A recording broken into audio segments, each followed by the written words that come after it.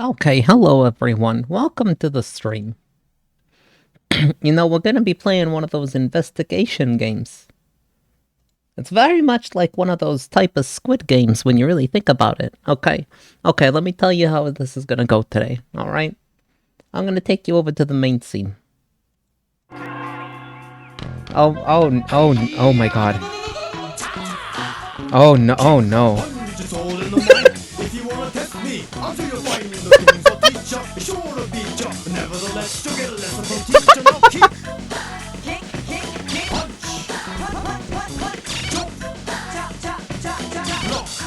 Okay.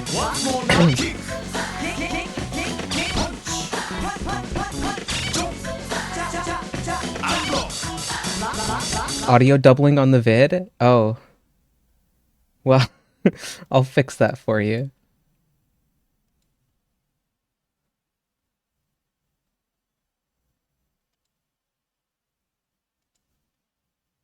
There we go. There we go.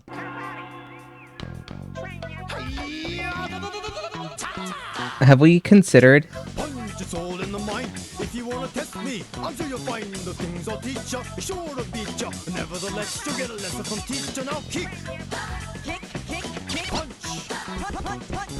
Alright, this beautiful chat.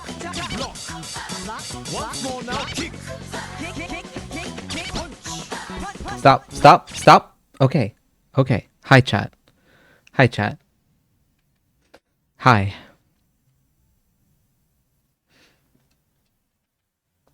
Okay. Chat, we're playing a game where I use my eyeballs and my voice.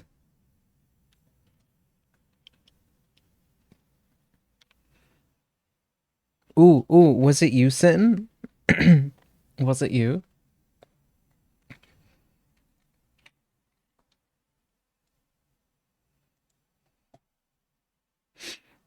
So chat, as you can imagine, we're playing the game, Ace Attorney Investigations game. The first one? Or some shit? I don't know. Did I installed that last night, right? Right! I hope so. Holy fuck, I did. We're so fucking back, chat. Chat, I have 2 game captures on my OBS. One of them is called Balatro. The other one is called Baldur's Gate. Chat, there's only 2 types of games that I play. Balatros and Baldur's Gates. Anyway. What's the Yug to Zum ratio? Good question. I guess that's one way to... That's one way.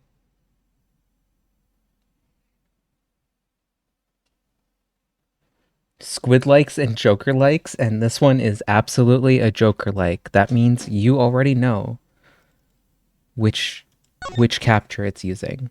Health warning. Whoa, that was the fastest trigger warning content warning I've ever seen. What did that say?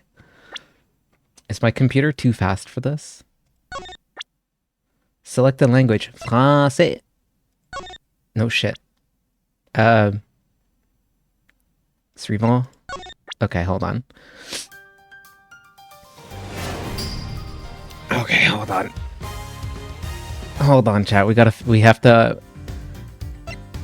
Options. Long. English. Oui. Huh?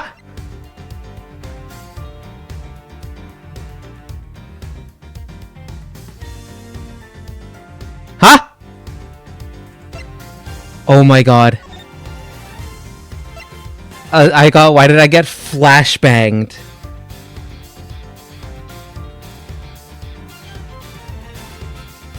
Yo, we can play this game in fucking French.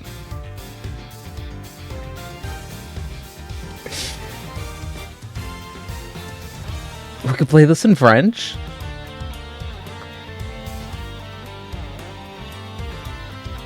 how voice acted is this?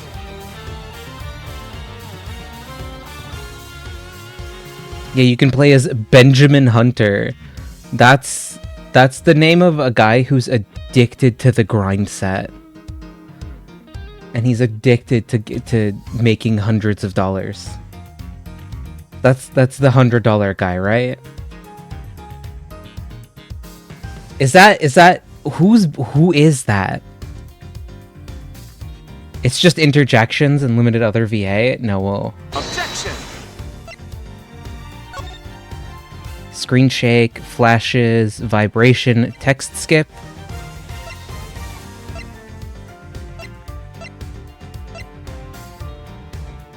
Wait time. Hide UI elements mode? Sure.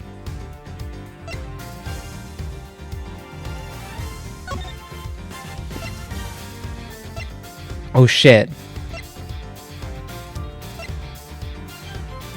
Oh, what? Edgeworth is called Benjamin Hunter? You know what? That's a very Sigma grind set type man. Okay. Do I want the original soundtrack? Or is it just really easy to switch back and forth?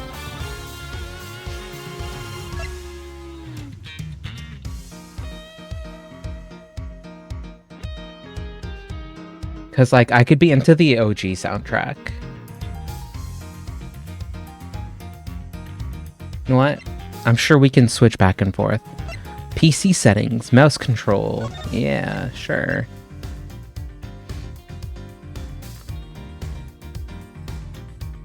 Your range soundtrack are for specific recurring songs and they fucking slap? Oh, okay.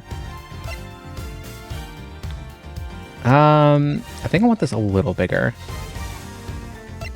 Not that much bigger. Yes. Yes. Okay.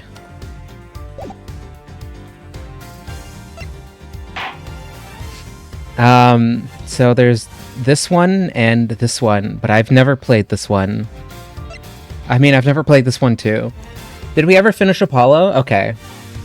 I need to address the elephant in the room now. No.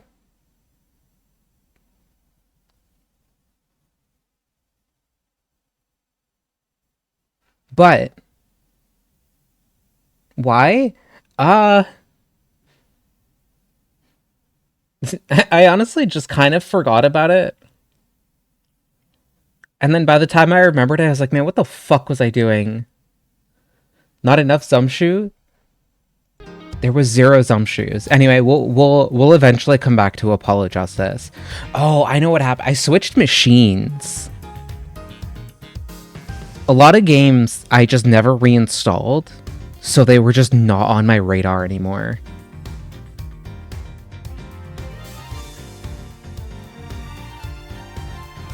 Then every time I remind her, she says no. She just really wanted to get to this one. Let's just say I wanted to play some Peak. I love Apollo Justice, but I have heard amazing things about these ones. I've always wanted to play these ones. And I'll still have Apollo Justice. We'll probably have to, like, maybe restart a chapter, like a case.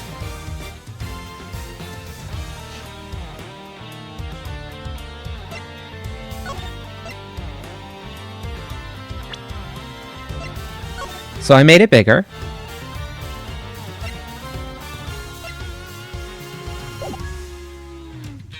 Mostly I realized my screen was actually much larger.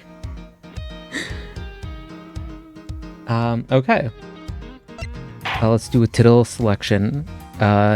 New game. Start from this episode, Turnabout Visitor. Are you ready, chat? Everything old is new. For playing the game with HD chibi characters. Wait, what? March 14th. 1:16 a.m. Question Whirl.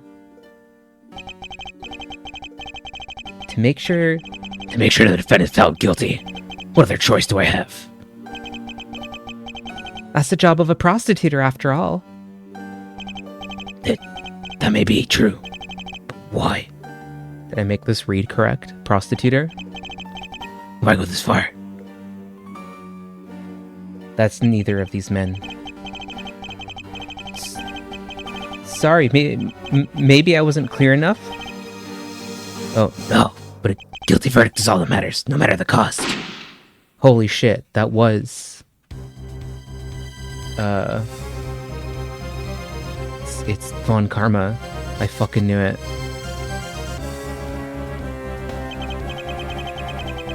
Who the fuck is this guy? I'm a prodigy among prosecutors. Always have been, always will be. March 14th, 2:05 a.m. Prostituters Building, 12th floor, hallway. Holy shit, it's him.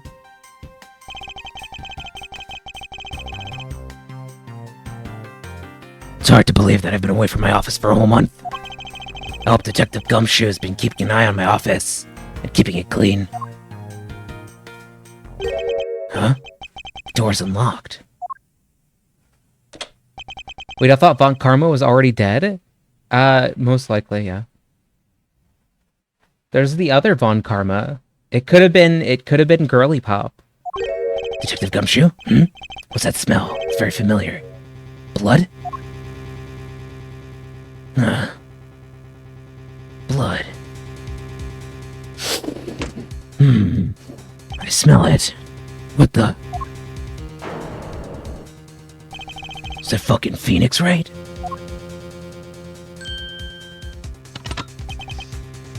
Freeze.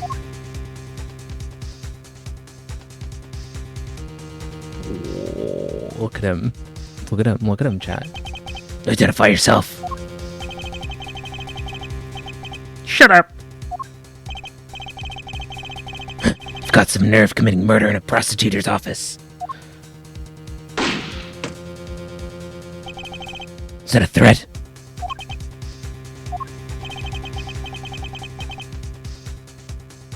Let me make one thing very clear. You're bald. What? No one gets away with committing murder in my office.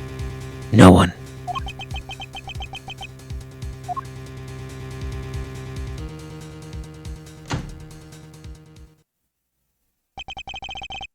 My name is Miles Edgeworth, and I work as a prostituter at my local district.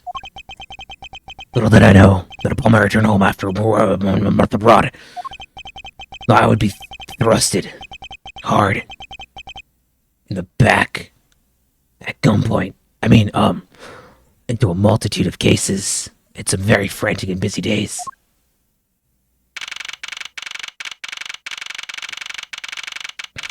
Yo. I finished photographing the victim's body. Oh. Well, I've finished photographing the victim's body, sir. Whoop. Very well.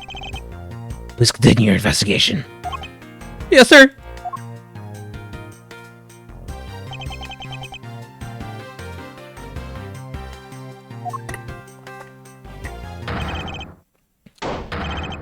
No! Mr. Edgeworth, say, are you okay, sir? I came here as fast as I could.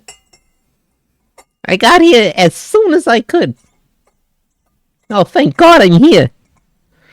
You know, I'm actually the reason the streamer actually pulled up the game in the first place. Nobody gives a fuck about you. Get out. Keep it down, detective. This is a crime scene. A real crime here. I mean, when I heard that a murder had taken place in your office, I ran here straight away. I was really hoping for the best. This is Dick Gumshoe. He's a detective with the local precinct. And the one they assigned to handle this murder case for the time being. You're looking pale, sir. You hate? I fucking hate you. I mean, no, I'm perfectly fine, however. Ah! Look what they did to your office. It's totally trashed. I'll say. Culprit sullied my floor with dirt rather well. No one gets away with tracking mud in my office. Whoa, sounds like you're getting real burned up over this whole thing. This crime is committed in my office, so it's my responsibility to solve it. Oh, it's just like you, Mr. Edgeworth, but don't forget you're not really an investigator. That's kind of more my thing. Okay, time to do some investigating. I'll see you later. Don't you really go doing my job. You don't want to see me coming into the court screaming objection or some shit, don't you? Yeah, whatever. Our first course of action is to gather relevant facts and leads. Oh, you're a facts and logic kind of guy now today, huh? I didn't know you were into that kind of stuff. Have you been watching the Alpha Male Dale podcasts? You know that time where he did horse tranquilizers for 12 hours? That was a really good stream. I really liked that one. I'm sure this is not the time, but yeah, that was a sick one. Anyway, yeah, we must not overlook anything, no matter how small, if we are to find the truth. So I'll keep any leads or information we find etched in the forefront of my mind. Speaking of things that piqued my curiosity, why of all places the murder occurred in my office? Is it a really coincidence? Yoink! I get the nagging feeling that this is something important. Yeah, I was wondering that myself. I mean, you can't really say it's just a coincidence, can ya? No, not really. Especially because of this. The key to your office?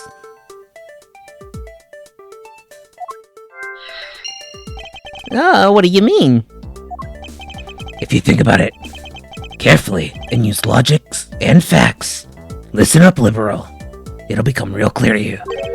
Logic? Are you some kind of nut? Okay, freak. Okay, that's a whole lot less efficient than my way of doing it, where I just find the first guy who looks a little suspicious, and we put him away for life. Gumshoe, what the fuck? Anyway, this is between you, me, and everyone else in the room, okay?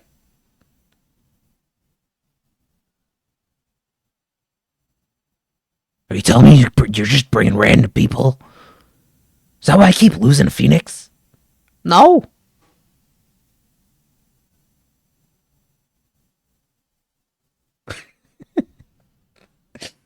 By finding and connecting the connection between two pieces of information and connecting them, new information is born.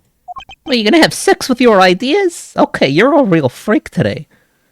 That's the end result of using logic. So how do you use it? First, I recall...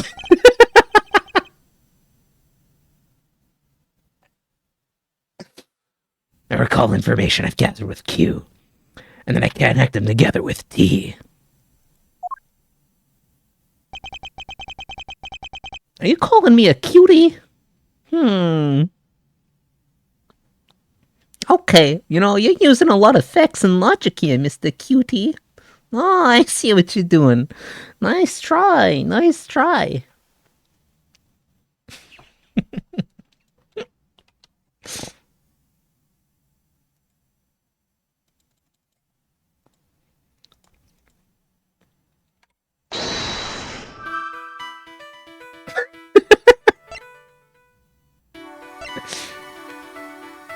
Okay.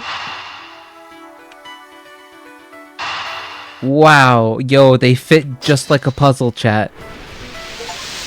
Click. Doing things my way for successfully making a connection during logic. What is this emote? What do you mean, what is this emote? You thought successfully. This is like the first time ever. For security reasons, all prosecutors' doors are outfitted with locks.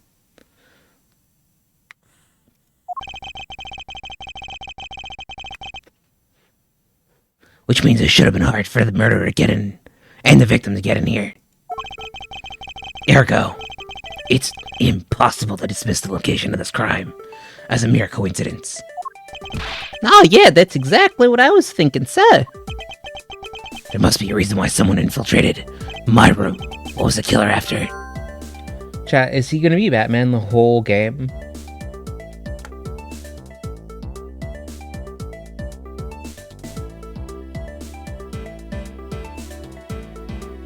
I'm wondering if this is the wisest decision I've made. Normally Edgeworth is a side character.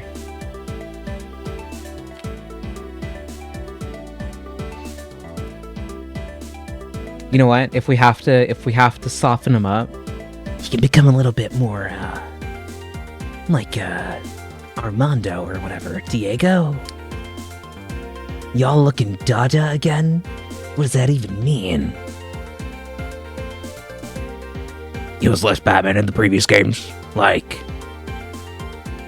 what had happened on my office? What was the killer after? No, but like when I'm doing like this, I feel like I'm starting to become a little bit more like Alex Jones. You know? Do we really want him to be like Alex Jones? You know, I'm telling you, it's a total setup, Gumshoe. They're setting me up. They put him in here so I can take the fall for this. Alright, I'm not getting any more fingerprints on anything here. Gumshoe, help me wipe everything down. I'm telling you, that's a crisis actor, and that ain't me. That ain't me. What was Phoenix up to?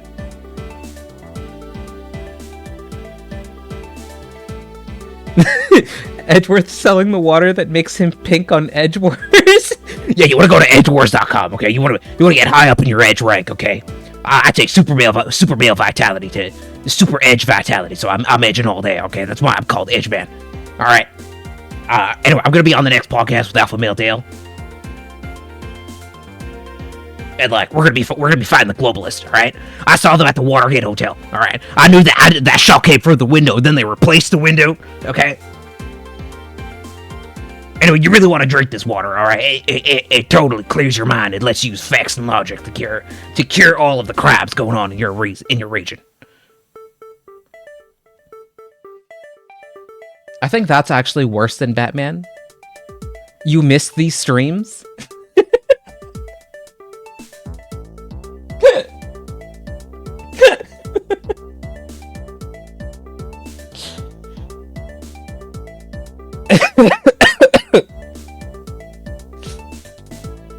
All right, I need water.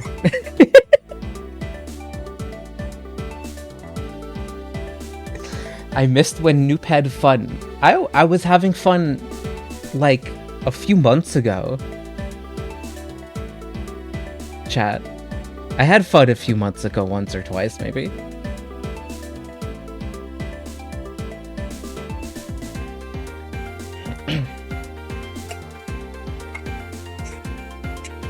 Chat. I've been saving these games just for such an occasion. You can tell the difference between Baldi's and this because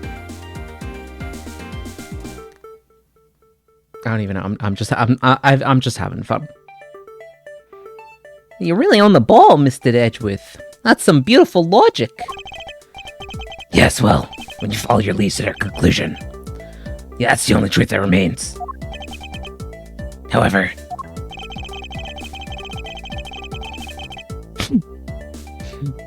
if the information doesn't line up properly, it may stray far from the truth as well. That's called misinformation. Now, I've had a lot of people tell me, yeah, Mr. Edgeworth, yeah, I think you're a misinformation peddler. And, I'm telling you, that's lies and slander. Yes, sir, I don't remember what you just said to me, but I'm gonna do it. I think we're investigating.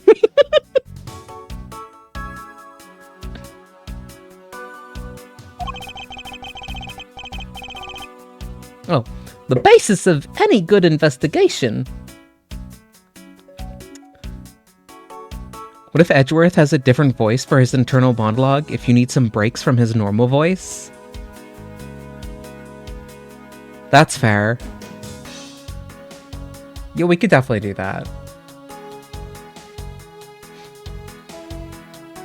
I mean, I can just use inside voice. Oops. The basis of any good investigation is to examine everything, say. I know that. And when I want to examine something, I simply use space when I'm next to it. Okay. Now, if you ever feel lost and you want to talk, just use T, okay? Ah, that's what they say when they're saying, like, spill the tea, okay? What's the T? That's right, that's why you gotta press the T button so we can spill some tea, if you know what I'm saying. Shut the fuck up. Please. Okay, okay.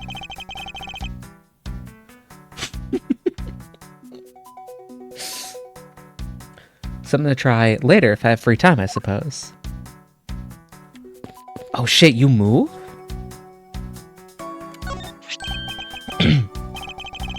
What have we here? Could this perhaps be the murder weapon? If so, it would mean that the killer made their escape after disposing of their gun here. No, I think I've seen one of these before. Care to enlighten me as to where? Oh, I know.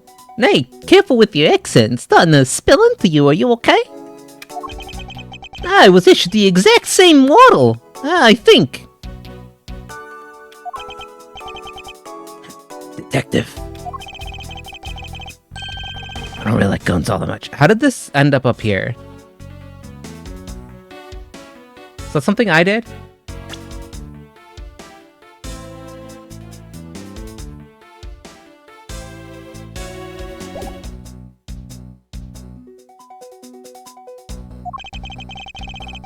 Oops.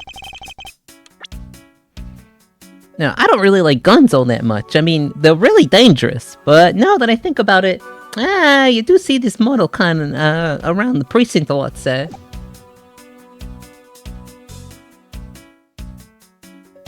Oh, okay, I see. No, I don't use mine much, except in emergencies, so that's why I don't really recognize it. So it's the same kind of revolver as the ones used by the precinct detectives.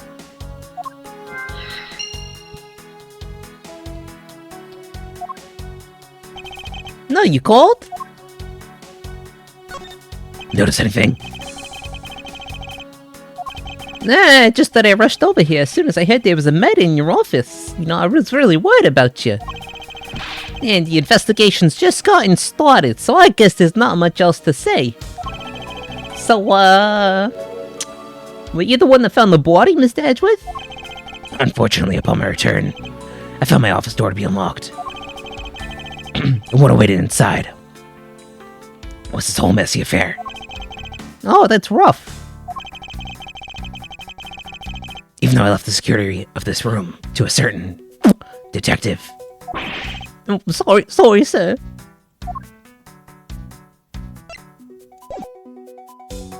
Oh, poor Edgeman. Or a gumshoe, whoops.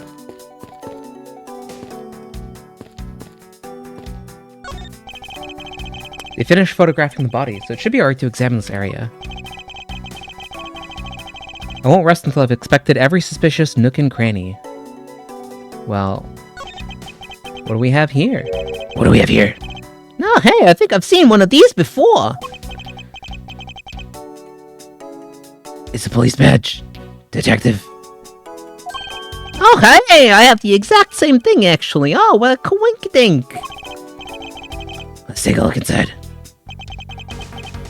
Mr. Buddy Faith.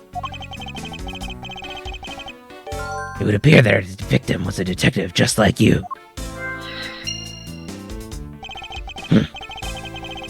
Seem to have gathered a few pieces of pertinent information.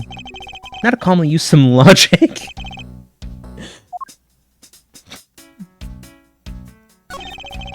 Let's see here. There's blood all over his lower abdomen. Looks like the bullet passed through. Oh, it looks like the bullet passed clean through his stomach area, sir. In other words, you were shot. Yup, and until the autopsy's done. Did you say autopsy? Yeah, that's how you pronounce it, autopsy. Because you gotta find out what the ops did to his topsy-turvy body. Shut the... Why are you like this? Anyway, I don't think we'll know much till then.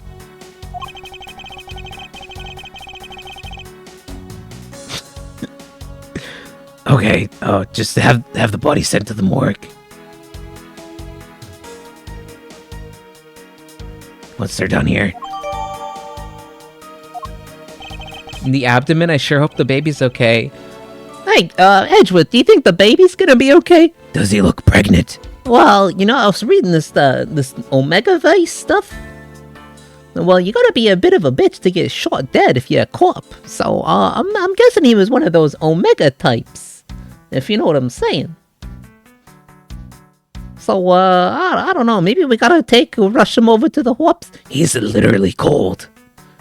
Okay.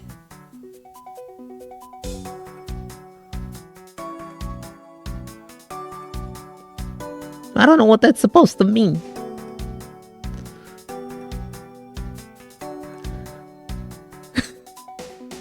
Anyway, how are you gonna hold all that evidence in your head? Of course, this is the safest way I know how to keep track of it all. In my mind palace. Everything that is ever said to me is in here. Even that stuff about the Omega... Yes, especially that.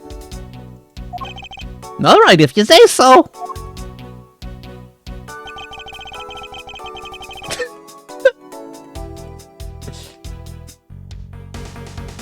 Oh wait, does he actually have paper? Never mind, I thought he was just holding it in the Mind Palace.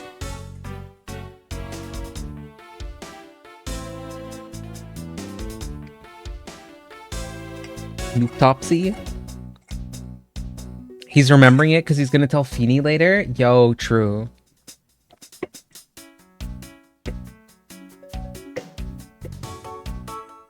True. Yeah, Paps, do you know how many Phoenix Wright emotes I added today?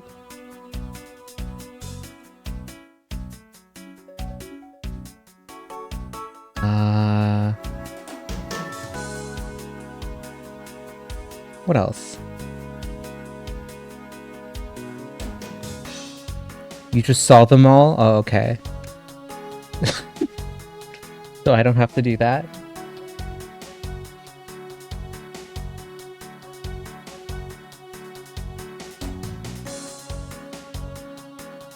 What a beautiful assortment. I keep all the evidence I find either in or with my organizer. When I want to re-examine a piece,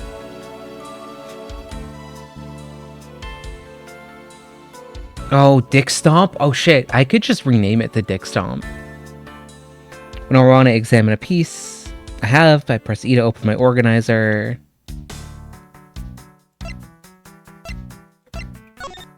Yep. But the organizer isn't only for evidence, I keep people's profiles on hand on it too. It's probably a good idea to make a habit of checking the facts as well.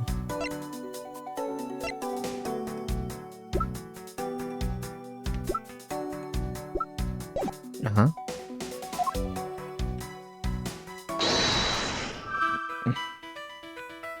His organizer full of Omegaverse smut lore. The killer's goal.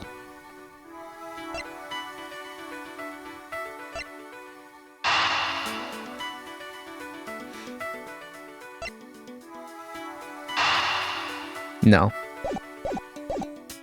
I don't think we have anything worth connecting yet. I don't know, do we? Gun.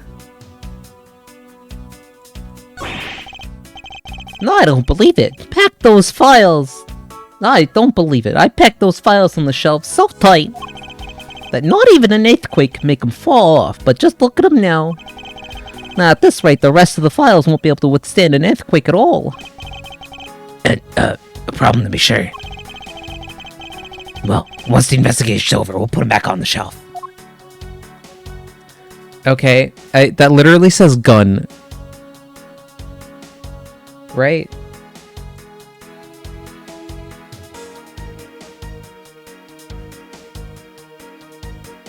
Right. Oh, hey, there's a missing one here. Your files are all over the floor, sir.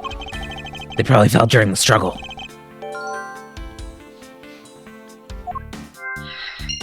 Gunshoe. Oh, no. Oh, no. That's real. That's real.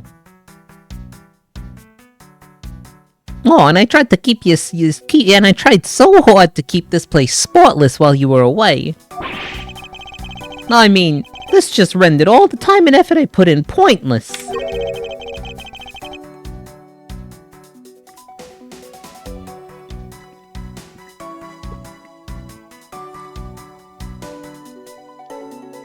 I would never recall asking you to clean my room.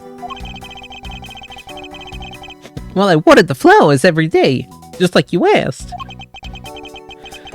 I just added cleaning to the list as a weekend special. For about half a day every day. Every Saturday, I'd come in and clean this place until it sparkled. Does he have a life? Bro cleans your place, and you're like, this guy fucking don't even have a life.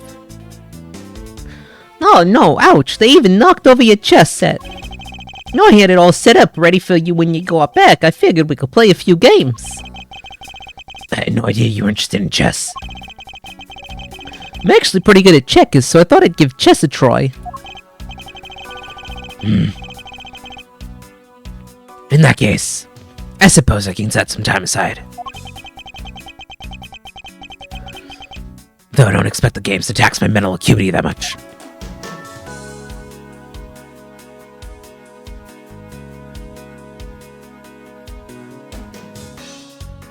Okay, chat.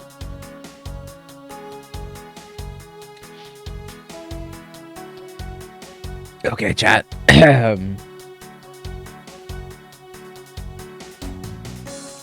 think we need a new Edgeworth voice.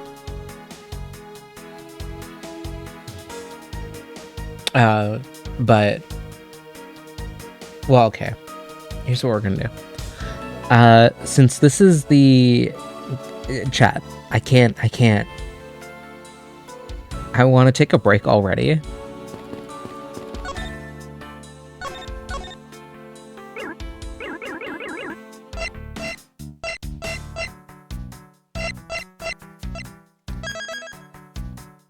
I'm gonna take a save. I'm gonna go make a hot drink.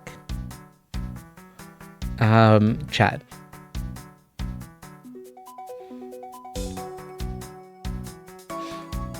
I'm gonna take a quick break. I'll be right back. I mean, we're at the hour mark. I'm okay taking a break here.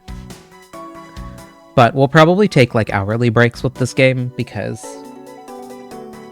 I'll be doing crazy noises with my mouth all day.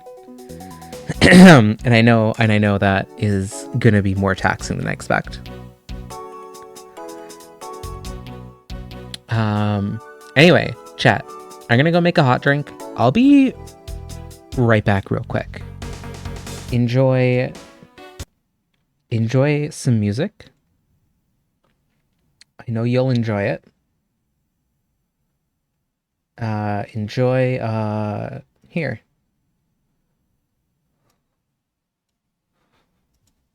Okay, chat.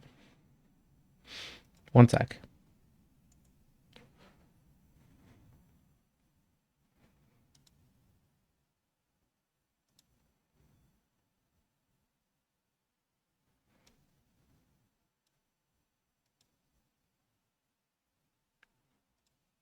Okay.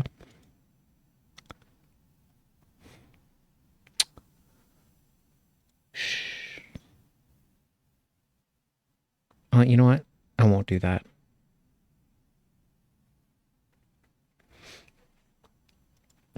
I won't do that. Okay, chat. I'm gonna play the music. When you see the little Spotify thing come back up, you'll know the ads have started, and I'll be right back. Just give me a few. I'll be back with probably a cup of tea. And yeah, I'll see you soon, chat.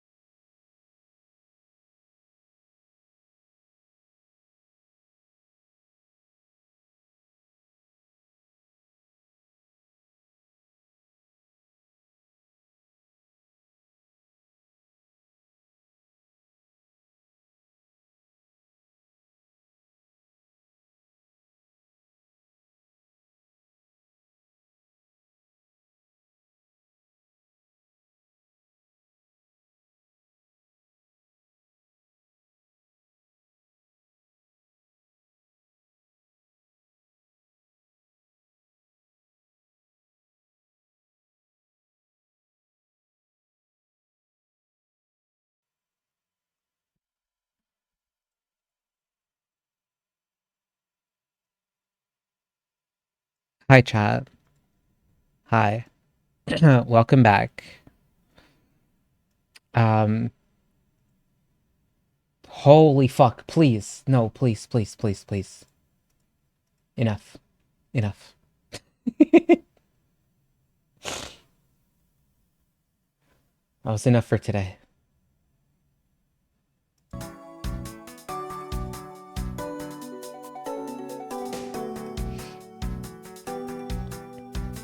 I mean, karate rap.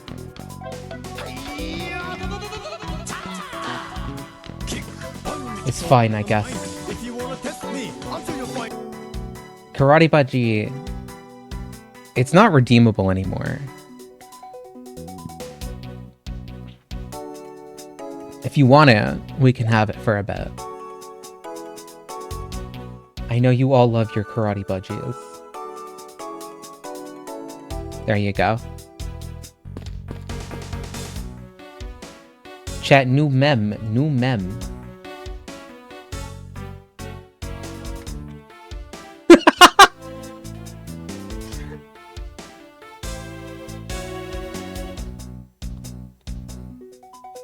Small, I love the file name that you gave me for this too. I love that. A permanent edition. A permanent addition to the stream. One day my OBS will crash and never open again. And it'll be because I have too many memes on it and I'll have to clean and completely reset my OBS. It's gonna be so sick.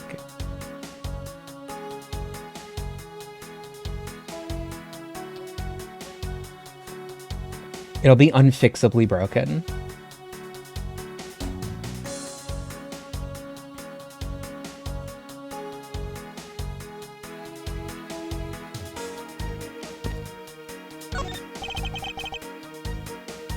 So what's the file name? Deadly Mpreg. The other one is called Deadly Mpreg. This one.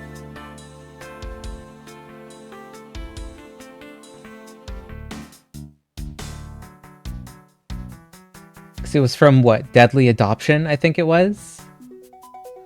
Yeah. Yeah. Would Edgeworth be the Preggers one? No, he's a Sigma. He gets people pregnant.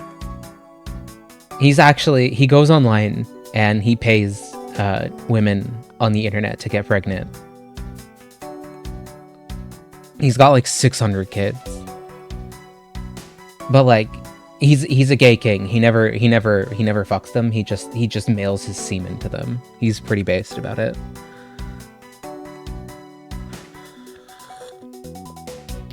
That's what he calls his cum vials, by the way. Facts. And then inside it is logic.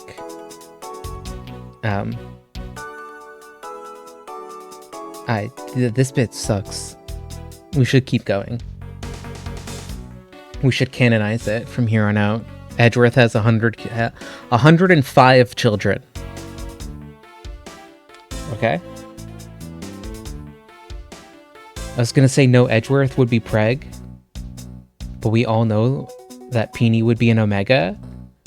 Yeah, that's true. Peony would absolutely.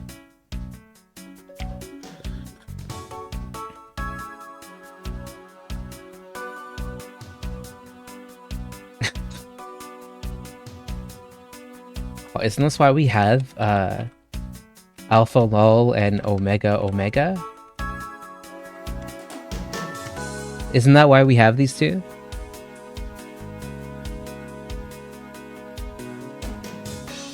I thought that's why we had those. Yeah, so come along.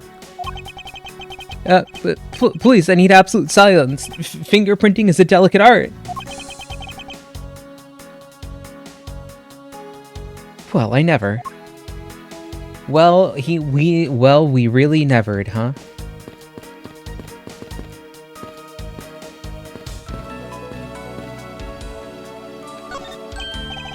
No, watch out for the teacup fragments there. That killer's gonna pay. This tea set. Oh, yikes! You're really mad over this one. This tea set is very near and dear to my heart and can only be bought in England. Costs more than your whole month paycheck. What? What? That's because I just reduced your paycheck. Freak.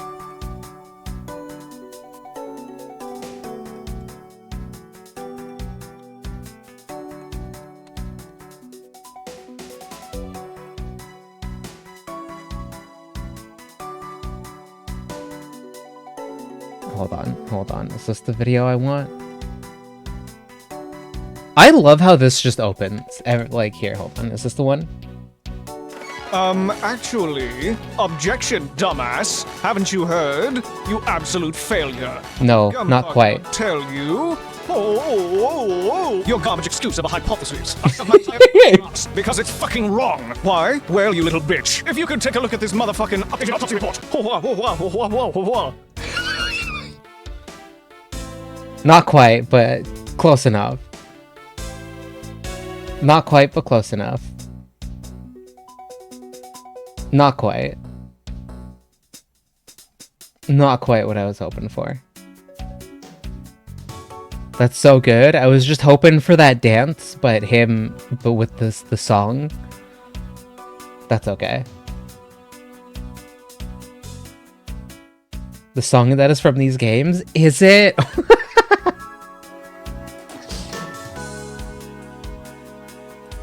Now I feel like the killer's wasted one of my monthly paychecks.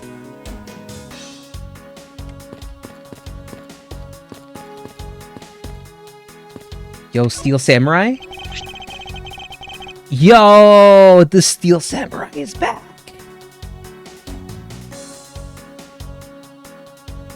Chat, I wish they made that a real show. I'd watch the Steel Samurai show.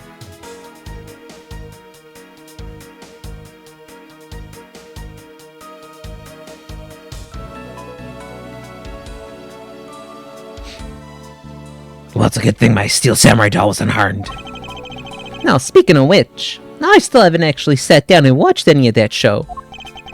What's it about again? Well, I don't really know, but... the hero of...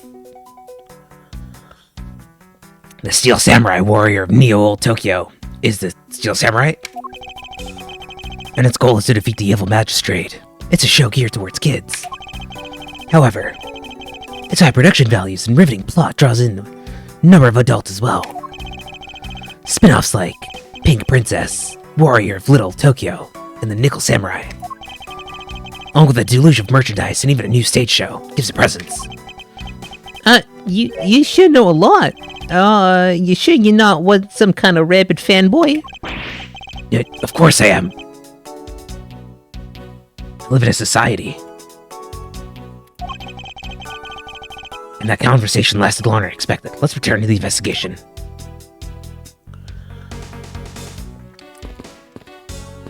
I love the Steel Samurai. We're so back. Is this yet another batch of fresh flowers? The ones that come with the card attached every month, like clockwork for you, yup. Yeah, speaking of that, let's see what's on the card this month, say. All will be resolved. Wendy.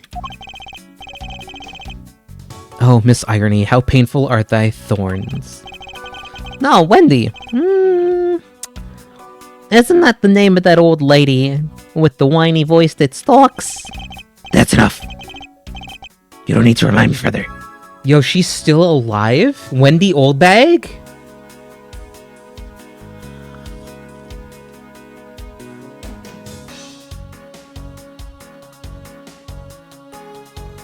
Oh my god.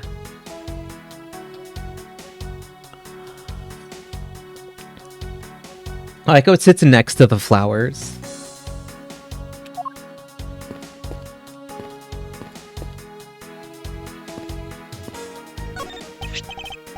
No, it's your trophy, the Knight of the Prostitutes, right? King. King of the prostitutes. It's not a trophy, it's a shield. No, they only send us to the winning prostitute, right? Yes. But I have no real interest in the perceived worth of other people. As for my own worth, that's something only I can determine for myself. That's so slick. Sir, I'm gonna have to try saying that sometime.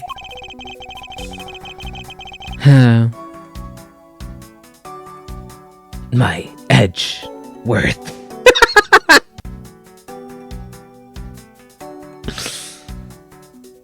See, if you play this game in French, Benjamin Hunter, aka Miles Edgeworth, actually gives a fucking...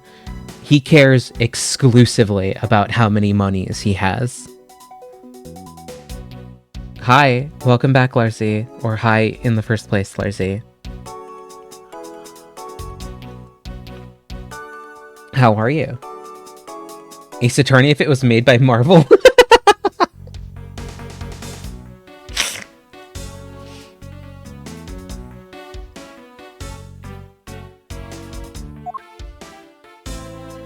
Hey, Edgeworth. I was told, I had a little factoid that the French version of you, his name is Benjamin Hunter.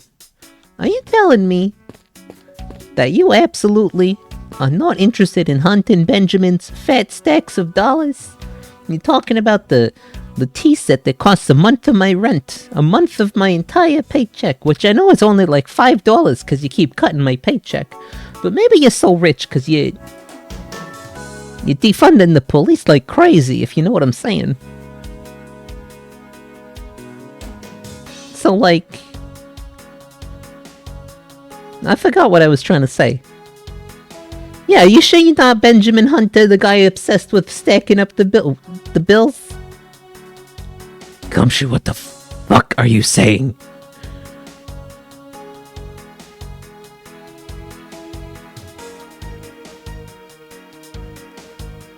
Sorry, what do you mean you're not in trouble with the law?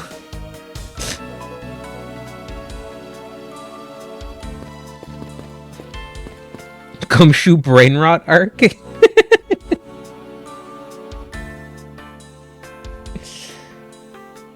you read my story before?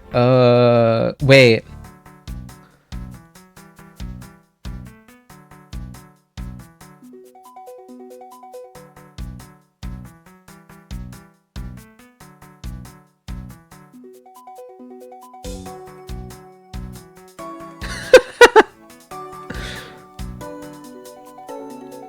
Oh, I see that.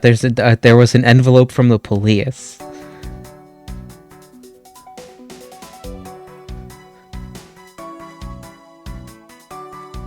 Oh, it was... Oh my god, that's so scary, Larzy.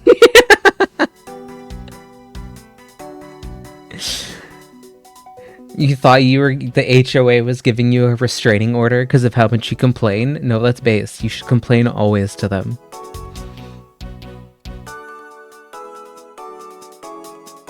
Yeah, see, okay.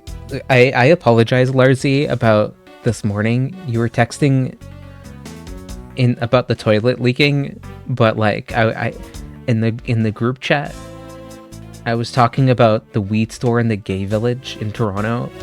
It has these like 3D printed dong monsters. There's like a tortoise with like its whole head is like just a giant dick. And at 6:05 a.m. I don't want to go through the context of all of this. It's so much. What? Pep, we were there like the last time you and I were outside.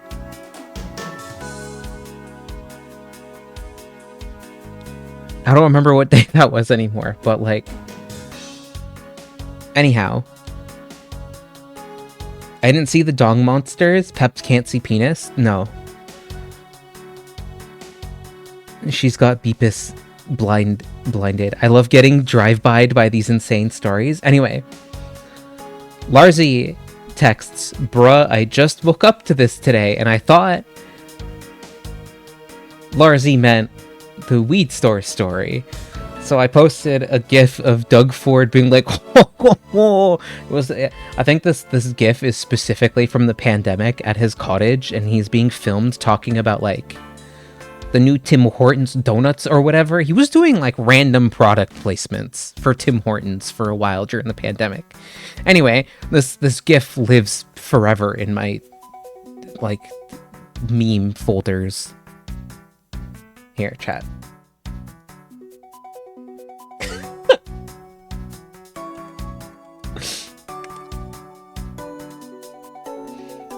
If I wasn't going out of my mind because my toilet, I would have asked if that was indeed Coke Ford. No. This is the other Ford, but yes.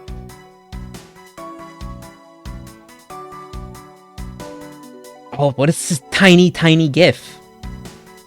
Enjoy your the tiniest GIF. Apparently, I'll have to grab the bigger one from my phone. Oh, the alive one? Yeah, this guy's alive. He's currently running my province. But he looks so cooked. He is cooked, yes. Oh, coked. Both.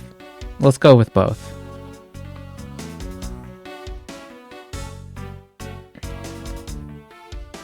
Anyway, what was I saying, chat? Sorry, I knew about the toilet, but the toilet reminded me of that, because like Larzy, I at 6 a.m. like my stomach was just like in pain, and I was trying to not puke. And in my like haze, I thought you were just responding to that, and so like I posted that, and then you were like, anyway, my toilet's a little fucked up.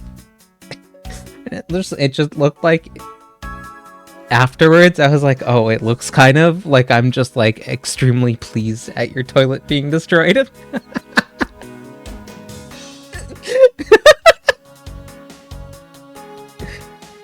And I was like, oh, that was meant for this.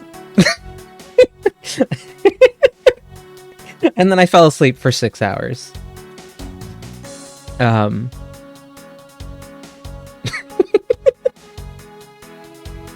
then I went to fucking bed. Well, not too bad. I went back to bed. Anyway, is there anything else we need to do in here? Is that a VR headset? I'm going to cry, laugh my skincare off? What does that mean? Do you have anything to report? Sorry, yes, sir. Nothing out of the ordinary. And yet, there's something out of the ordinary right in front of my eyes. Talk about contradiction. Something out of the ordinary, huh? I should look around a bit more.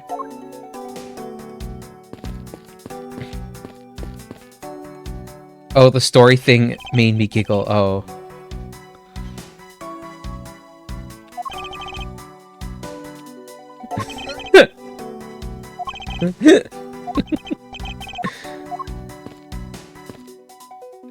Can we see the VR goggles? No, I don't think so.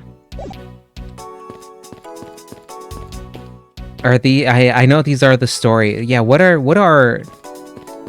we doing here? Why are we here?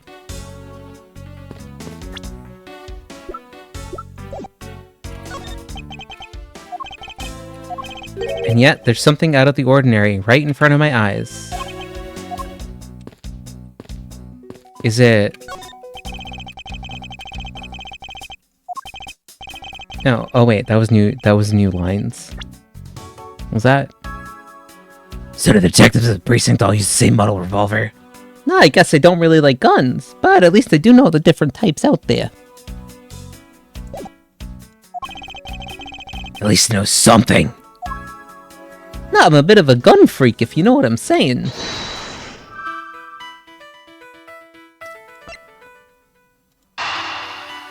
Why did this happen in my office?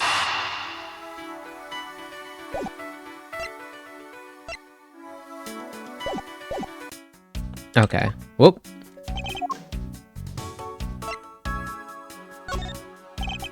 I seem to have picked up a few good leads. Oh, so you're gonna do that thing you do with all that information, right? What are you babbling about? Now when you press the Q button and you do the thing with your brains that you were doing with the logic and the cum and the sending it off to women to get them pregnant or whatever, and the baby that comes out inhabits the soul of the person who was mated, and they tell you everything, and then you send the kid off to the orphanage because all you really needed was the information to build up the case. What?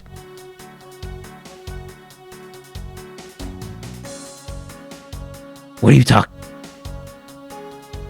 Gumshoe, are you okay? Listen, okay, I was watching the podcast you were on.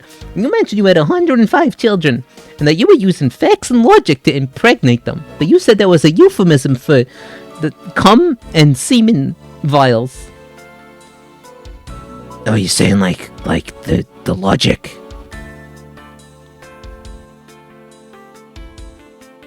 The logic was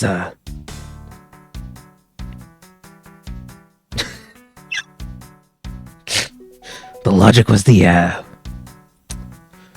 vial, and the facts was the cum. Yeah. Yeah. Yeah, exactly. What does this have to do with the Q button? You press the Q button on your keyboard.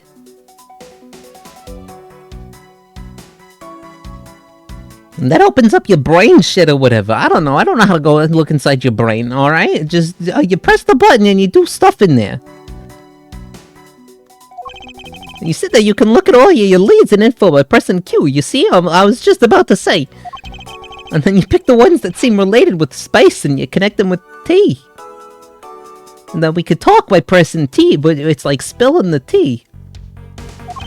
You know, I know you like drinking tea or whatever. You have a nice cup of tea right back there. That's how you investigate or whatever, right? Yeah. Which is why this exercise and explaining my own method to me was unnecessary.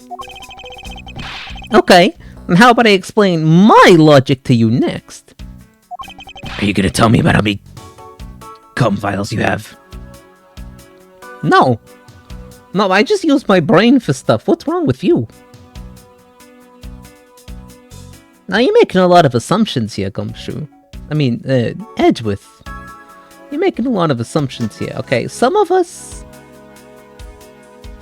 just like to have a good time using our brains. We're not out here jerking off into semen vials all the time.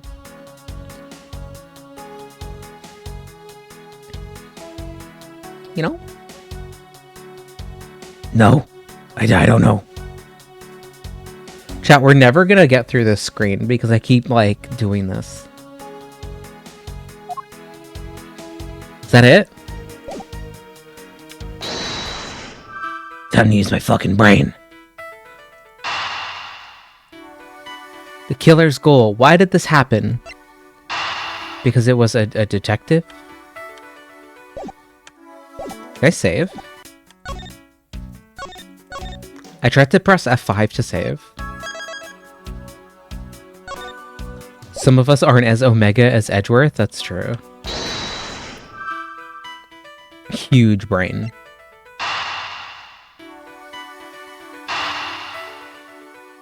Yoink. Fuck.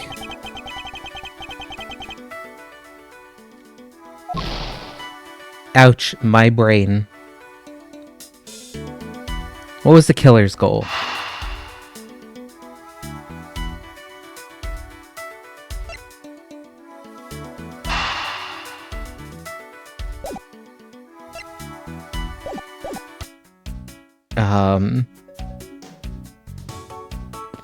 Yeah, hold on. Hold on.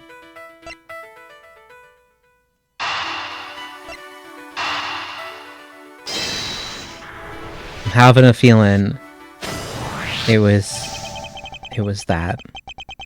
The revolver, the standard model used by detectives. Could it have belonged to our recently departed? Gumshoe, could you please thoroughly check the victim's body one more time? Oh, yes, sir. On it now, sir. Now, excuse me, pal. Let's see. What have we got here? Mr. Edgeworth, sir. Hey, this guy's packing some serious heat. So it appears that our killer is Someone managed to take the gun from him.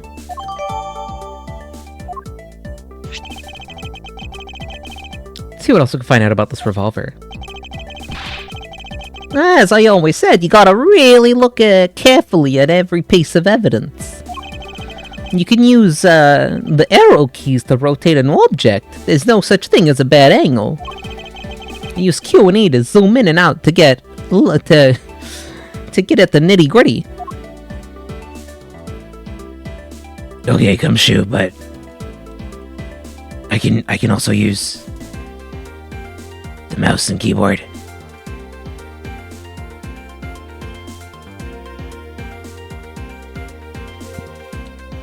Okay.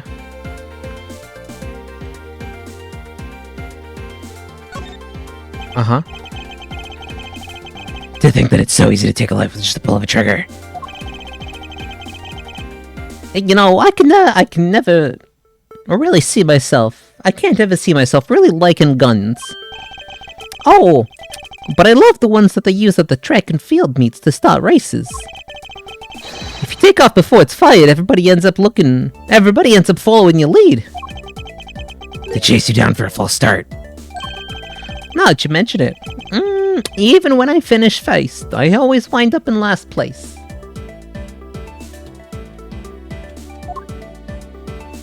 I hate this guy. You hate Gumshoe? He's like the reason we're here.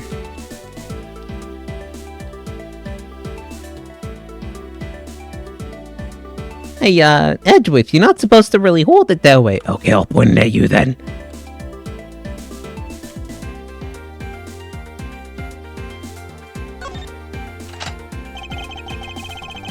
Looks like only one round was fired. Oh, wow, so the killer killed the Vic with only one shot after wrestling the gun up from him? Sounds like the guy knew how to handle a gun, huh? If you know what I'm saying, Mr. Edgeworth. I know he knows how to handle his explosive firepower with his hands, if you know what I'm really talking about. Ha ha ha!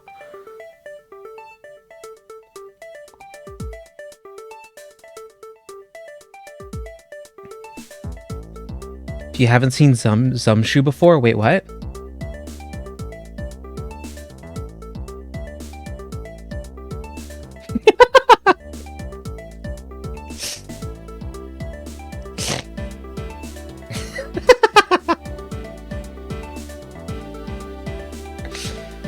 Gumshoe is like the character.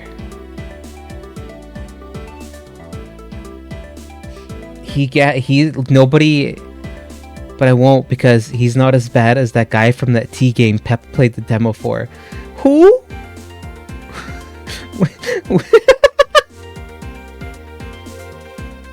Which T game? We've no proof now, but that is a distinct possibility. No, hold on now. Jim! Why? Oh, why? How could this have happened to a guy like you? Are you alright? No, don't touch me. Leave me alone. Just let me be. Sorry, I can't do that. The guy from Wonderslop?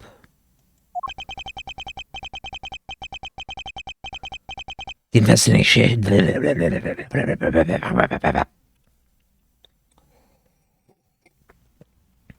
investigation is still ongoing.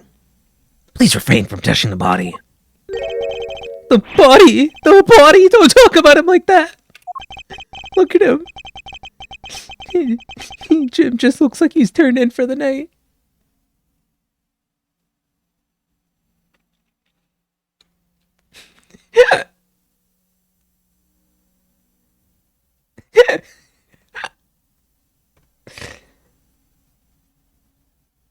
To make her stay here?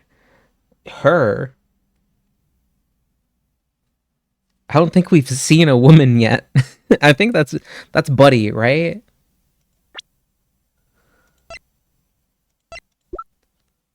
Buddy Faith? I'm talking about Wonderstop. Oh, okay. I was like, him? What do you do? Yeah, isn't it out? Isn't Wonderstop out? That's kind of like that gay Mr. Sports dude, Gay Sporticus. I love Gay Sporticus.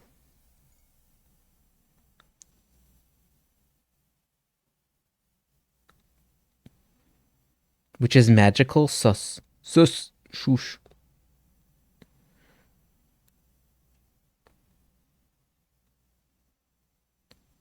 That's true. I just got finished playing a game where we had a magical tea shop lady.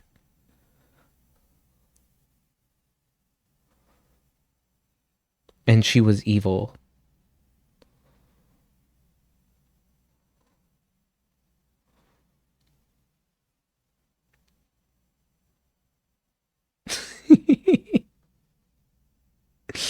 And carried a woman to his tea shop to. What do you mean?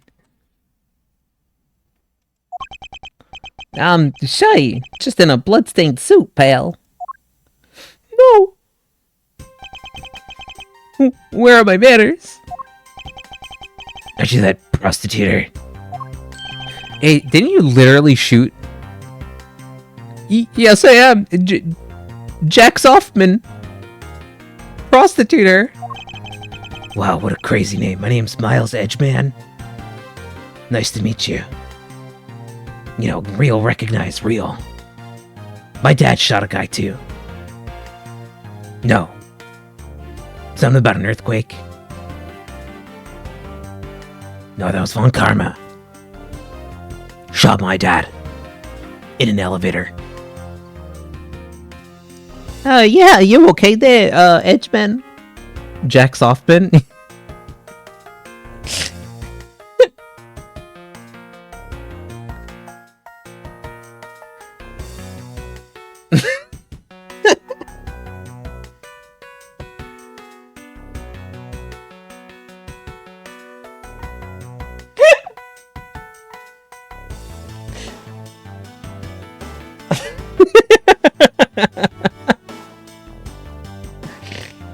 Bustin' crime? Yeah, Bustin' makes him feel good.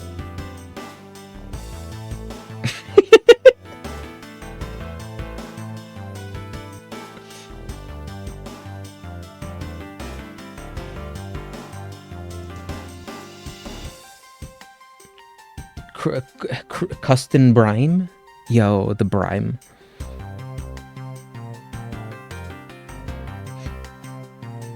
No, yeah, Jim here was my partner in Boston. Miles Edgeman. Nice to meet you. I've edged for miles. And like you, I'm a prostituter.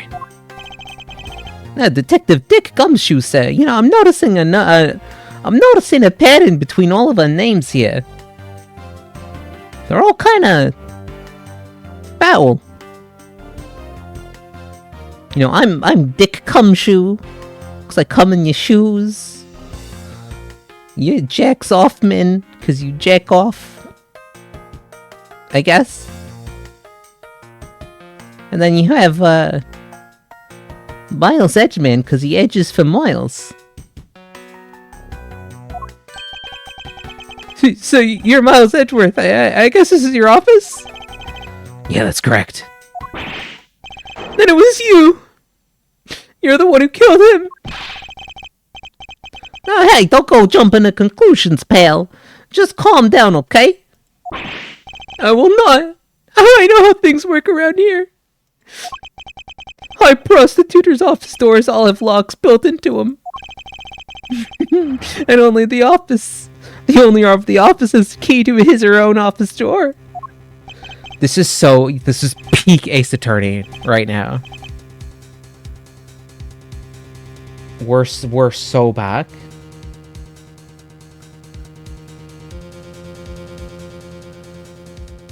Yeah, that hairspray goes on the collar too. That's the only way. I'm implying it's cum. Oh, because he's Jack Softman.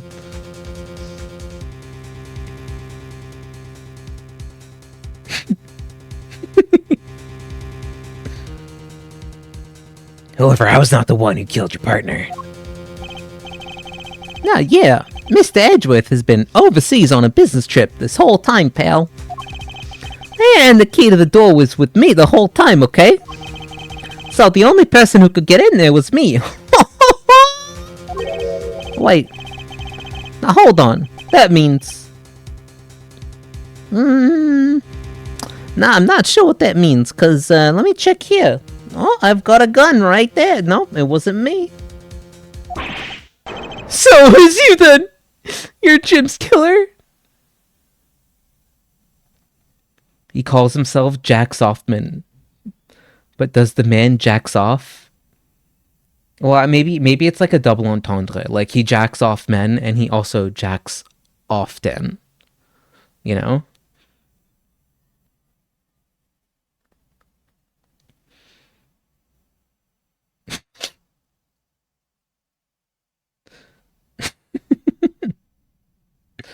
Ten men often? Yeah, true. No way, pal. You got it all wrong. Everyone shut the fuck up. Mr. Offsman, correct? If you're a real prostituter, you should know how to stay collected. The investigation has only just begun. Isn't it too early to be drawing conclusions? Alright. I get the point. You're right, my mistake. I tend to get a little too hot-headed sometimes. You sure are one cool customer, though, Mr. Edgemwin. It's Edgeman. I've heard all about the rumors about you. You're the great genius prostituter. You're something of a legend, don't you know? Anyway, let's call a truce and work together, okay?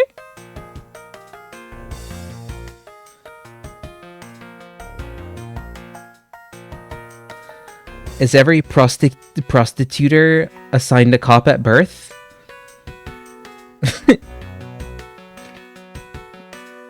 I mean, when they get the job, they are assigned a cop at birth, yeah. I've heard the rumors. You're the greatest edger out there. Now how about a handshake that just seal the deal? No. I mean, a pleasure to work with you.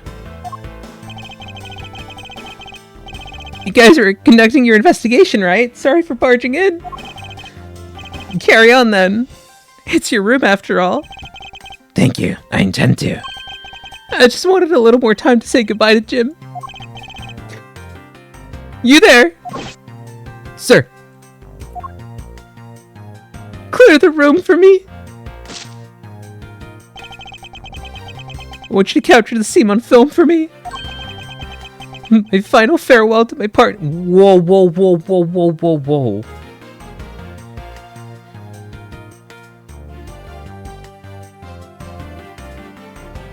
You'll film this dead body. Hello?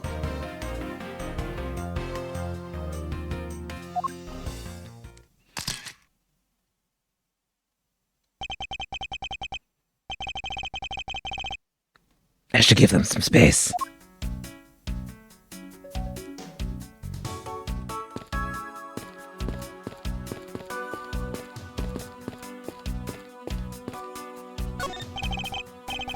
Mr. Portsman, a word? Jim, I swear I'll find your killer and bring him to justice. You wait and see. It'll be for both of us.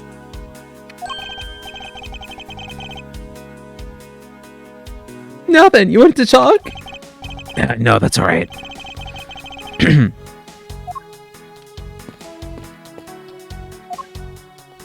No, you want to spill the tea again, huh?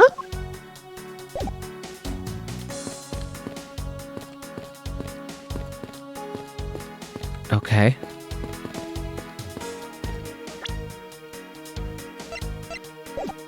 Oh, wait, hold on. We still have we have brains to use.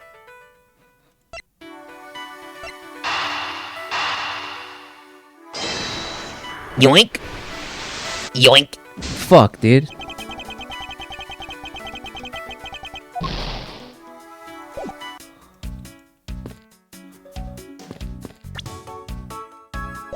Oh, we didn't look here yet.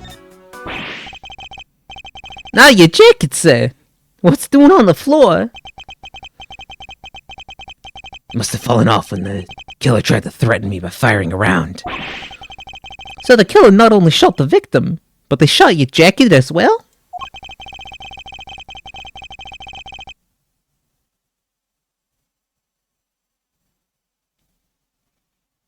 They dared to shoot the ultra special jacket that you made your prostitutional debut in?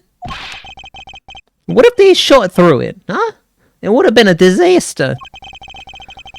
It's not worth it getting worked up over, detective. Now there's something more here.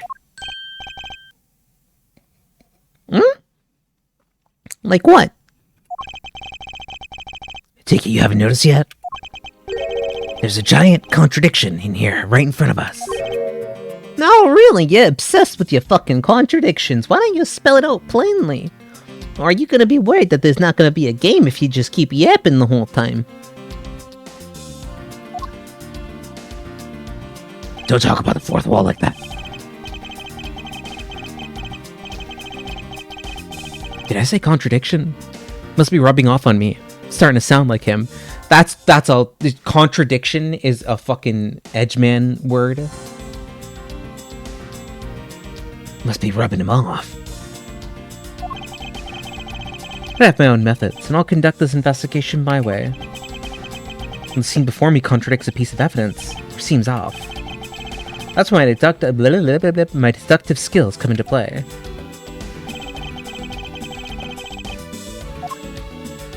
The spot that holds... This is it. The bullet hole is where the contradiction lies.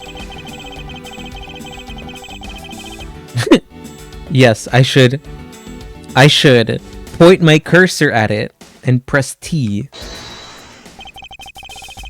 And when I have found sufficient proof to prove the contradiction, I present it. This is how I do things. I do this.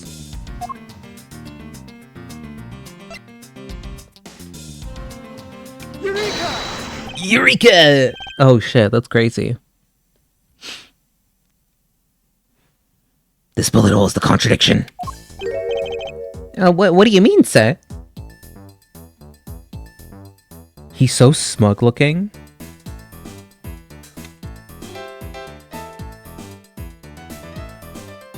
Fucking Smugworth, dude.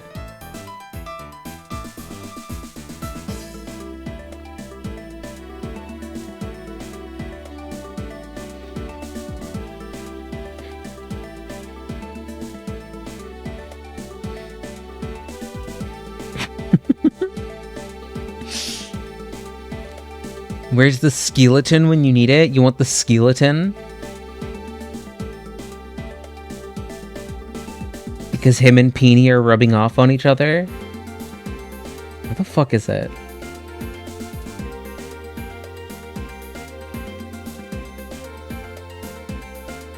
Is blowhard a word? It is, I guess.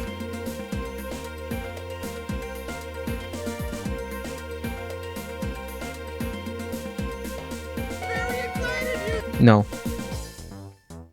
Nope. No. It's already the fucking giantest thing ever. Chat.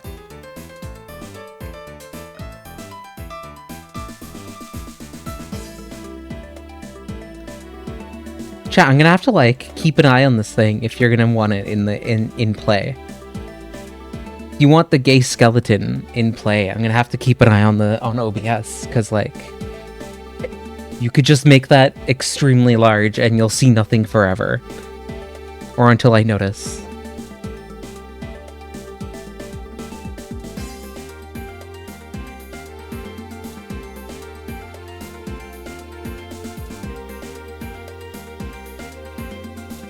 It'll be fine. It'll be fine.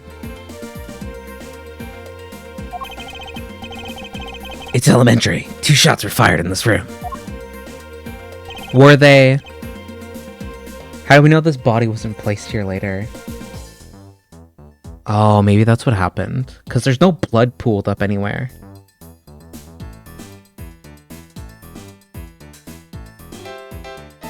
The first felled the victim, and the second felled the frame. Oh, hey, that's right. However, this gun was only fired once. Oh, hey, that's true too. Which means that one of these two bullets was fired from a different gun. Did the killer have another gun prepared for tonight? By the way, I noticed something, sir. Yeah, What's that thing sticking out from behind the frame? it's a secret safe. Oh, a secret safe. Oh, I smell money. Now spare us the trouble and just say it.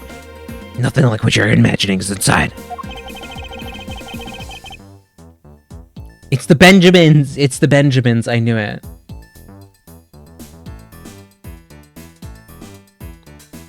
It is true. Tried to shoot the cunty jacket and it ricocheted off the vault and hit him in the stomach. Real. Real. Yo, he was hunting for Benjamins? Real. Roger that. Achoo, talk about Dusty. I suppose that happens when I'm not here to dust it. I had no idea there was a safe here. I'd have kept it clean for you, sir.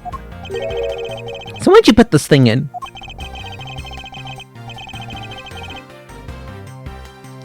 Every prosecutor's office has one.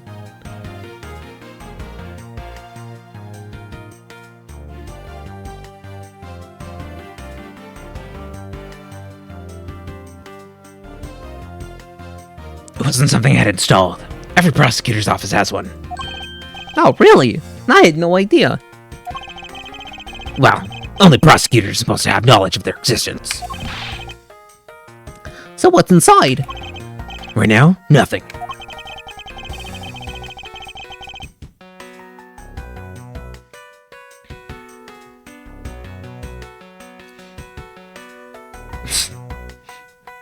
We only use them to store especially important information when a trial is in session. And that's it. Oh, I'll talk about squashing my hopes and dreams. I thought this was maybe where you kept all your cum, where you before you mail it out to all your prospective children havers. Are you sure about that? Are you sure? Are you sure there's nothing in there?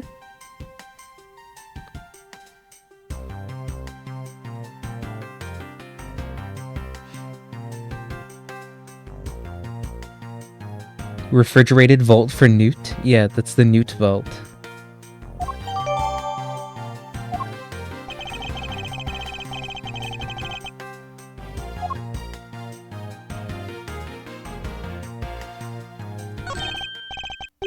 Now this is odd. You found something, sir? This keypad, don't you think it's a bit too clean?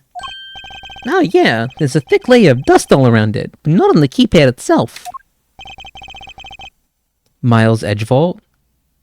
Ah, are you worried someone got into your Miles Edge vault? My what? Your Miles Edge vault. I fucking hate you.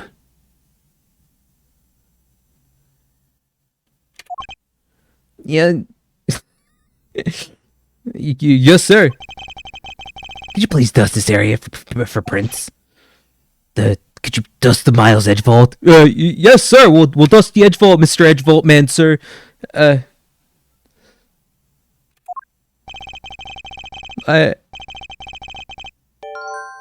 couldn't find, let alone lift a single print. Looks like it was wiped down well. Ooh, so he got into the cave. He got in.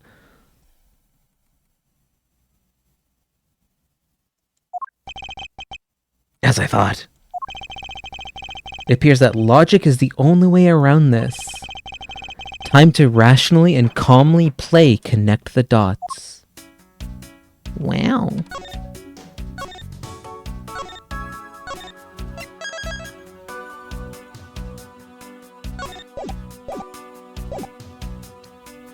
Must be someone who's good at making wiping motions. Could be anyone, chat. It could be anyone. Time to use my fucking brain.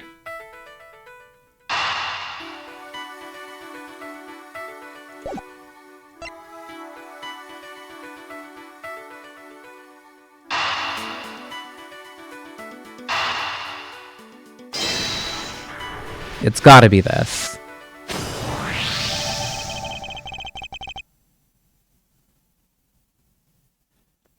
But also, Blueprints has several safes, and I've not gone into any of them with codes. Oh.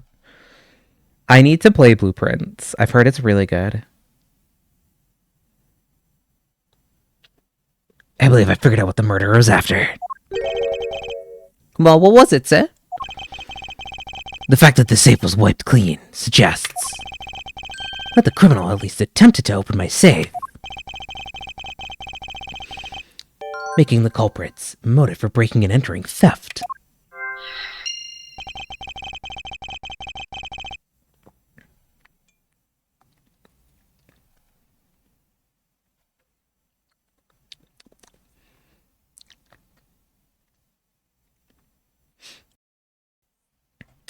Chat.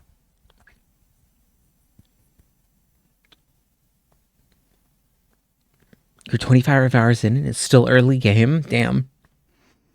Yeah, I was gonna definitely wait and see what it's like.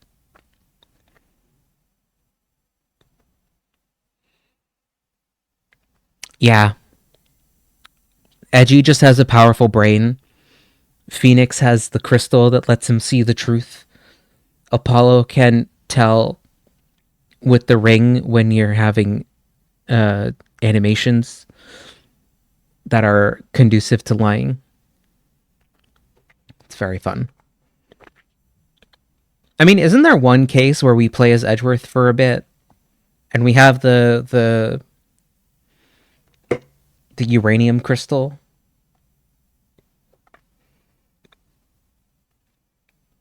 That's right, Larcy. He knows if you're in pure heart, he can tell. He can tell. He's just that good at it. He's just able to tell. Everybody can tell. If you're not pure heart, it won't be there for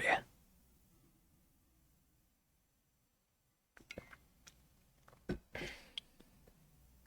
When Phoenix falls off a fucking bridge? Yeah. Yeah. Oh, and all of that, and he only got a mild cold. Don't forget, someone fell off. Doesn't someone fall off that bridge, in that case and fucking dies? But when Peony does it, he just is a little cold. Oh, and don't forget, Maya gets fucking locked in a fucking ice cave.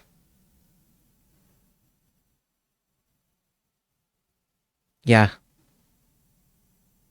It's a whole fucking thing. Chat, I hate to do this to you all, but it is a voice acting game, which means I want to take my break right now and get more tea. I'll be right back. This is gonna be my best. Chat. It is purely because most other games, I'm not usually going crazy with my voice, and so it does not fry me as bad, but this is every hour, almost on the hour, I need to take a short break, which is fine. It's fine, but I know when I play these games, I usually tap out at the 4-hour mark. So if we hit that point, well, let's check in after the next break, when we reach the next break time, and see how we feel.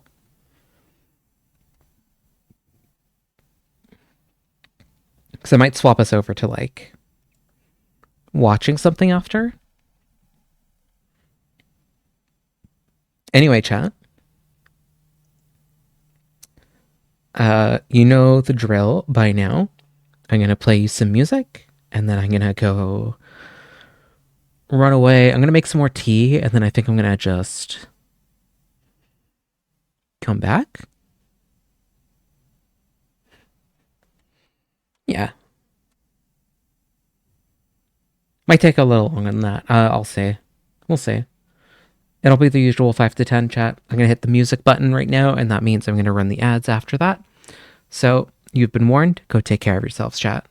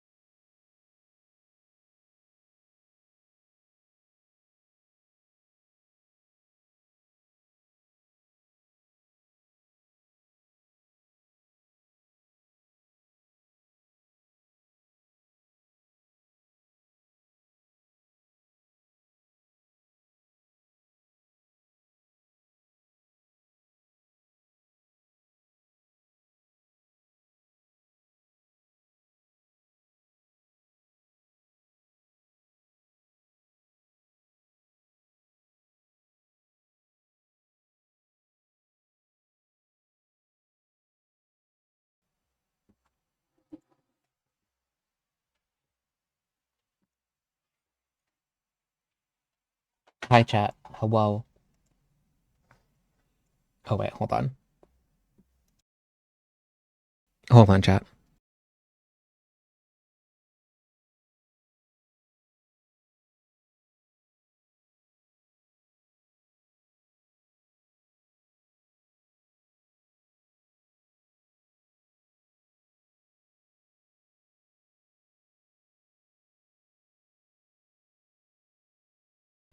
Now you can hear me. Hi, chat. Hi. Okay, now we're back for realsies. What did that say? I wonder if knowing what the motive behind this break-in was... If knowing that the motive behind this break-in was theft changes what the other pieces of information can tell me about this crime.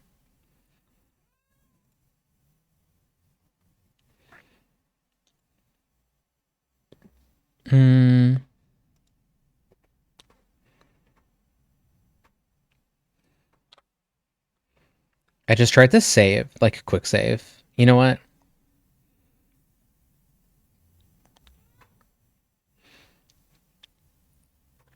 I have a feeling he stole a file. I know which one. It's the DL6 incident, chat.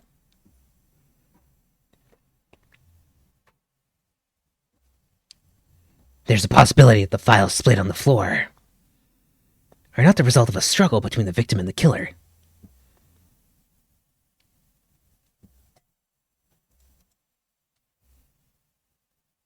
Game audio fucking died. It should be back now.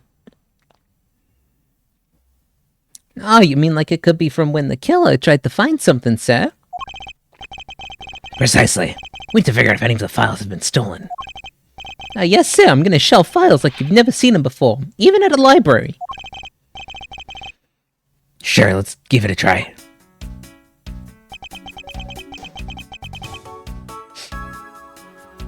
Why do the good ones always die young? Surely you must ponder that every once in a while, Edgeworth. No matter how much we lament the dead, they will not come back to life. All we can do is search for the truth. And? What are we supposed to do? How do we go about finding the truth? First, we restore the files to their rightful place. Got it! Here, let me help! So this file goes here, and that book goes there. You sure know a lot about where things go, despite it being Mr. Edgeworth's office. Yeah, because I'm the one who keeps it tidy, pal, okay? Done!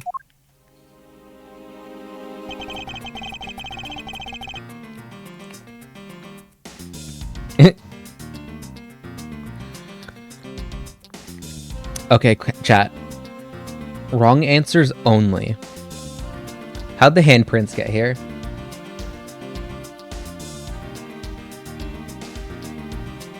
How'd they get here like this?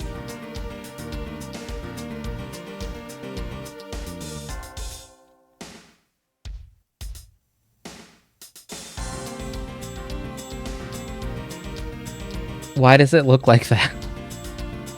It feels odd. Like, here makes sense. Well... Someone had a blood fetish and was getting railed?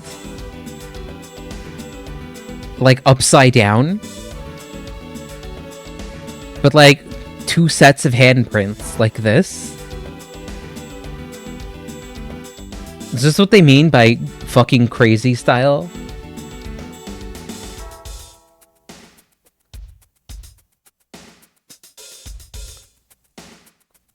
Facing away from the wall, arms back. Oh, the bloodstains on this bookshelf is still fresh. I suspect that the victim was killed in a standing position. Hence the prints on the shelf. And then the guy fell to the floor, right? The blood on the floor is kind of grossing me out. Detective. Though he had his hands holding on backwards, he didn't get fucked into the bookcase.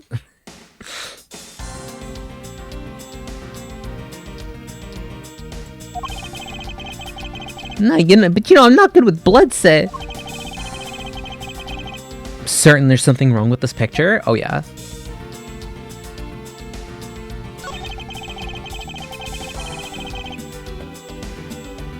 So this is where the bullet lodged itself after it went through the victim, huh? For the bullet to be lodged so squarely in a file spine indicates that the files were ransacked after the shooting had occurred. No, then I guess the victim had moved. Was moved because he was in the killer's way.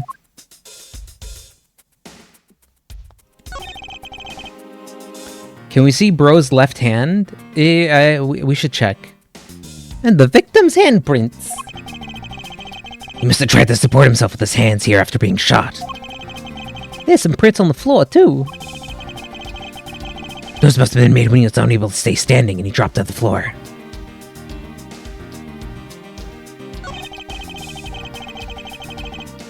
The killer was moved the body because he was leaning against the bookshelf. The blood on this guy's pants proves that pretty well. In a sense, I suppose. Yeah, see, I'm not completely useless, Mr. Edgeworth. I told ya! I told ya!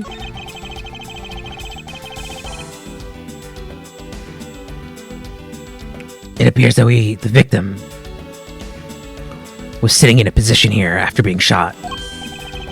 Oh, so that's why the seat of the victim's pants has blood all over it. Look at where the bullet is. This wasn't a shooting. This was an OD. He OD'd on blood. I don't know what drug makes you bleed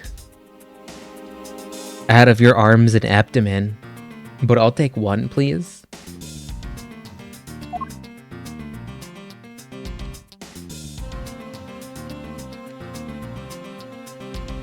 Yo, the fieftenol?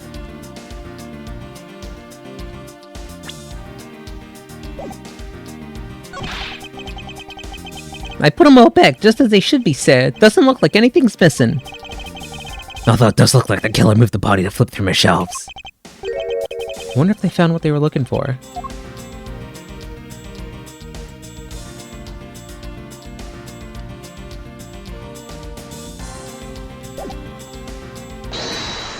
It's time to use my fucking brain.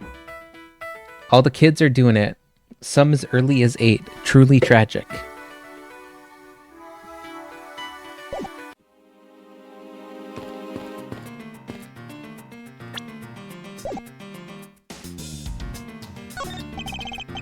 Mr. Portsman, a word? No, Jim, your laugh, your smile. I'll never be able to joke around with you again. Don't you worry, Jim. I'll joke around enough for the both of us, you'll see. He's not listening at all. Freak.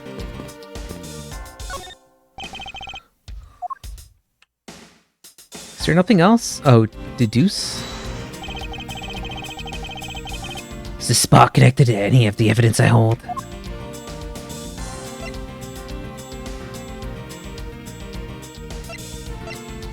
No? Well... maybe.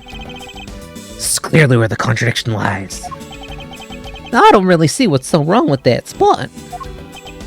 Ha. You don't understand? You see, therein lies the contradiction.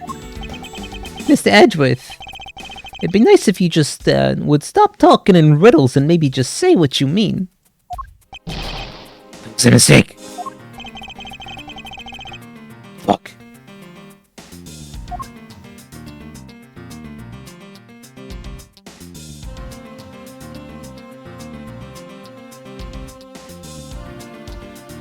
Yeah, how did we shoot here?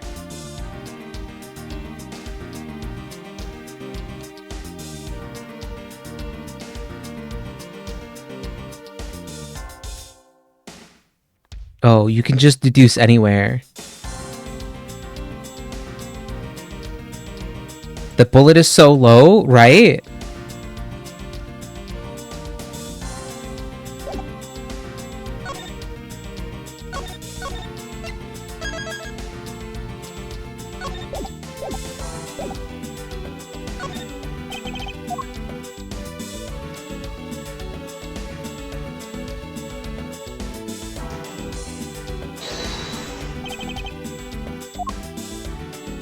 I mean...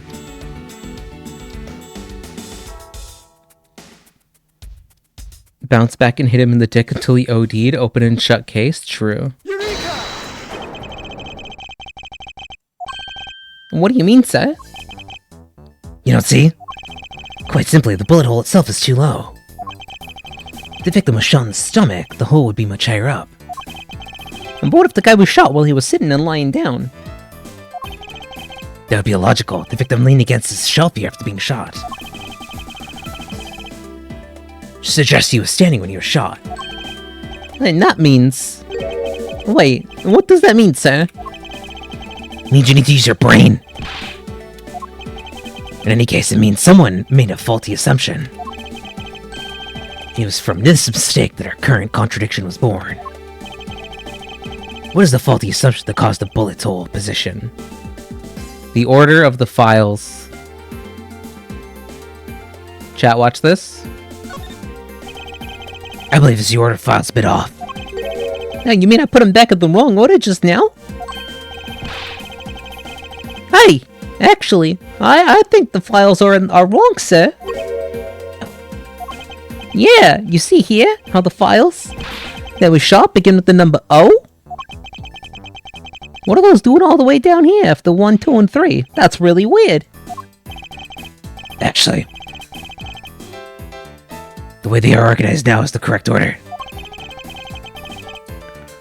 They are exactly as I see them in my mind's eye. But the numbers are out of order, sir. Those white binders are special, so they're arranged a little differently.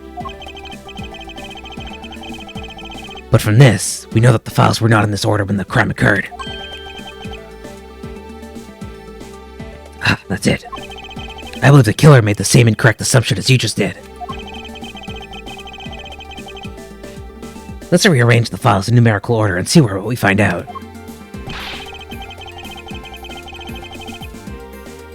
Okay. Okay. Sarah, welcome in, welcome in. Welcome in, Raiders. How was Beat Saber? How are you all? How was Beat Saber? Oh, wait, Sarah usually has to un-VR, right? Raiders, how was... Aside from a tech issue, it happens. Yeah, she does? Yeah. Well, I'll give her a minute. But welcome in, Raiders. It's good to have you all. We're playing... What are we playing? Ace Attorney Investigations? I know things, chat.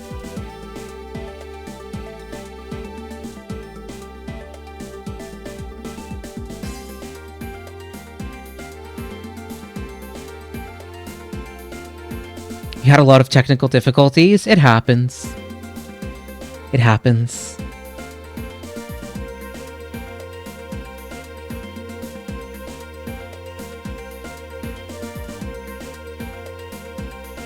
Well, welcome in, welcome in. It's good to have you.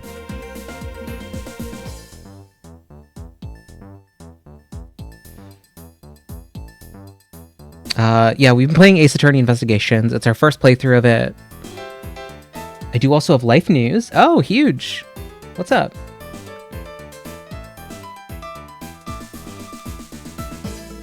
I added a new partner. Oh, nice. That's congrats. That's huge. That's awesome. That's nice. That's awesome.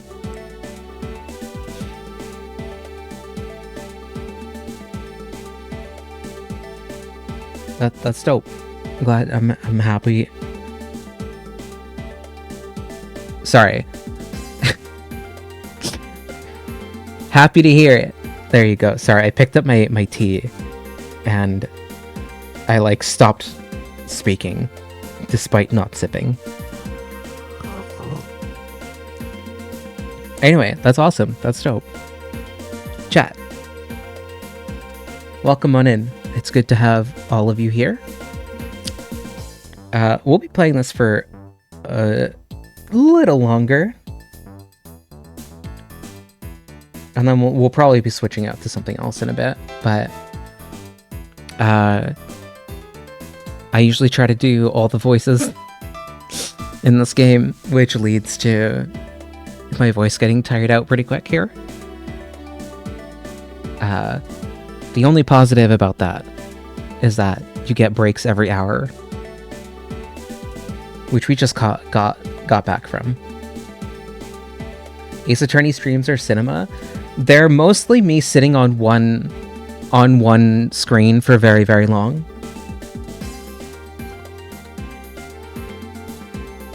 But like, you know.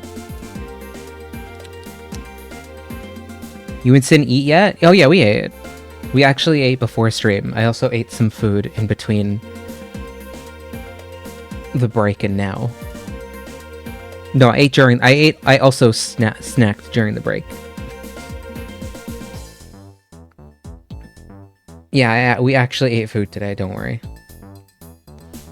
Don't worry, today food actually happened. It's not like there wasn't food yesterday. It was just I just refused to eat. And by refuse to eat, I mean I started streaming and then I just didn't eat because that's what I do when I start streaming. She fed her mans. Sometimes he just starves some chat. Sometimes there will be food in front of him and he just won't eat it. Or he'll forget it's there. Like there was one time I came back and it had been like a couple days. I don't even know what it was, but I was like, "Did you eat?" And I would be like, "Sin, did you eat?" And then I started like pulling out like entirely ready to eat foods in the house. Every time. Sometimes that's not the case, but that one time, chat, that one time, okay. It's not nearly that, like, oftentimes it's just that I haven't cooked. Saturday I went to big local festival with my Metamor and asked if I wanted to be partners. They said yes, and later said, yeah, I didn't really feel like a Metamor was accurate anymore. That tracks. That very tracks. That's awesome. That's dope.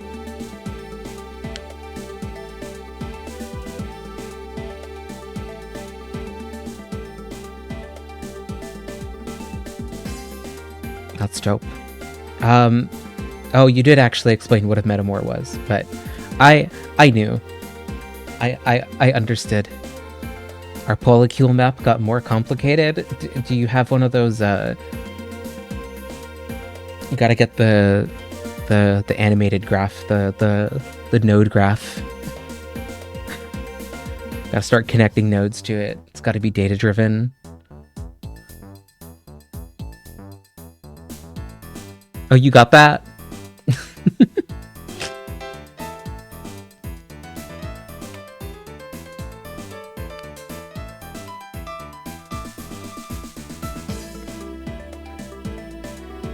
Break out the corkboard and the red string. Yo,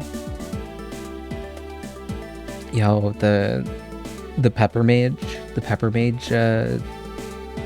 Pep, I don't have that picture, but you know the one I'm talking about, the one using your BRB where it's like all the things. What is a Pepe? Is it the Pepe Sylvia clip? But with Soma on it? Yeah, because you were drawing like the whole Soma lore out. You kept like drawing like the red lines between everything, and I was like, yep. We formed a toasty, where a square of 4 nodes are dating, but with one diagonal relationship. Is that what the toasty is?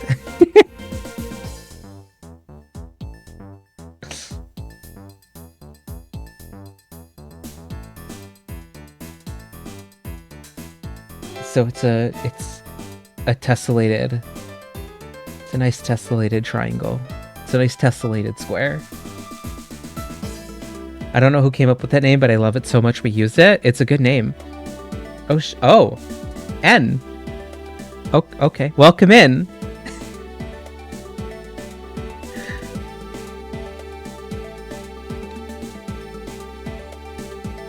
welcome in. How is it Final Fantasy 14? Branches off the Toasty? Are there other Toasties branching into the Toasties? Welcome in, N. Welcome in, Raiders. Yeah, 14? How was 14? Welcome. Raiders, go if you haven't. So that's like, that was 2 of y'all. That was very fast. Anyway, chat.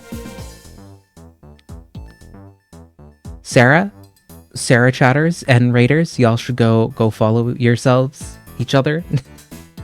Thank you all for raiding in here. I appreciate you all. It's been lovely.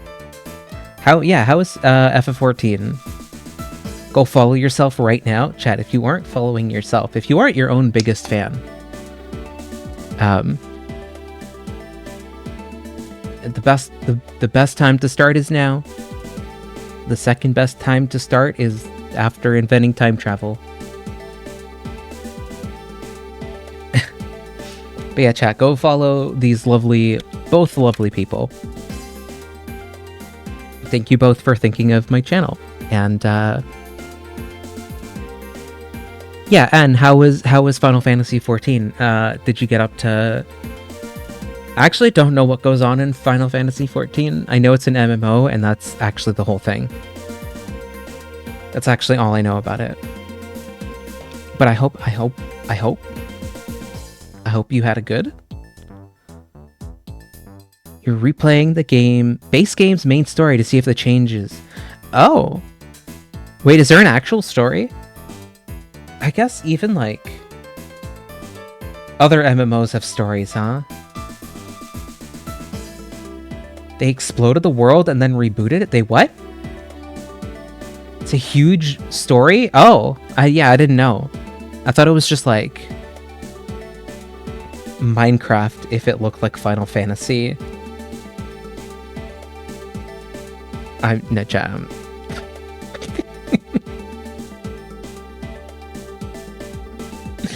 They did nuke the world at first? Is that like... you can never see the old version of the game then? Or is there like a 14 classic that you can look at? The initial release of 14 sucked. Oh.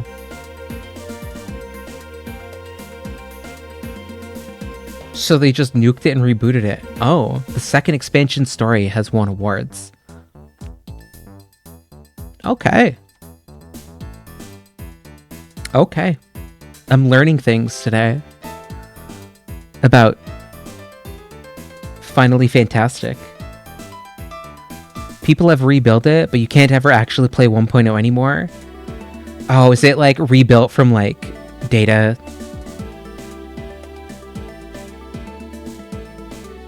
Is there a Final Fantasy 14 too? I don't know. There's a 13 too. That one I know.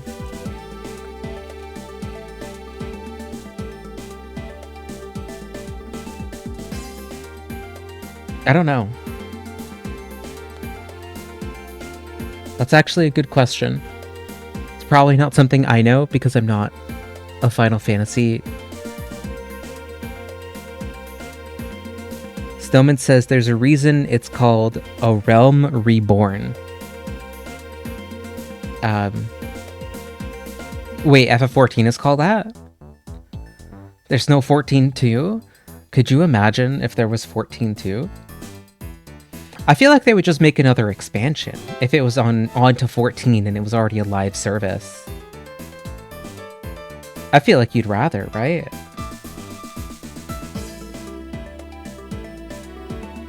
I mean, I don't know. I don't know how many people... I don't know what Square Enix is like cooking or what kind of market research they would do for that kind of shit. Yeah, it's the MMO. I'd be interested to know. Chat, the most I could tell you about anything to do with the Final Fantasies or what Square Enix does is this one time at the Montreal Game Expo. It was the developers conference. It's like the GDC equivalent. they were showing off like the new engine they were building for what I ended up finding out was like fucking like Final Fantasy 15. Sin, were you there for that one?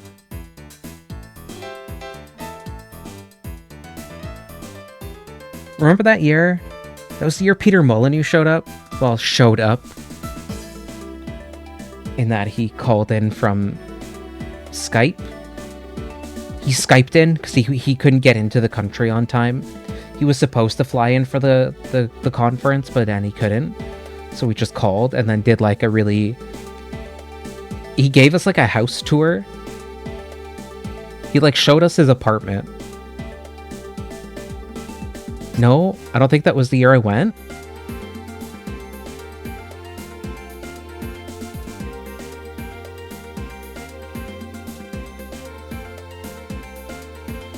Really?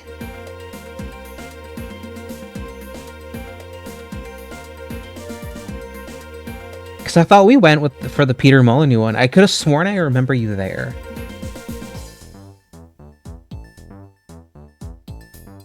Who did I go with last time?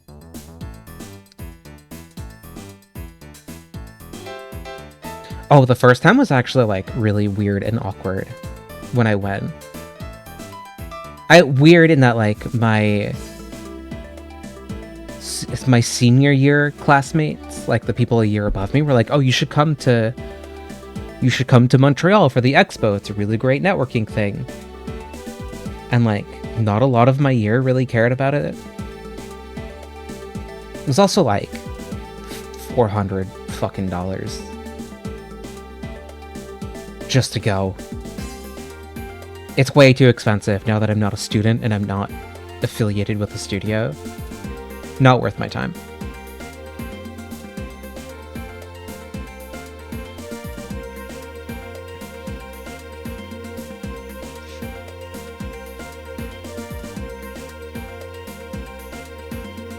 How often do we gaze with longing at a picture of Phoenix Wright at this case? Probably hours. How is Edgeworth's really bad, not good day? I don't know. He's been going through it, honestly. Like, what's happened to him so far? He nearly got shot. Someone fucked up his files. There's blood everywhere. His tea set broke. Gumshoe is here.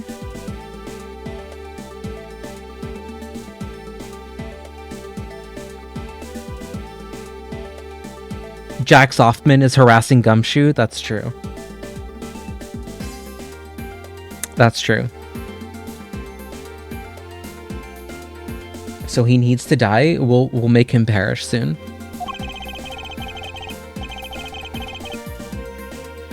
Yeah, the tea set. They broke the tea set. How dare they?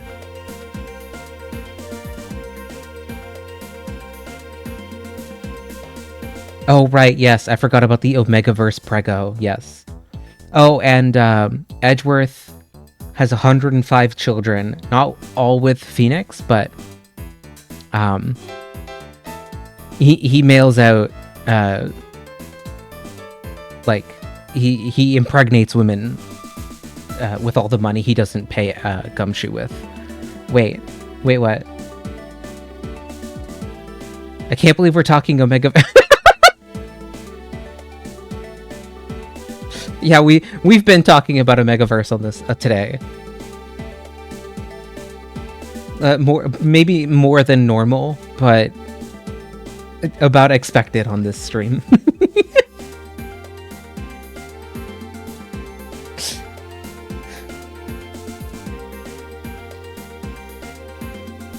How many babies do we think Edgeworth has with Gumshoe? None. Gumshoe only just learned about Omegaverse this morning. He was looking it up on the internet, and he was trying to talk to Edgeworth about it today.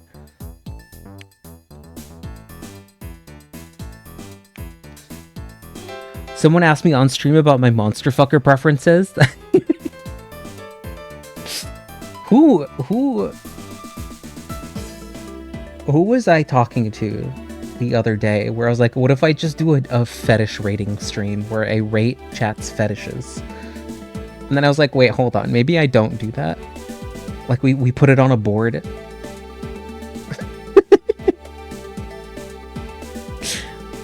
We rank them. That sounds like fun.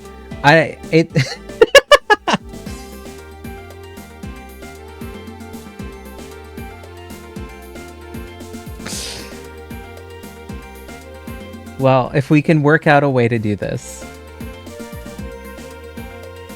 Maybe we do it like anonymously or something. Like we put like an anonymous poll in. You can just rank random fetishes. Oh, and then yeah, if you're caught, if it's yours, you gotta raise your hand, okay? The no wait, hear me out cake, but for kinks.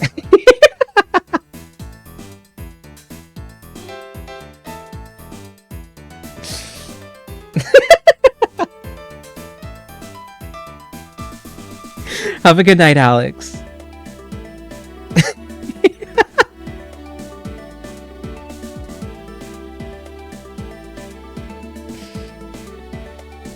I'll figure it out. I'll figure out a segment for that in the future, but for now, maybe not. You really ought to shower? Yeah, have a good one. Thank you for rating, and I hope I didn't. I hope I didn't scare too many of you off. I'm willing to admit some stuff. That's fair. That's fair. We don't have to own up to everything, but I figure anonymously it would be a great way for us to, rank which monsters you fuck, what level of foot fetish you like, ranging from 0 feet to knowing exactly how many feet are in a mile and you want that many feet around you. What else? What else? What other fetishes are there besides that and monsters, chat? That's all a girlie really needs in life. A whole mile of feet. Feel like anything I put in there will be instantly loogie coded fetishes. What does that mean? I like that that's your whole list. I mean, okay, on the spot.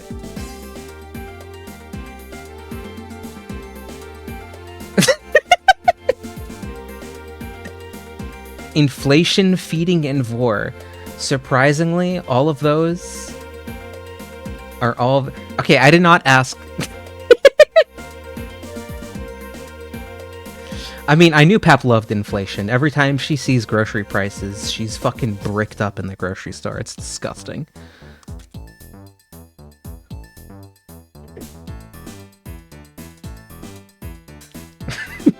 I was talking about construction costs, and she's like, I gotta go.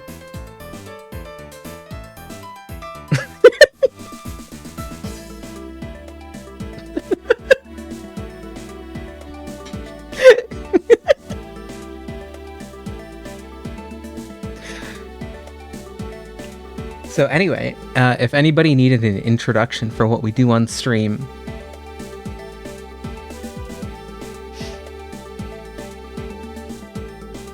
where's that one where you're aroused by people crying?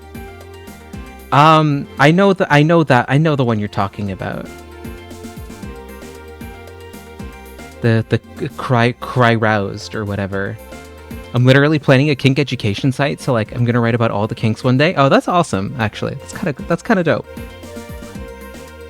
Dacrophilia. I nearly read Dracuphilia, like you turn into like a Dracula fucker when you see someone crying.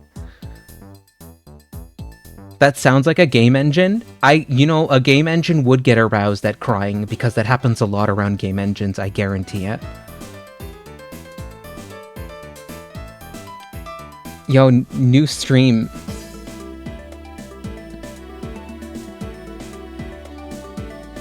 New stream. I can feel my homie Ludlime on Twitch.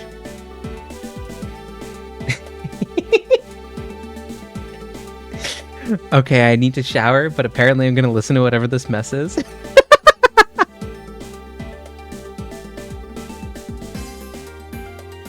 Yeah, please go shower. The VOD will be here, and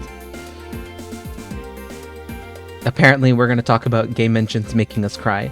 That reminds me, armpits. Oh right, Pep is a fragrance head, right? Pep, you're a fragrance enjoyer, right? You enjoy the stank. I could believe that. Pep is very like into that. I could believe that, chat.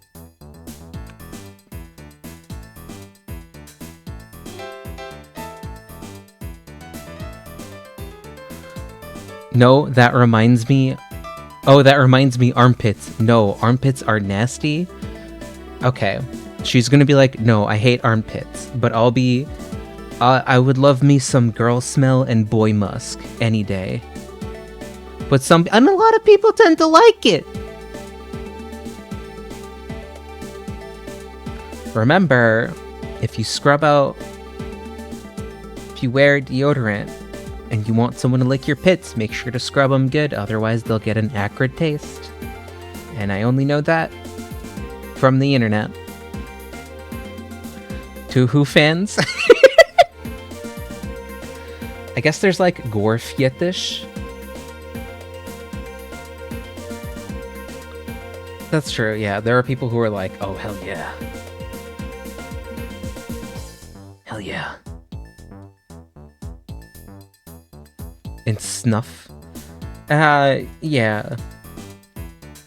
I mean, do people really like it? Like, I don't want to be like, is snuff real? Because, like, I'm certain there's at least one. There's at least one or two. Classic James Davis cartoon Garfetish. And he's like, damn, Mondays, am I right? In the BDSM dungeon in his Tony the Tiger fursuit. And he's giving everyone lasagna cream pies, if you know what I'm talking about, chat.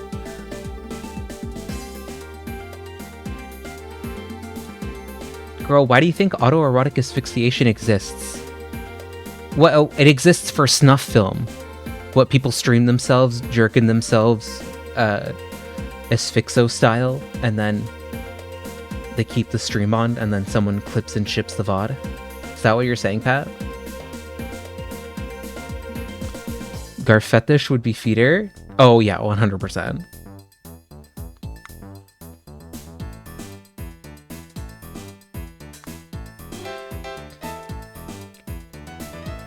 Is that not an accident that comes from choking? No, some people like to view the life fleeing from someone else's eyes for some reason as they come.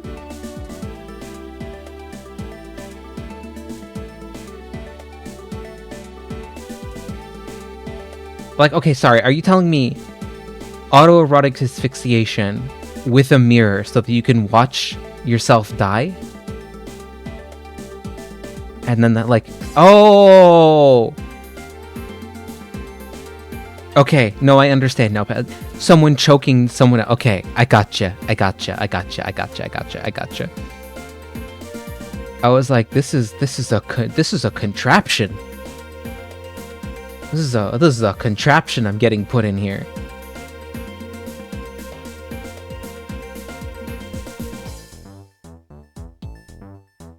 I think the choking sensation is close to the pleasure sensation. Isn't that what they say about feet, though? You can't just tell me the pleasure center of the brain is around the corner from feet and also around the corner from getting choked out. Where's inflation and what gore and vor? Do I have a spot in my brain for that too?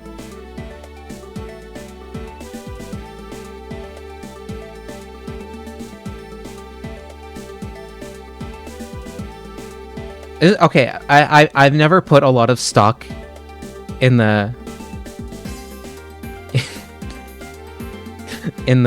yeah, right next to the horny part of your brain is the foot part of your brain. You just have a whole part of your brain for your feet, and sometimes the horny parts touch the feet parts.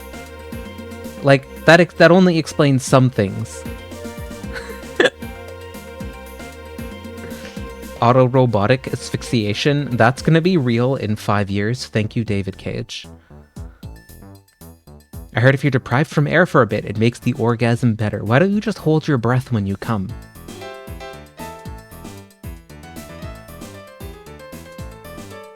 Okay, I was about to be like, chat, I'm gonna go find out. Because no, I'm not gonna go find out. Because, like, sometimes the feet touch your brain and you feet horny. Detroit become. Why are we talking about this in front of a dead body?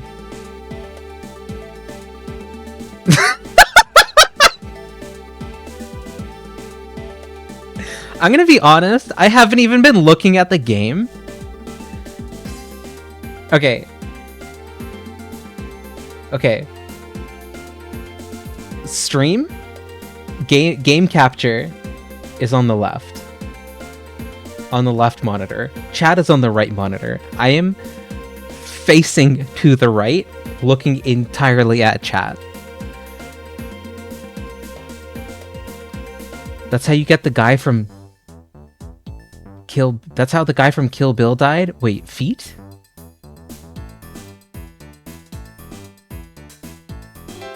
Oh, no, you mean autoerotic asphyxiation, not feet. Edgeworth and Zumshu just talking about death fetishes in front of the dead body. So, I've been hearing about this type of new fetish called autorobotic asphyxiation, where you get choked out by a robot. The problem is sometimes the robot gets a taste for human flesh, and it wants to watch the light go out of your eyes. And I never really thought about that. But do you think maybe that's what happened to this guy, Edgeworth? No, I think he got shot.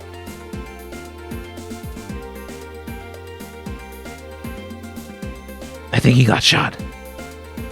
Now, okay, what if the robot had a gun and wanted to fake out what was happening here? Can we get the UV light going? I want to check for some loads. Hey, there's so much cum behind your desk.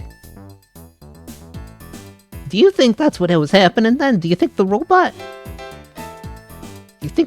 had him on the desk? No, we're taking that away. No, sorry, Gumshoe, we need to look at the corpse. By the way, did the robot Jork Edgeworth?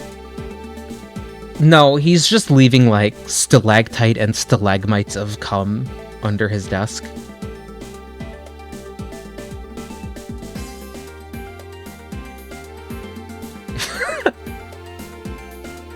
Getting flashbanged by the blacklight? Yeah. This chat is fucking wild.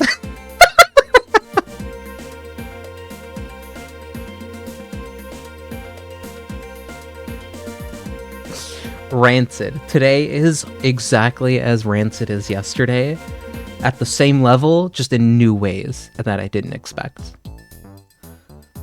I still think Edgeworth and Gumshoe fucked at least once. We all are hoping. If you please, Detective Gumshoe.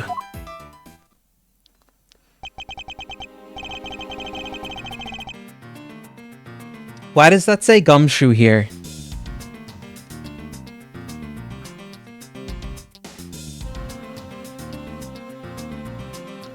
My message failed to send. What do you mean?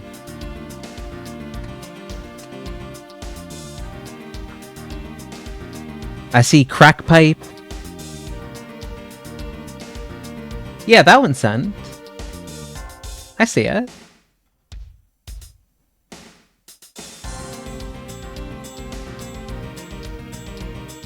Oh, I forgot we had cum timber. The cum pipe? The cum pipe, precisely.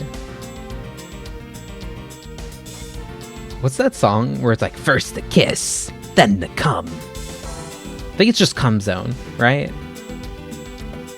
Cum Timber is one of my favorites. It is easily one of the best emotes on 7TV.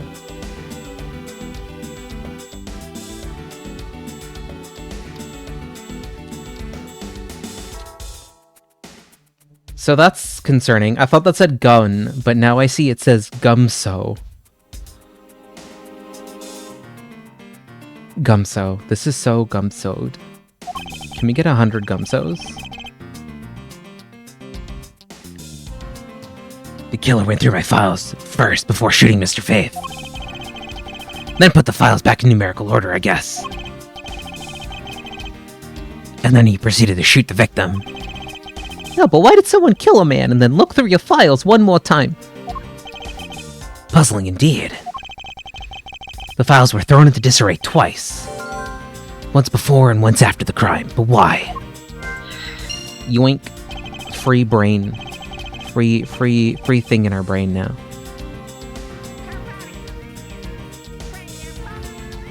Avo, I like how you're the first person to redeem that today.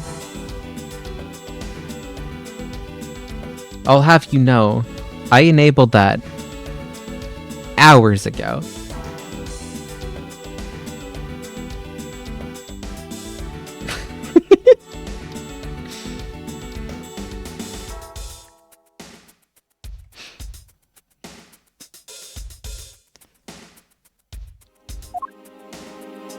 Time to give it another look. What if we, Hey, Gumshoe, what's this? This. What is that? Why does it say gumshoe on here in blood? Why does it say gumshoe on here in blood? I'd say that's incredibly incriminating evidence.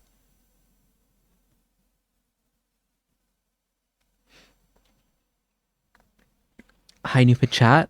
Joining you guys from Airplane Wi-Fi. Hi, Krista. Welcome in. Why is the gay skeleton so small? Well, I mean, you have the control over the gay. I forgot it was there. I actually forgot I turned it on. I legit forgot.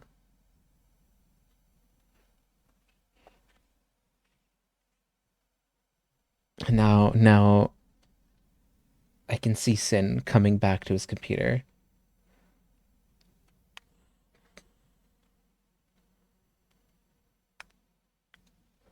I knew. Chat, I knew. Chat, I knew. He legit walked back. I saw him walk to his computer with a purpose.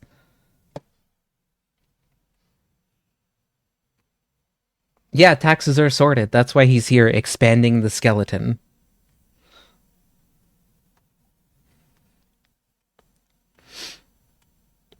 I mean, I'll unexpand the skeleton once it's obnoxious. Just, tell me.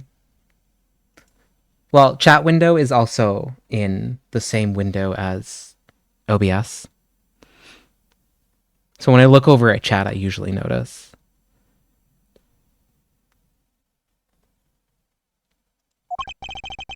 Yes, indicative of criminal activity indeed. No, wait, there's gotta be some kind of mistake. Mr. Edgeworth, help me, say something, please.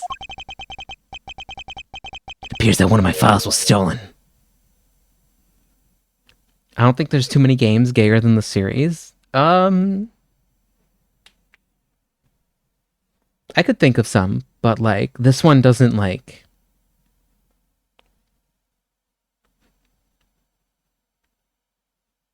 I don't even know. I think this one is, easily one of the... It's up there for sure. Is it all, sir? What about me and my situation? Is this what the killer was really after? Yo, DL6 incident? I promise you that, chat. Yay! Looks like Jim was able to leave us the name of his killer in the end. This game is implicitly gay. It's the most obvious closet game. It really is very, yeah. Very closeted, I'd say. This most important message managed to reach us. I'm telling you, it wasn't me. You could be terribly pleased to hear that your beloved partner is the guilty party. If you're gonna accuse Detective Gumshoe of being the culprit, I sincerely hope you have proof to back it up. Jim's words. They're more than enough, wouldn't you say? Yo, we're gonna bring in the seance lady, and she's gonna summon Jim from the dead. Isn't his name Buddy? Wait a minute.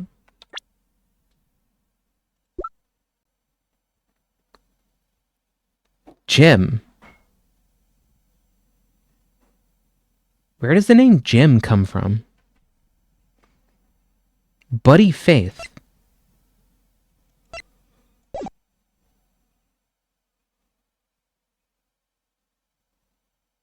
Jim.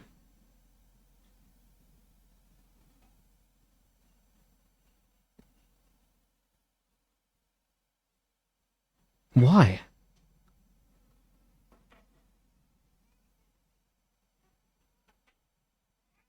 Why? You got it. Yo, that's real to real communication right here. I don't like this one bit. There's something strange about this man's attitude.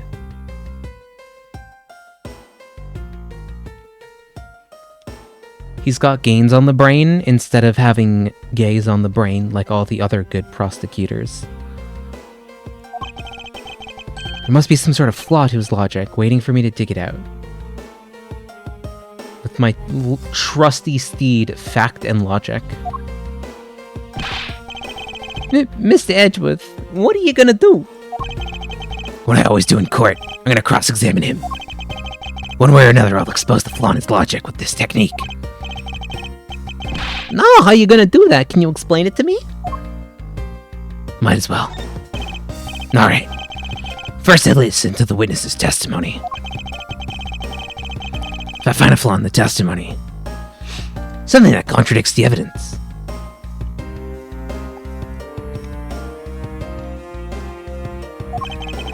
I open my organizer and with E, and present the piece of contradictory evidence. To present something, I simply use T, but that's old news. No, but it's not like there's gonna be a flaw in their testimony every time, right? Correct. At those times, I need to press the witness with Q. Sometimes by pressing, I can draw out new information and newer modified testimony. No, I think I get it, sir. I'll be sure to try this technique out during investigations, too. Very well. I'll even show you how it's done. Now watch carefully.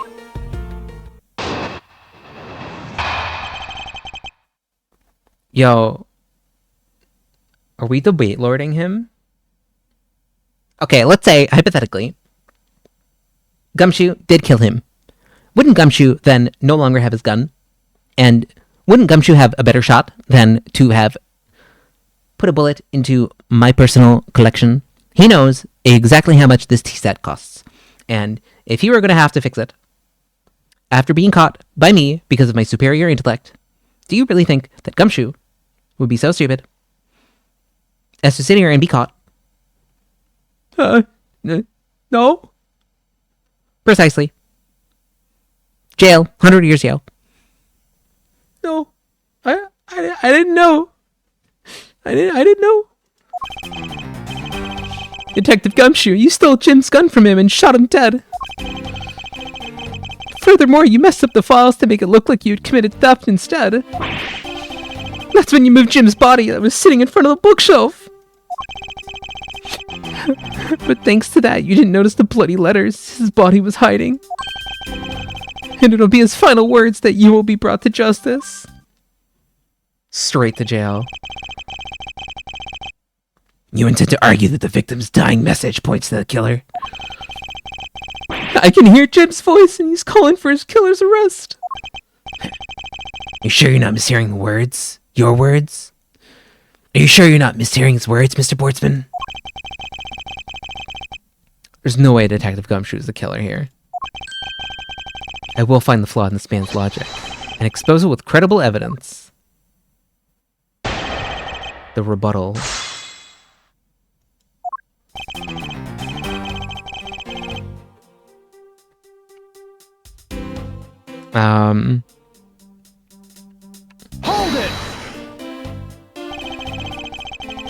You know, there's something I've been meaning to ask. Huh? What is it? Why do you call the victim Jim? Oh, caught. Caught. You. Oh. Chat, are you noticing something? Are you noticing are you noticing something, chat? Are you noticing something? Are you noticing a little? I'm noticing a little something here, chat.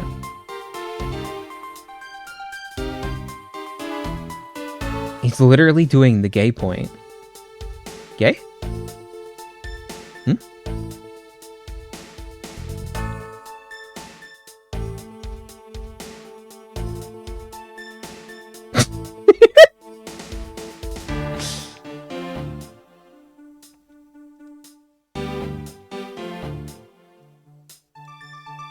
Thanks, Pep. Thanks, Pep.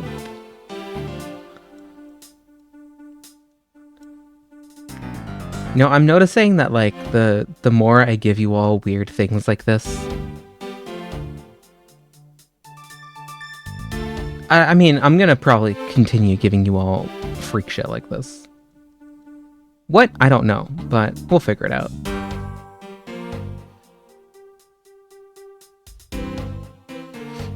Don't nobody accuse me of being homophobic because I did that for you, chat. When clearly his name is Buddy Faith. Isn't it obvious? Jim is the perfect name for my companion. Oh. We were so right. Jack and Jim. Don't those two names go together like peanut butter and jelly? Yeah, but Jim isn't even close to the real guy's name. Well, Jack and Buddy. It just sounds off. Besides, he was the third of a bunch of guys I just decided to nickname Jim.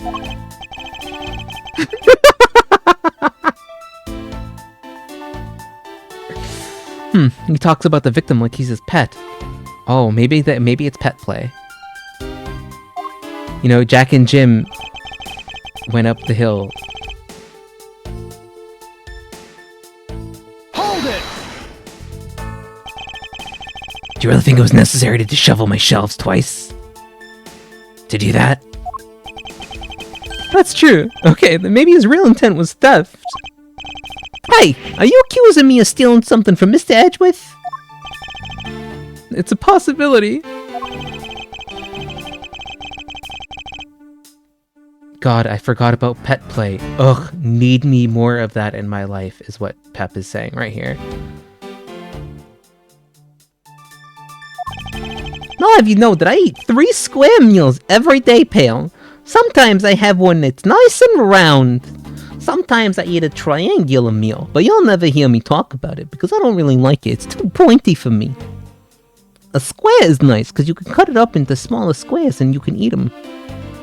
But a triangle, I feel like I gotta take the whole thing down in one go. I hate when you cut. I don't like getting given pizza. Don't cut my sandwiches into a triangle. Pizza is the triangle meal. Well, okay, not quite. It's a bit of a triangle circle type meal, because if you eat the whole pizza, you ate a circle. Okay?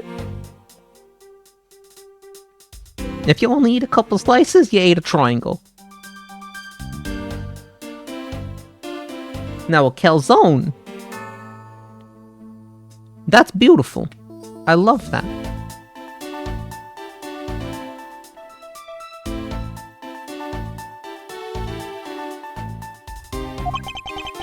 Okay, so all 3 of them happen to be instant noodles, but, you know, that's because they're square, it's a square shape full of noodles, okay? That's what I meant by square.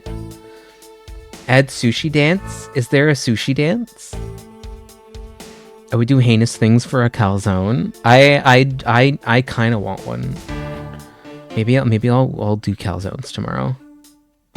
Yum, now I want a calzone. Okay, I guess we're all doing calzones tomorrow. Calzone party? Yeah, I'm into it. A round of calzones on the house. Well, I'll be making a calzone at home. You can all have 1 bite each. Oh, the chat can line up. The rabies cure? That's true. Sushi is a rabies cure. We should get the scientists on this. I'm full in about the sleep, so I'll pass on a calzone right now. Don't worry, there's always time for more calzone at another time. The 2 genders, sushi or calzone. Where do burgers fall into that? Or is that like non-binary? Burgers are woke nonsense. I could believe it. I could believe it. I could believe it.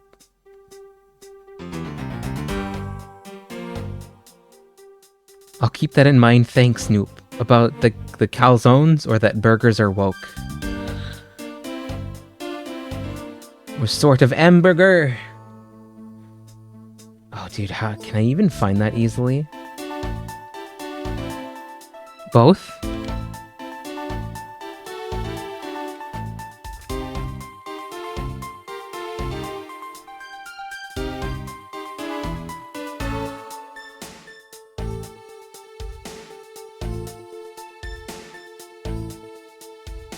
Is it this video?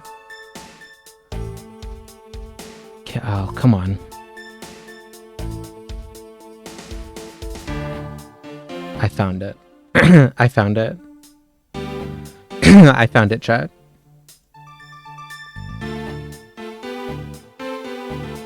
And it's mute. Le hamburger! Le hamburger! Le hamburger! Måste om ni hundkalis när mina armar hundmalna när man lägger i. Le hamburger, pedofil, ajeje! Det är bara något när man jättegalig. Måste gå säga med mig gänget, kan man lägga med hundmal.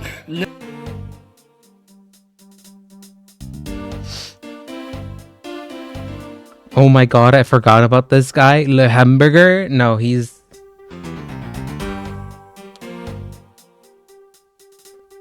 Yeah.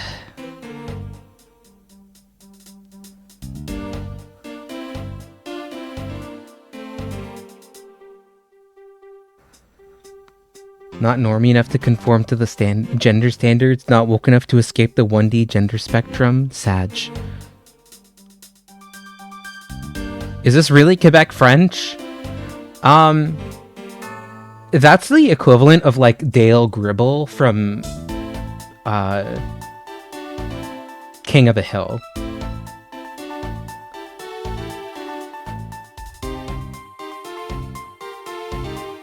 That's the best I could say it. It is. Source I had a girlfriend from Canada. You mean Boomhauer? Yes, sorry, Boomhauer. Right, Dale Gribble's the conspiracy guy. We got, I was cucked by John Redcorn. That's right. Boomhauer French? Boomhauer? Isn't Boom the King of the Hill, like, dubbed in Quebec?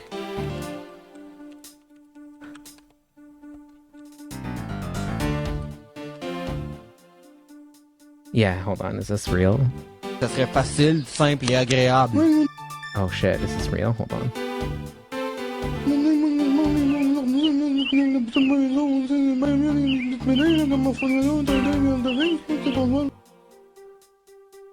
Hamburger.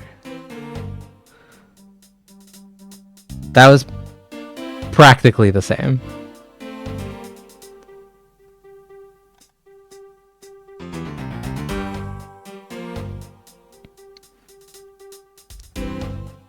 What the fuck?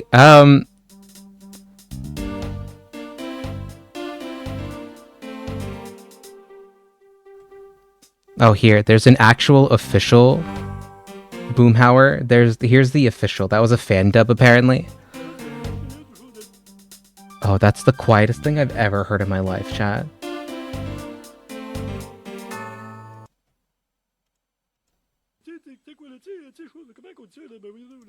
The quietest content.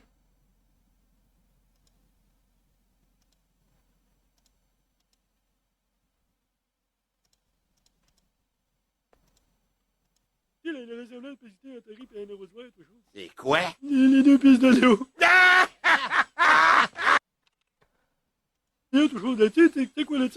Et là? S'il vous plaît, Ariel qui se m'a broyé comme un gagnant de Metro Star. Ouais. Toc, toc. Qui est là? Harry. Henri qui? Un ridicule.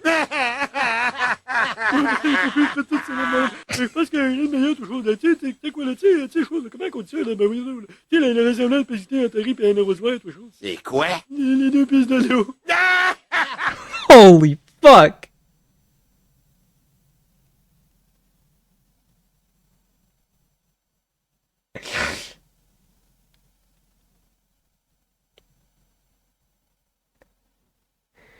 How much Boomhauer is in this clip? Ta chose, là, Jimmy. Le gars qui m'a vendu le téléphone. Aïe! Okay, that Bobby is perfect, actually. Bien content, Bobby. C'est beau, ça. Je suis bien content, Bobby. C'est beau, ça. Les volées de McMasterville, non? Ça, c'est genre, whoop whoop, on lui donne une volée? Non, une vraie volée, comme d'en en manger une maudite. Chat, I don't know if I should give you all the like play-by-play translation of this. It's Comme dans le massacre pendant la mi-temps, comme dans McMasterville Nord, envoyer de la mascotte à l'hôpital. Is he saying McMaster? I need to go check this. I don't know how much they've like converted it from like Texan shit, because I don't think Texas has a McMaster. J'aurais pas manqué quelque chose, moi, là? Pour la mi-temps, si Saint-Irène mène sur eux autres, la tradition, c'est que la fanfare de McMasterville Nord, ils aillent poigner la mascotte, puis là, qu'ils fichent une bonne volée. Yeah, McMaster Ville-Nord, like the McMaster Northtown. What are... Dans les estrades, le monde aime bien ça. Ouais, puis ton père, je te dis qu'il adorait ça, aller compter le toucher, qui faisait que Where- Talbot mangeait une bonne volée. Pour vrai? Peut-être bien que McMasterville Nord va prendre les devants tôt, puis ça va rester de même jusqu'à la fin. I really thought he was gonna say, I feel like it's funnier if I don't know what they're saying. I had like 8 years of French classes, so obviously I understand none of it. They're also like, I don't want to say they have like the most accent.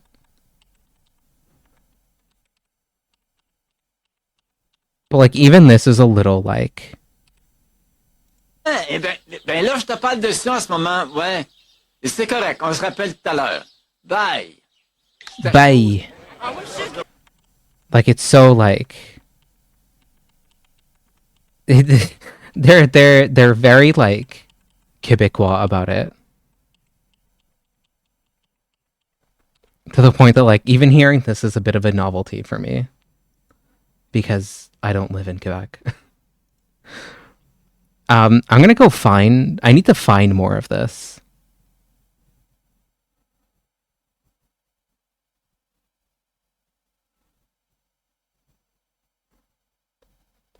But like, where is this dub? Yeah.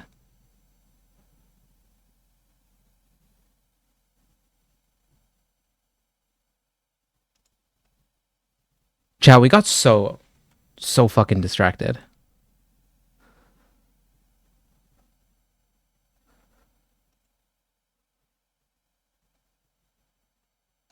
Hold on, what's this?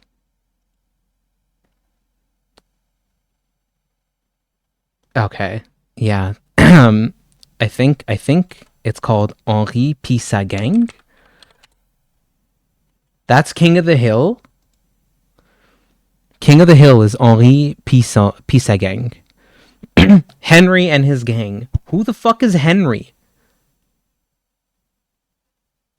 Is Hank? Is Hank a Henry name?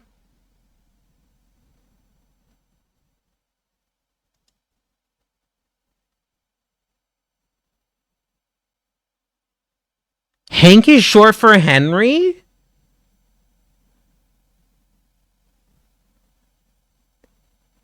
Piss Gang, P Gang, Pisa Gang. Basically, Henry and his gang. So is Hal. How?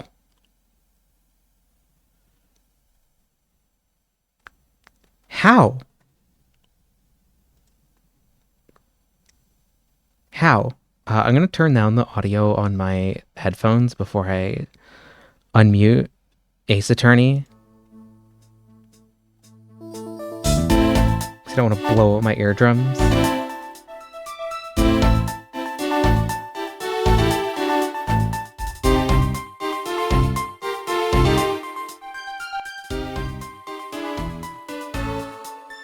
They call Henry and KCD Hal? Why don't they call him Hank? When I worked my last job, someone had scratched Piss Army onto a mirror at one of the sites. Yo, Piss Army? That's the... I support the troops. Holy shit, I guess I support the troops now. I didn't know.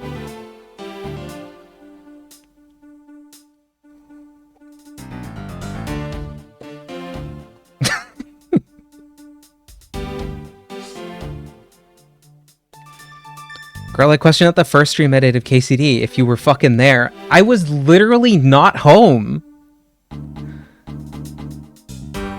I was not home, Pap.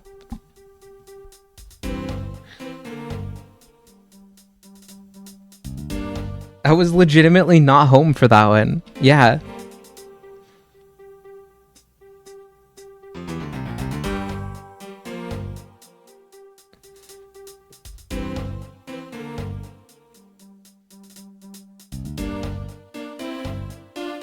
I can't believe. I know, Pap. I know. I'm a bad chatter.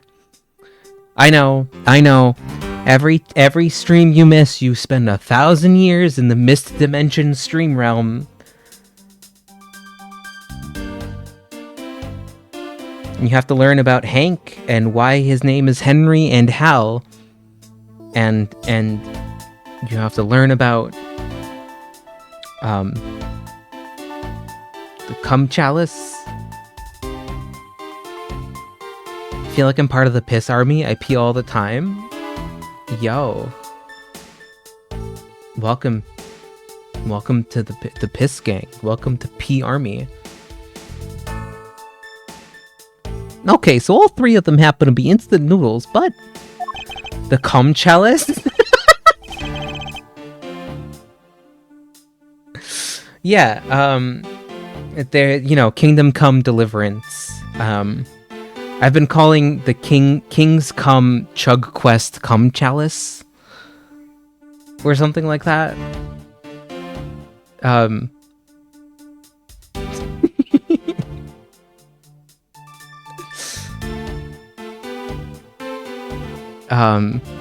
Yeah. Yeah. Why did I start calling it that, Pep? Anyway, the cum chalice is just... why have I been calling things that? Every time I see a fancy chalice in any game, I'm like, ah, yes, the cum chalice. The holy cup where we put all of our cum in. Uh-oh.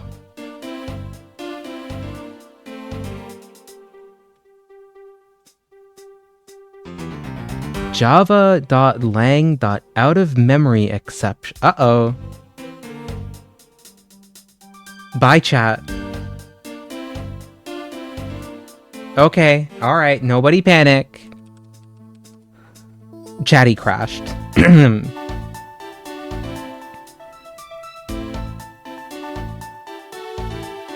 Girl, I don't fucking know. What the fuck is running Java? My chat client. What the fuck is chatty? Alright, time for a quick detour.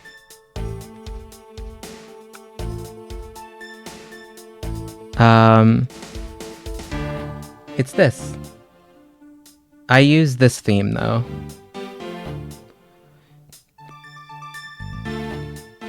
It lets me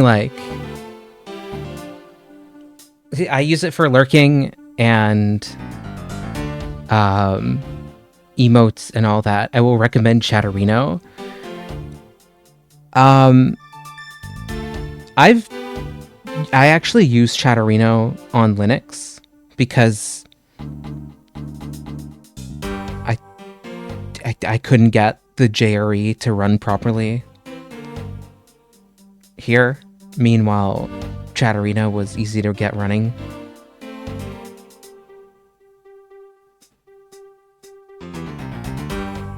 I used Chatterino when I was doing troll stuff when I was 16. I've never really used it that much. I mostly just like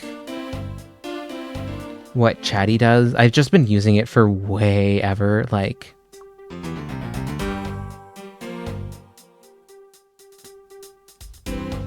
I used to use it for, like, it let you be in, like, a bunch of chats and management for... Oh, yeah, see, they also let you do that as well, that you could merge chats like that in Chatty. And for a while, Chatty was, like, one of the first movers for the pronoun extension. I think Chatterino has it now, but I know, like, Chatty has had it for years. I do prefer Chatterino in terms of ease of use, while Chatty is a little... It's sweatier in my opinion, but I've been using it for like... What? I don't know. However long Chatty's been released for, like years now. Like at least since 2018.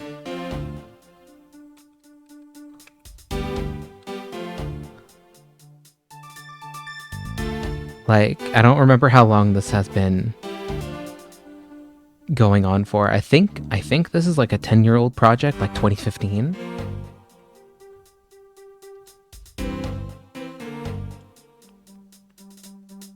But yeah, it's purely like a... Does it do anything better than Chatterino? No. No. It's just habit. I actually think Chatterino does a few things better because it'll do link previews. And a couple other things. She's institutionalized. Yeah, I mean, there's that, and it's also like... I already know how to use it all. I have to relearn a new software that does everything that this one already does for marginal gains in like features. So for me, like, there's friction in upgrading or migrating when there's no like real rush. Chatterino tends to move faster when it comes to updates, but like Chatty has been pretty stable. Features. Yeah, features. And like what else is there that I like from Chatterino?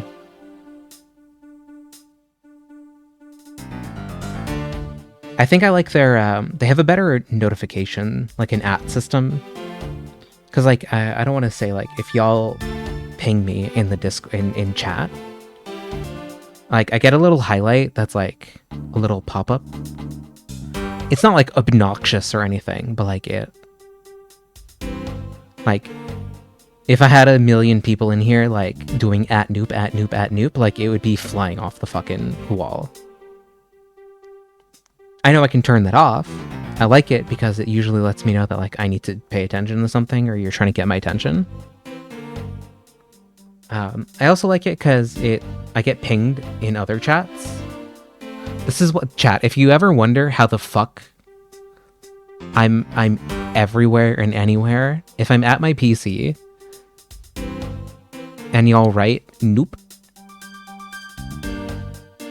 and I'm in and I'm lurking in one of those chats, I'll get a notification for it on my desktop. So if y'all have wondered why like I lurk in like, I'm not joking chat, like if I show you. See, that one showed up. But like, I'm in like, usually it's anyone I've raided before or anyone I watch regularly. I slap them in there. Making a note to @noop at random. chances are, if it's somewhere I've rated you before, or a place I've mentioned I watch frequently, you'll find me lurking there. I try not to like be weird about it, but sometimes it's like, oh, I'm someone mentioned me. I'll show up in a bit, or you know, oops, the summoning ritual was completed. When I'm not at my PC though, I don't know. I can't tell. And really, if that started to become more often, I would probably eventually like turn it off. It's like sometimes I'll get like added by a bot. I've mentioned her in other chats, and it fucking summons her. I mean, yeah, it does summon me. My favorite is one time I was lurking in a chat I watch semi-regularly.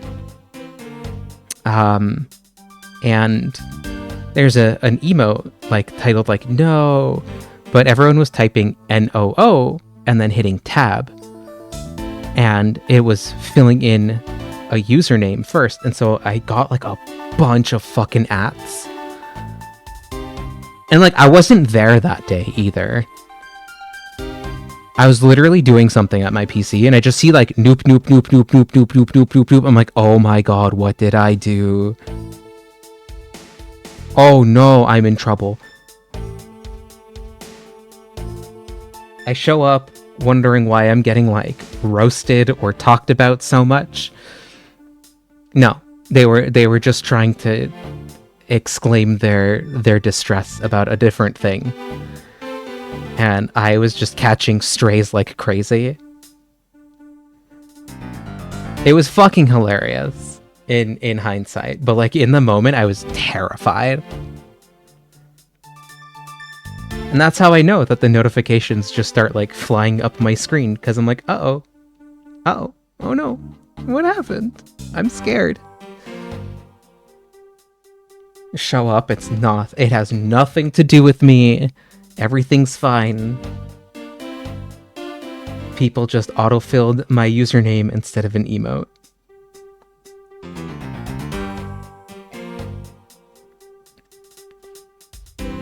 Top 10 scares for me, chat.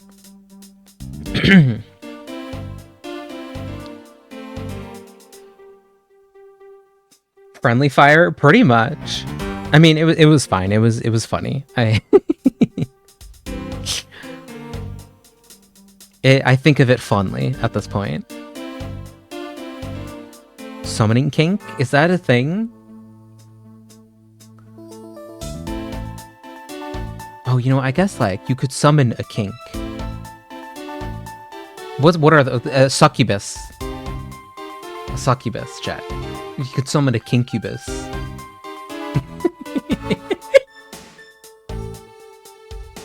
You heard it here first, chat. You heard it here first. If someone did an elaborate ritual to make me appear, I'd be very turned on. I'm usually scared. Mildly concerned.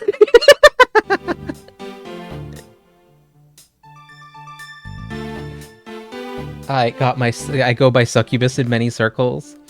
I actually think I knew this. I feel like I've heard this before.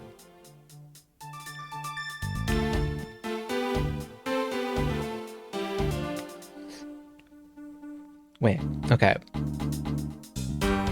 What's the other thing, the not succubus thing? Sorry, my brain was like a kinkubus, but I know that's not what it is, but my brain can't unthink the right word. And I don't want to write not succubus in Google. Incubus? You know what? It's now the kinkubus. If succubus were kinky, they would be called the kinkubus. It really makes you think.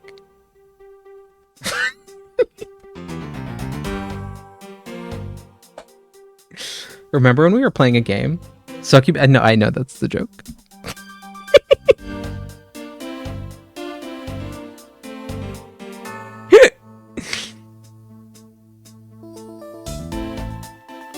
Gosh. I wish they made those. I wish they made succubi but kinky.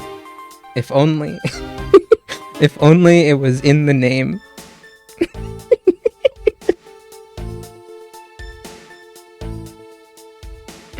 Chat, like the restroom, the room where you rest.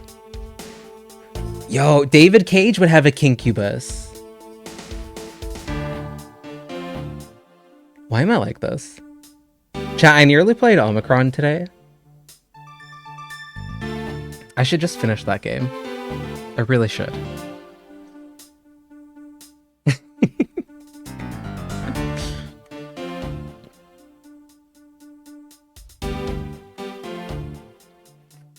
And what a motive, no?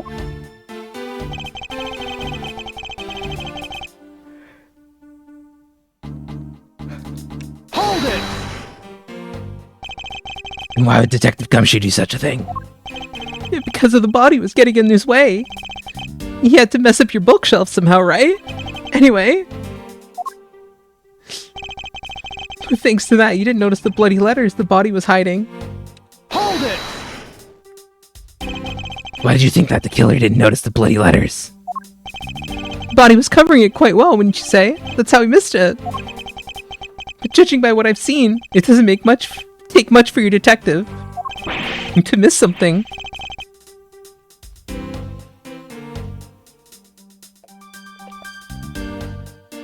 Now who do you think you are? Huh? You know nothing about me, pal. There's a lot a person can understand about another from first impressions alone. Chat, don't be like this. Don't be like this. You know who's really bad at that? Me. Okay, but see, here's the thing, chat. Here's the problem. Sometimes, like 1 in every 10 times, my gut feeling about someone is dead on. Perfect. Didn't miss with that one. And then, because of that, I'll be like, I should trust my gut. And my gut's always like, that person sucks.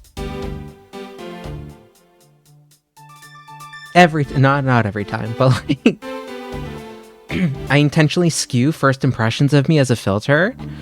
I feel like everyone does to a certain extent. But it's that thing where like even a part of the true self manifests in the false self kind of thing. But I would definitely say I try. Was your gut feeling correct about me? Yeah. I mean, I don't know. Pep. Yes. But, like, I knew what to expect.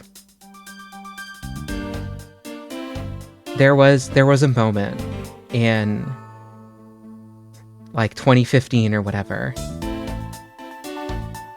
where it was, like, you and Sin and Snowman in the car. And it was, like, zero, it was like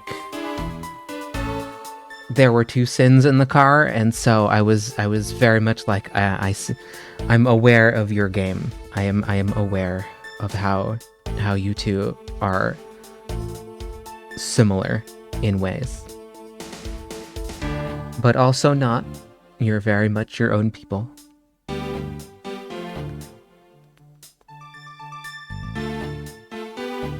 Here's where she says she thought I was a horrible person when no. No, chat, Pep's like freaked up way too nice. Pep's freaked up, chat. Pep's a joy to be around.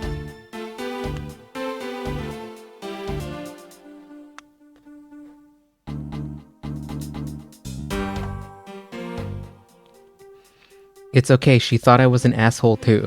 See? Okay, but see, Sin.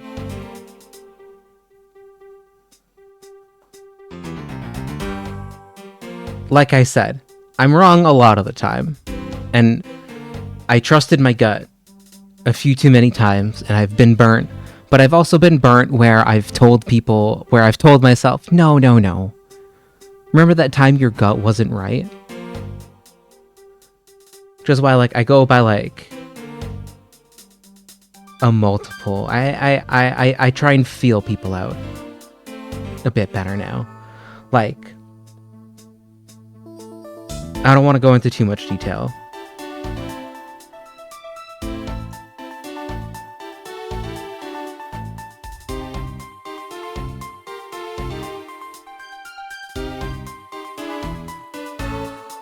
Told my therapist the other day that I'm poly and reconnecting with my BDSM community. Hey, that's dope.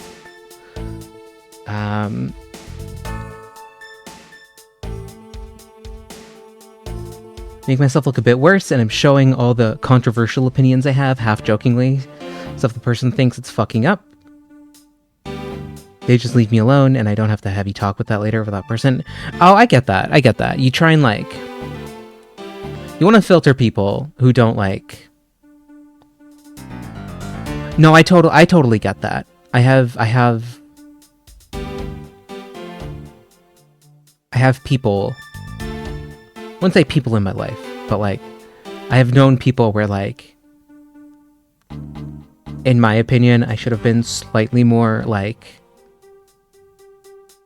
raw or true to life about how I act.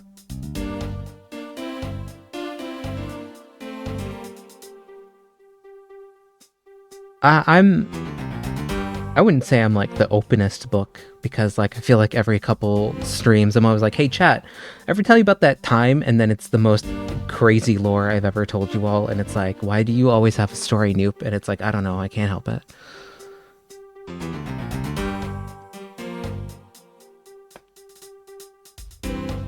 The best part about how I keep secrets is that I fucking forget, because I have too many other damn stories going on.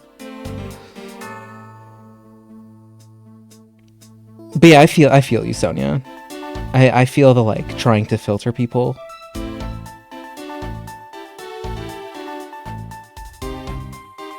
But he gaslit me about his anger issues? That's fucked up. But yeah, I would say, like, a more recent example of me not trusting my gut, but my gut was incorrect. And it's like, chat. I will never say I am an immaculate vibe checker. But I tend to get along with most people, even the ones who normally would just call me a slur and beat me in the streets. Even those people. In a one-to-one interaction, I tend to still be like, okay, that's not all garbage, right? I still tend to be able to, like, get along or not feel like there's some, like, unsolvable friction here. Okay? Now, a really good friend of mine brought over a partner of theirs.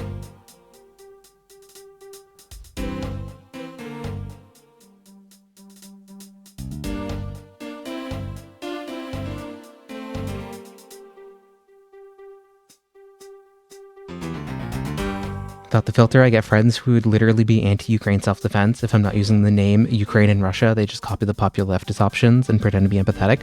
That's fucked. I can imagine. Yeah. Sorry, what was I saying, chat? My friend. So they bring over their new partner, right? And I don't want to be like, I don't trust how my friend picks him, but, like, it hasn't exactly been, oh shit, you check back, you got stuff yeah, no worries, Sarah, no worries, please take care of yourself. And Jack, I love this friend dearly, very much so, right? In that I care for them, I'm worried for them. When someone new gets involved and I don't really know them or their history, I get a little paranoid, right? And I met this person. Pep, I told you some of the story. How I was like, if someone else had told me all of this about this person, I would have assumed it was like trans misogyny. But this person's first and second impressions was just so like thoroughly like, I don't like that person. Was like peak, like extreme. And like that my most like, not like I hate this fucking person, but like if I found out they sucked, I wouldn't have been surprised, right?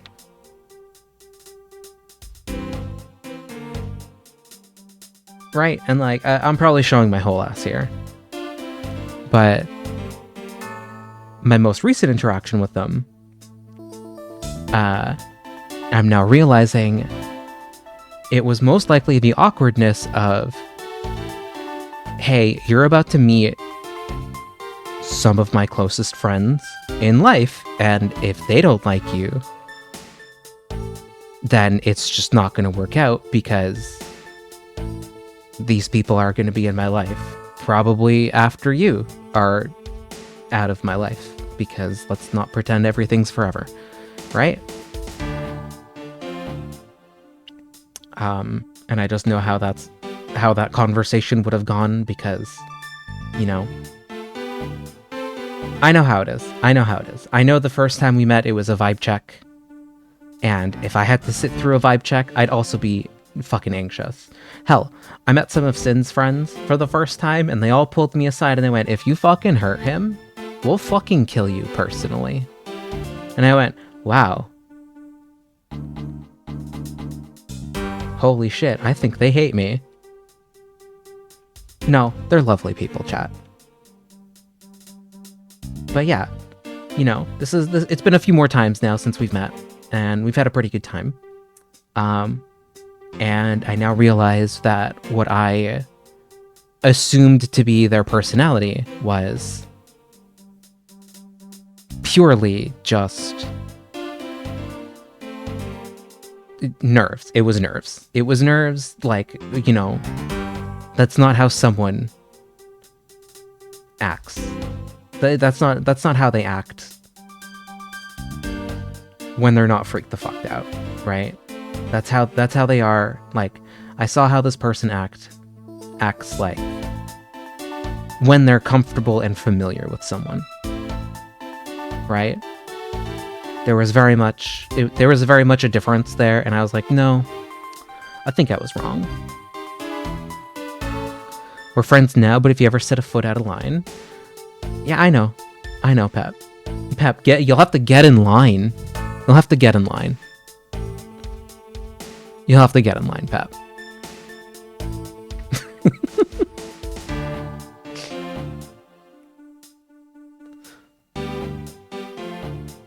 Chat, this is what Pep's always sending me threats like this, chat. She gets meaner and meaner every day.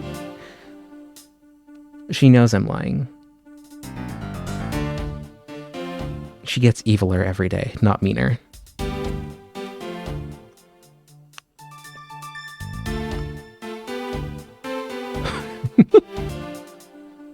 Chat, remember when we were cross-examining? No, I will be first in line because I am his best friend. Pep, like I said, you'll have to get in line. It's whoever can move the fastest.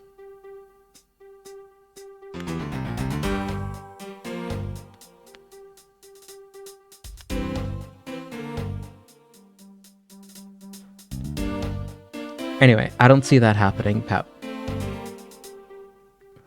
But I haven't exactly been right in all of my impressions of people, but I also haven't always been wrong either.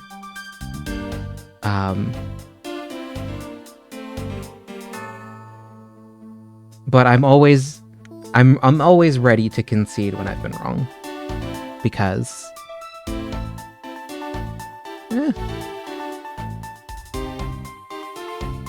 you know, I'm working off the model of someone.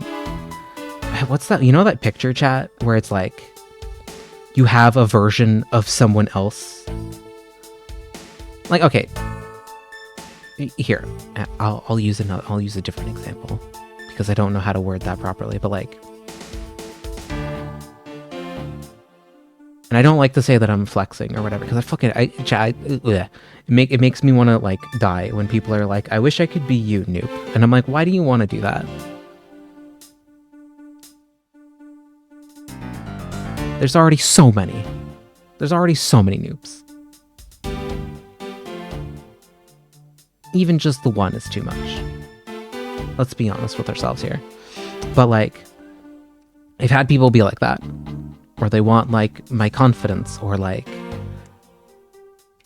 I don't know. I wouldn't even say I'm like overly confident, chat. I'm not. I wouldn't say no, but I can put up the facade of it.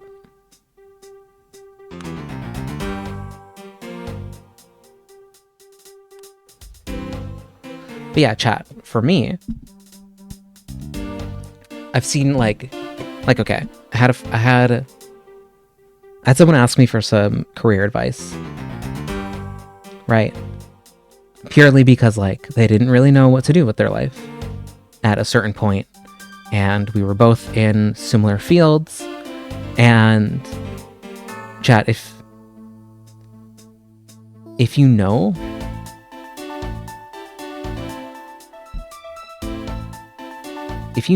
like, well, I mean, I've told you all some of my career. Did you get my text about the confidence workshop I did this morning? I feel like I did, but it was in the like haze where like I was trying not to puke this morning. I like didn't have the brain to like reply.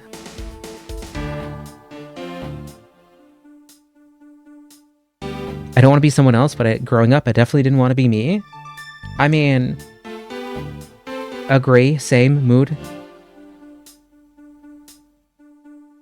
I do overconfidence things for many ideological reasons.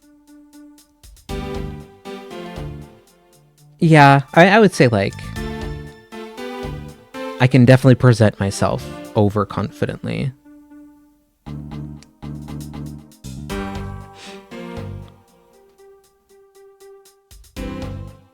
Or is I going with this chat?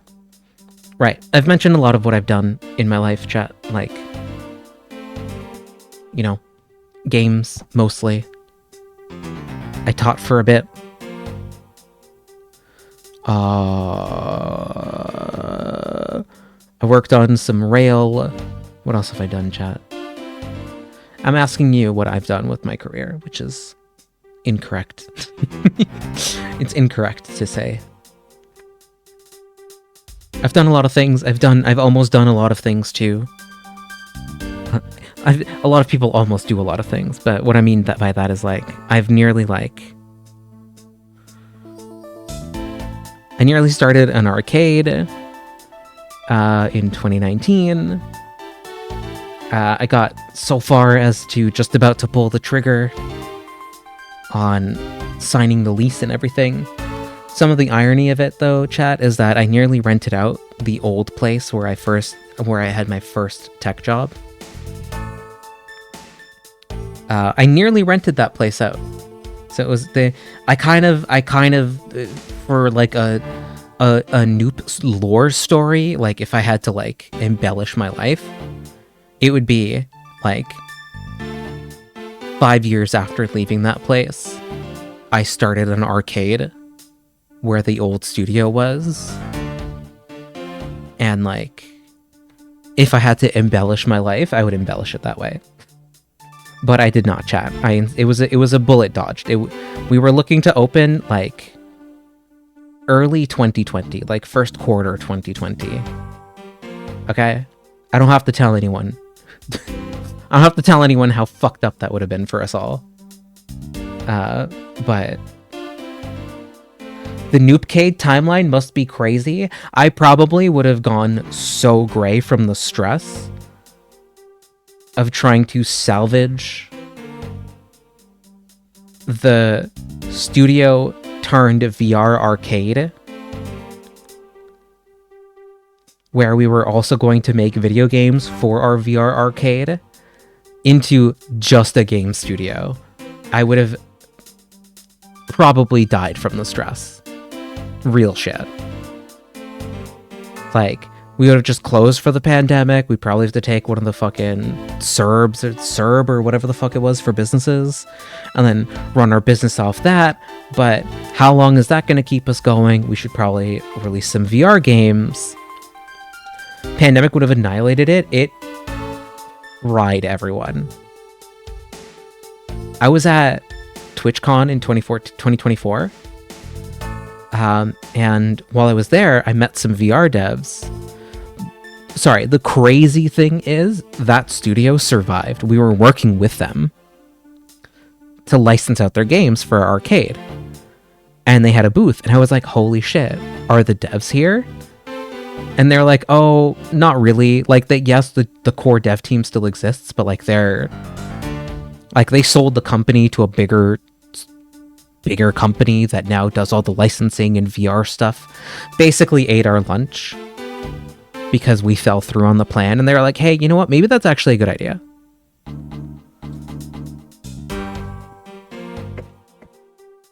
But it was nice to get back in contact with them.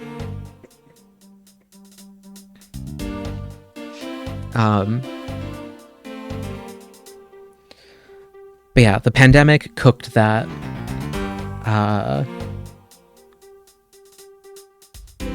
I'd also I left the place semi-officially by that point. Mostly in that I started doing mobile games for a bit. Yeah. Yeah. I've done a lot chat. I've also done I've mentioned it before, but I can guarantee that if all of you are all faithful Epic Games free games enjoyers and you grab every free game, I know you have a game that I've made. I can guarantee it. Between a lot of the things I've had my hands in, I can guarantee you've played one of my games. If not played, you own it at least.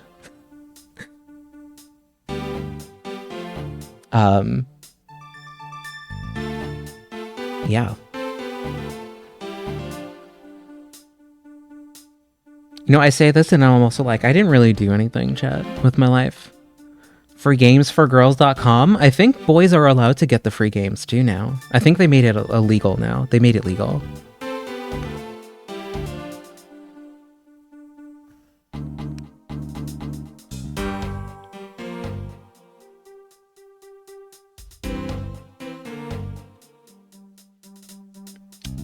But yeah, I definitely sorry, not to be chat's getting I'm getting free therapy with chat today, but if I don't actively think of all the things I've done in the last fucking decade and a bit, I genuinely forget that I've done anything with my life. Is that a good way to say that, chat?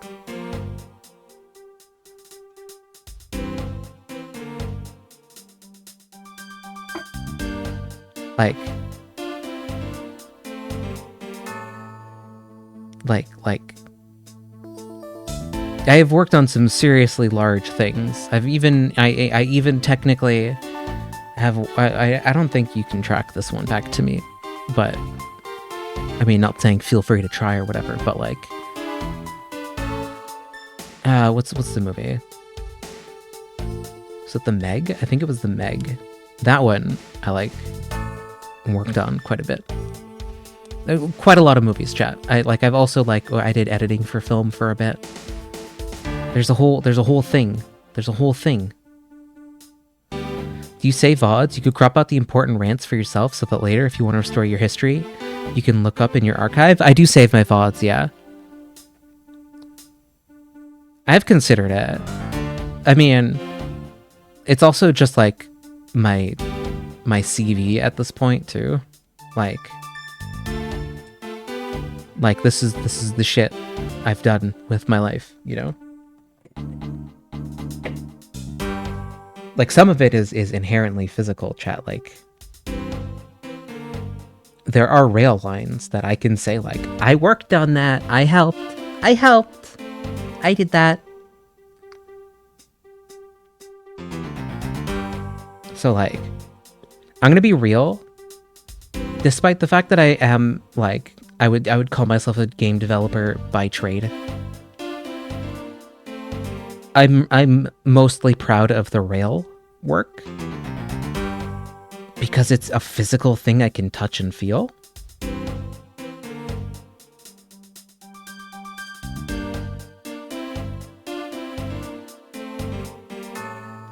If you like journaling, I do like journaling. I have a journal, actually. There's a very small portion of the Hakpua? Shit on that? Sorry. Pickup artist stuff that was a real benefit, which is how they get away with the other shit.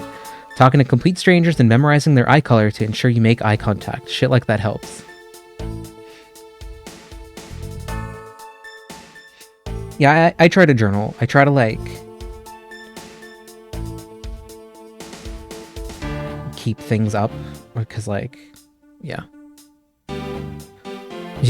It's a long life, chat. I'm gonna start forgetting things eventually.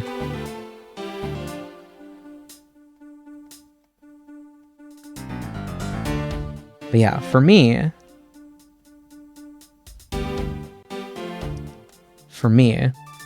the I would say the big thing is like a lot of my work wasn't like touch and feel stuff. I mean, I say that, but like you can play a video game, you can watch a movie that you worked on. You can, you know, you can do all the things with the media, but like you can have the game on your shelf. I have plaques about the games I've worked on, chat. And I could hang them up. Right? I have fucking like exclusive company swag for projects that I was on. Right? Like singular run items from like stuff from work. And like those physical things, including like chat, when I was in Vancouver a few years ago, I rode the line that I worked on. And I'm not joking, chat. Sin was there, he'll tell you. But I was like, holy fuck, it's just like the simulation. Like we ran over the problem areas that I helped identify and fix with the code and sim that I wrote. And I went, holy fuck, it's just like the sim. Chat. Like, chat, like, when I tell you that rewired something in my brain, like, it did things to my brain that, like, I never really got from other things. Because, like, I don't know, a game, you pop the CD in. Hell, do you even get a CD? You just hit download on Steam, right?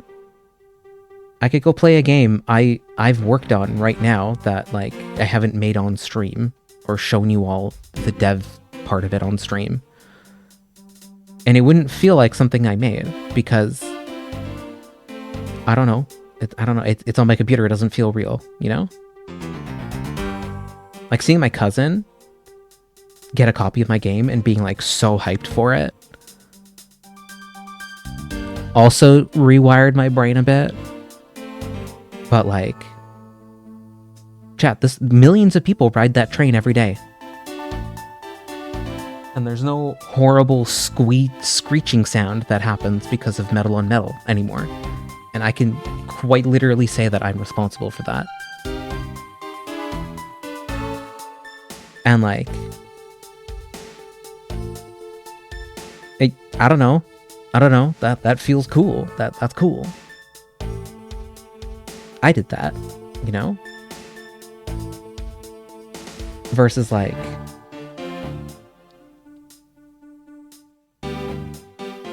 yeah. There was a point to this tangent, chat. Right. I was telling my friend was asking me about career advice, and I just mentioned all the things that not all the things, but a crumb of the things, and some of the bigger ones that I'm like actually proud of. But like, you know, between all of these things, like my friend was like, you know, sometimes I would like to just, you know, become you. And it's like, well, that's a lot. Because why would you want to do that when you could be yourself? You have all the freedom to do what you want instead of being in the confines of your mental model of who I am. And it's also like, you only want to be the idea of me. You don't want to be the actual version of me. Because just like how someone else has an idea of you, it's never going to be the whole truth, right? Some things will be correct, but like, you know, most of the time, people's idea of you in their heads is a more smoothed out version of who you actually are. Uh-oh, there's a lot of chat. Uh-oh, that's a lot of chat. I was talking a lot. But yeah, I think for me, it was learning that I have internal models of people in their head, and that people have the same internal model, but for me and all the other people in their lives. And those aren't always correct. And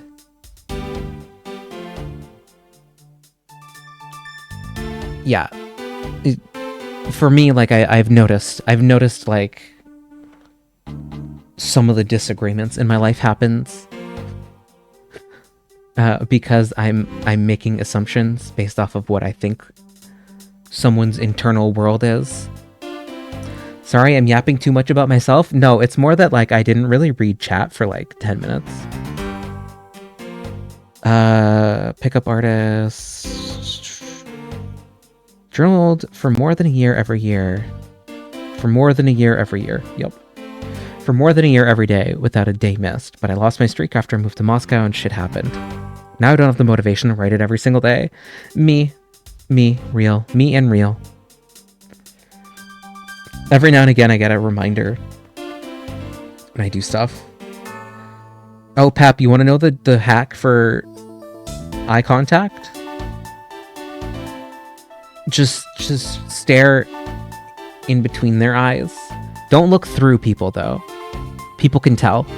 I have learned the hard way that people can tell when you're looking through them. Which is crazy to me, that by looking at someone's eyes,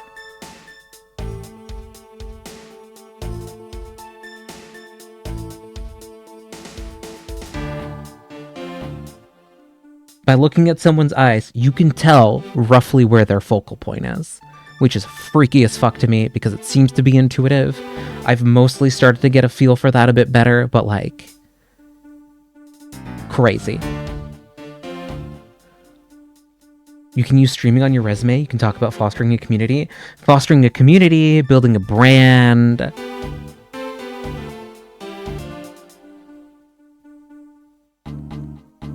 Pep, I mention in all of my interviews that I stream on twitch.tv. I don't tell them where, but I usually tell them that I do. And they go, oh, huh.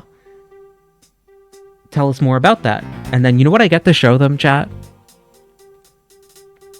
You know what I get to show them? I get to show them the things I've built for my stream. Uh-oh. Yes, that's the one. That's the one. It's actually,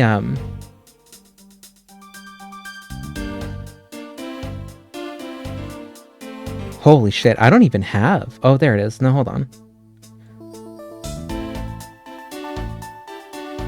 Chat, throwback to a real one. Oh wait, hold on. You can hear. You can still hear the other thing. Throwback to my old visualizer, chat.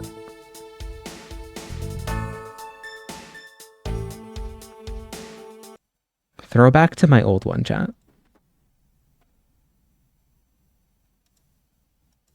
It's not nearly as nice as my new ones, but like, the thing that it was great to have about is that I could run it and show it to them and be like, I made that. How does it work? Well, and actually, chat, my current visualizer works the same. I just had to redo a lot of the processing for it.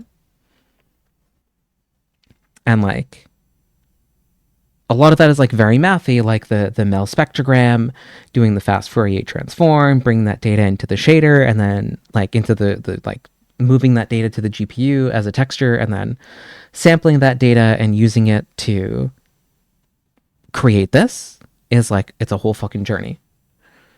And by doing that, I have like chat, when I tell you that like this closes the fucking deal more than anything I've ever done in my life, I fucking mean it.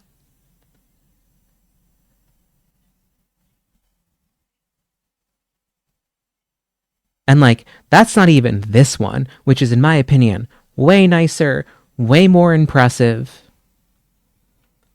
You know, chat, like this one is also impressive, but like most of the work was already figured out for me. I knew the fundamentals of like the audio processing, the logic of it all, and like spectrogram analysis and all that shit. I knew how to do all that, but Unreal did it for me nice and easy. So I slapped this together before going live for the first time.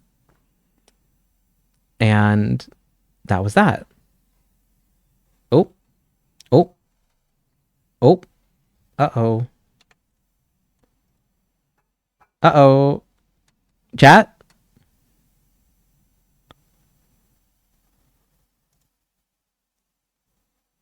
Chat, can you hear me? Oh, we're back.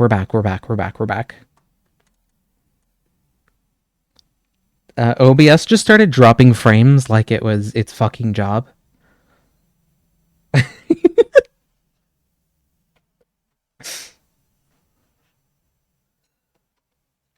But yeah, like I've said,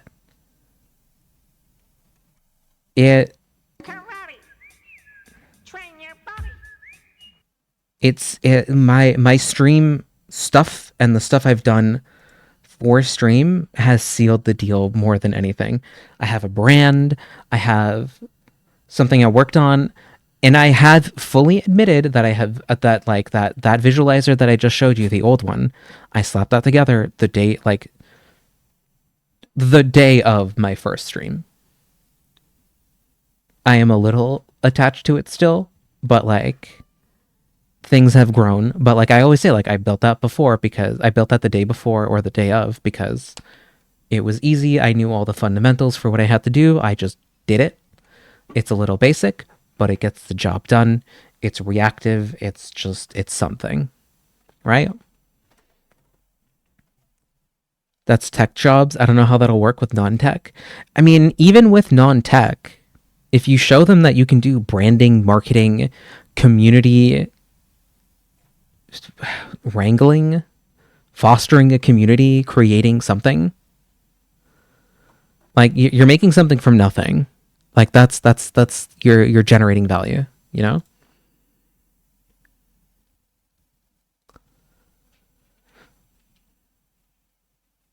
You know?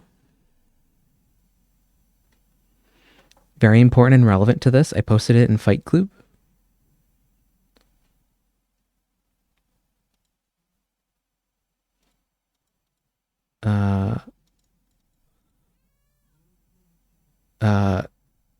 This thing will not load. Last name Blick, so I'm picking the tool up. Blick, can't. My step.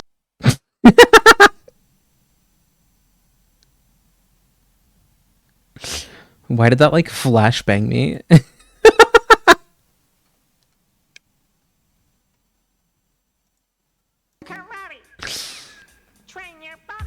Thank you, Karate Budgie.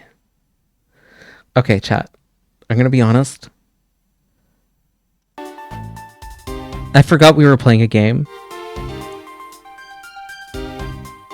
Yeah, community oversight, learning, all that. Okay, I'm gonna save it here. Because I think I've hit my, like... not my limit.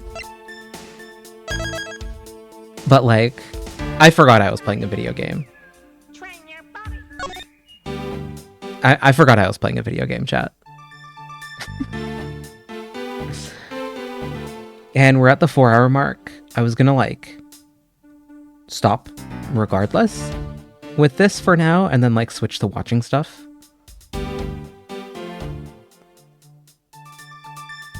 Pep. I have shown... Pep, I was streaming to fucking 2 people when I was showing this stuff. I didn't even have a Discord. And you know what? You know what's the worst part about all of this, chat? A lot of my coworkers clocked that I was a streamer.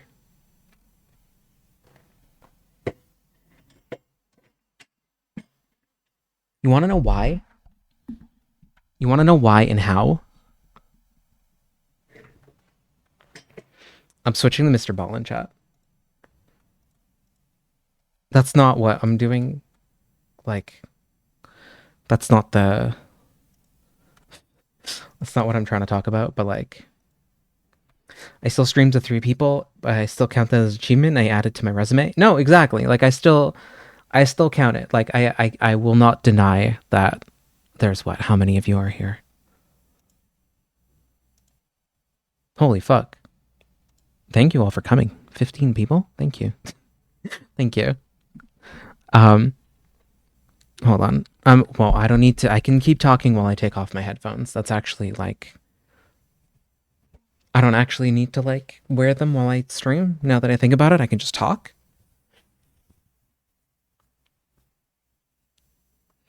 Yeah, Pep, it's the technical aspect of it and the drive to do something. Like, I don't want to say most people go home and their internal lives is, like, watching something or, like, playing a video game, which is fine, you know? People can and should, like, you don't have to always be doing something that is, like, the biggest and greatest thing or whatever, but, like, if you have a hobby, like, I talk about 3D printing in my interviews, too. Because you know what the real point of a thing, an interview is? It's a vibe check.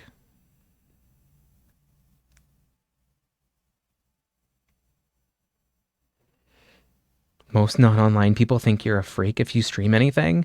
And I'm probably biased because I'm talking about the games industry here. But yeah, like, my managers were, like, full on, like, aware of streaming. Some of my coworkers were streamers. Some of my fucking, like, some of my coworkers didn't know I was a streamer, but, like, when I tell you that like, okay, I don't have a webcam. I did on my work machine. And chat. It's probably streamer brain because of it, but like, heaven forbid I have fucking fuck ass audio when I'm talking to someone and I'm at my computer. So of course I used my audio interface and my fucking nice microphone.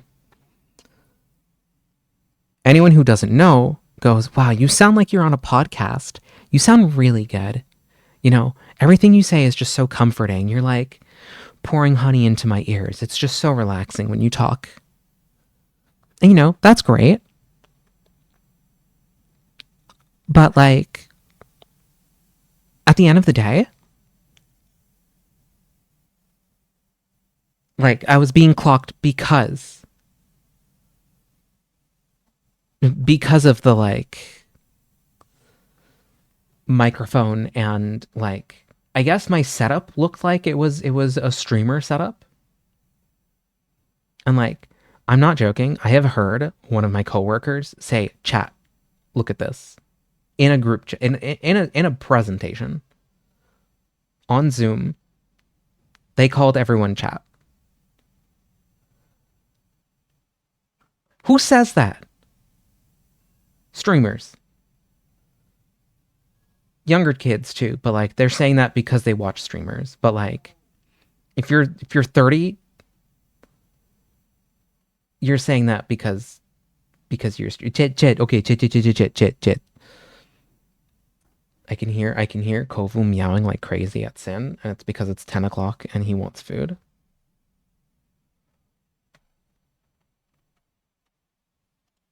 Chat, top 3 most disturbing ways to get sick. And one of them says vitamin S. The fuck is vitamin S? Too high to ride. Places you can't go, but people went, I know.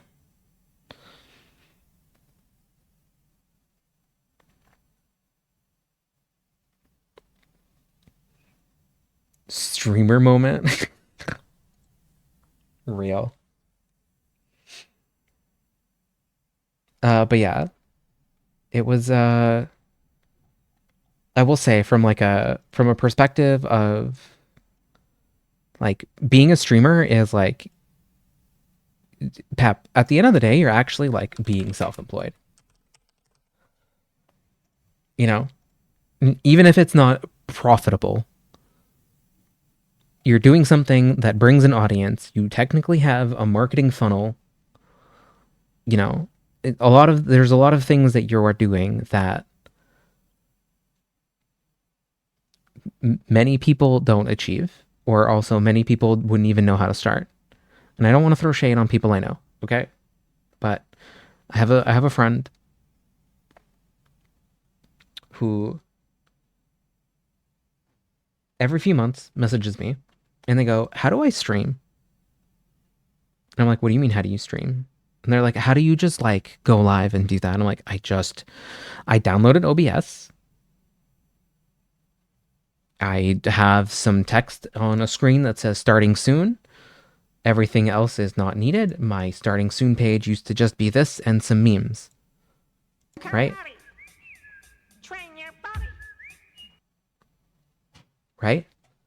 You just need a microphone, OBS, and something to show people. And start talking, tell a couple friends that you trust and that you'd be okay having them in your Twitch stream. And start from there. And then I'll get a message back like a few months later being like, so I still don't really know what to do. And I'm like, I can't tell you any more clearly than that. And like, I wouldn't even say like I'm a freak. But it's like,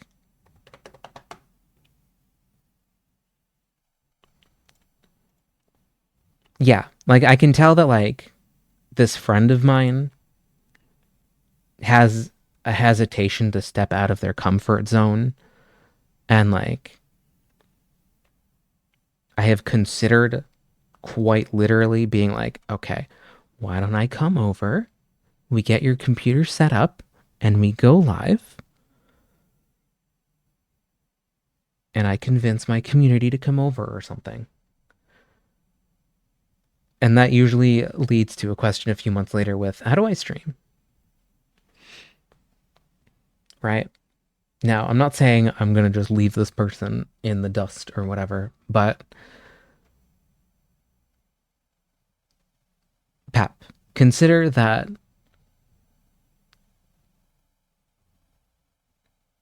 you just did it. Exactly. Exactly. Like, you just went and you just up and fucking did it. Like, Pap, I'll be honest, even when I wanted to go stream, like, 1, I was inspired by you, Pap. 2, I mean, it had been a thing I'd been wanting to do for years. And then I finally just pulled the trigger, but like, even then, I still spent a decent chunk of time figuring everything out.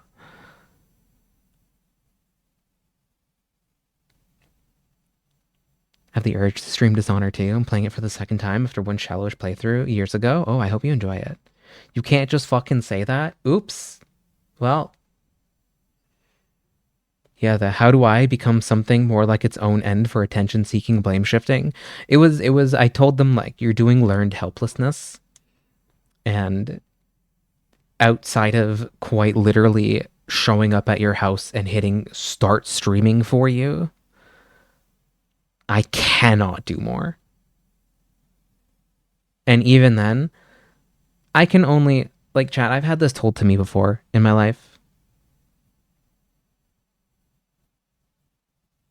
I hate that term, but yeah, I also hate that term. But like, you know, I feel like sometimes if you can put a word, if you can put the words to like what it is someone's doing, I feel like that usually like, okay, maybe it's me. Maybe it's me, but like if someone tells me like you're literally doing this type of behavior, at least for me, it'll snap me out of my like, nobody else has ever done this in their lives. Nobody else streams on Twitch to a small community and has a fucking crisis playing Baldur's Gate. Literally, this has never happened. I am the most unique fucking human on Earth. And I need someone to save me. Right? When the answer to that was, maybe don't play Baldur's Gate tomorrow. Maybe play Phoenix Wright.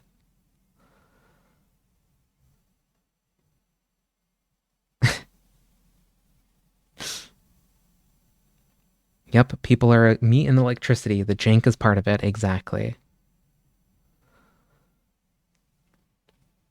Exactly. But yeah, I found that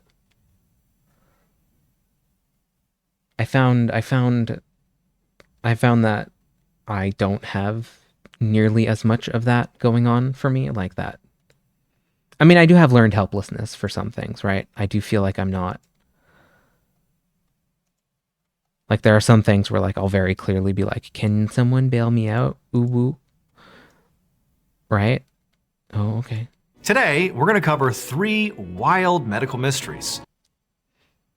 I like your streams because you're just very chill. Don't read every message anxiously, and the chat is engaging so I can actually interact. Oh, thank you. I'm real. I'm going to be real. Sometimes, like, I just can't keep up, or I just forget that chat's here. Like, I'm telling you things, and I'll riff with chat, but, like, I forget. Like, chat, I was going to hit play and walk away and grab water. Explode chat with your mind as necessary? I'm always exploding you with my mind. I'm going to be right back, chat. Feed cat? I think... Actually, I don't know if Sin has that covered. I'm going to go... Hello, Mr. Ballin? What?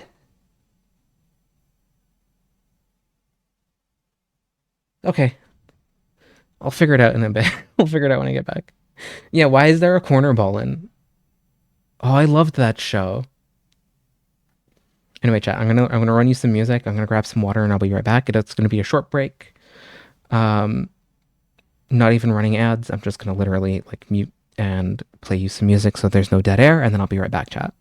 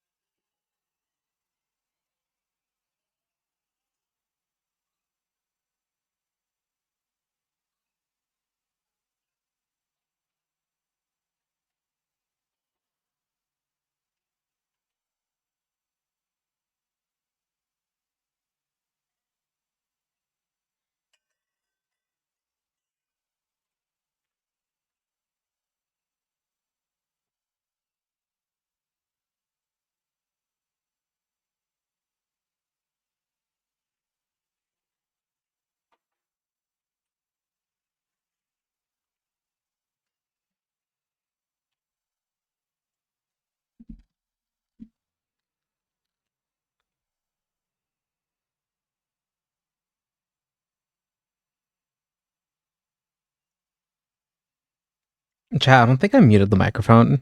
I mean, I was completely fucking silent. So, for what it's worth.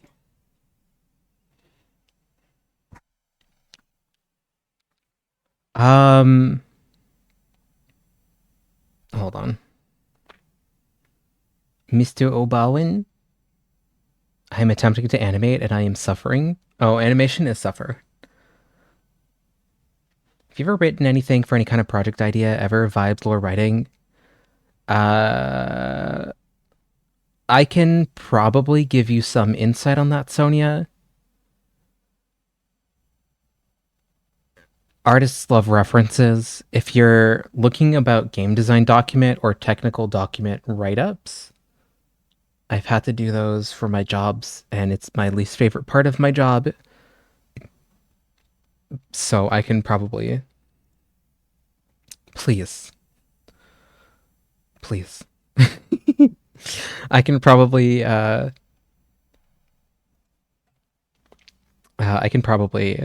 give you some pointers, or at least give you like a rubric for like a technical breakdown document. The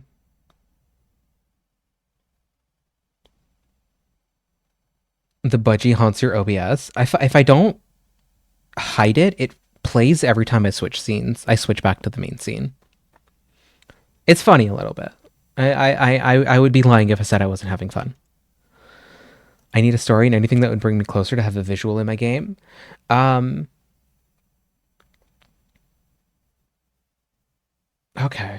I might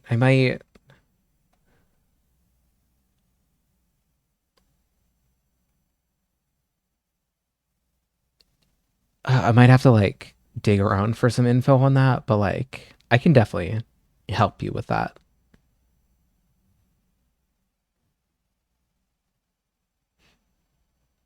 Yeah, like there's probably like yeah, are you talking about like user story, gameplay story?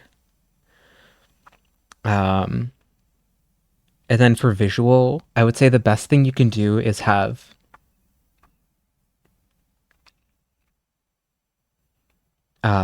best thing you can do is have your gameplay with your stand-in art currently, and then show games that have the art style an aesthetic that you want, and like quite literally like circle the stuff you like, explain why you like it in the words that you have, because even that will help. Because if they can come back and they're like, what did you mean by, I like how this is glowy, I like how the fire is glowy, and then you go, oh well, I kind of like how, you know, it seems to emit a light, I don't know, like it's an emissive model, like it's an emissive texture or whatever, you know. You could, you know, if you don't know the words, but you're highlighting what you like in a visual style with literally like arrows and circles, you'll still be able to communicate, especially if there's like, I want my game to look similar to this, similar to that, I'm inspired by this, inspired by that. That's the best way to like get that started.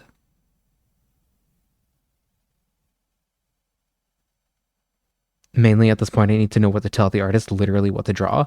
Yeah, I think that would help. I think that would definitely help, especially if you ask. And like, you can always have a back and forth with them. Like, you can ask them like, is this enough? Do you need more info? What can I do to help make this less difficult?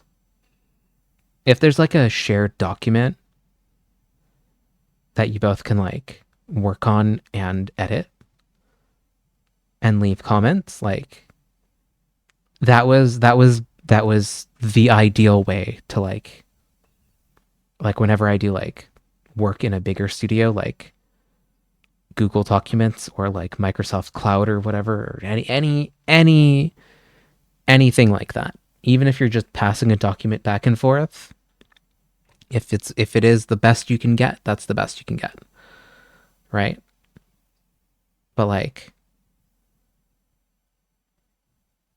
yeah, that's like what I found to be like the surefire like way to do it, just back and forth until you know that you're both on the same level. And like, you can always try and kit bash your look from like different asset kits. They also can get your to get your brain working. And like, you can always start with like, I think this is where Sin knows more, because Sin is more on the art side than I am when it comes to video games.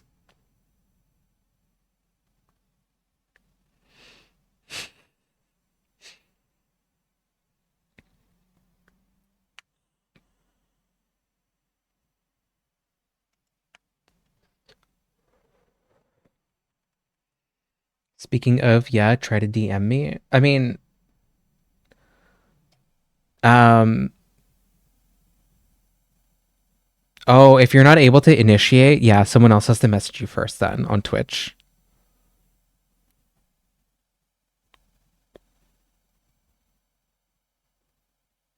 Me, are you still in the Discord?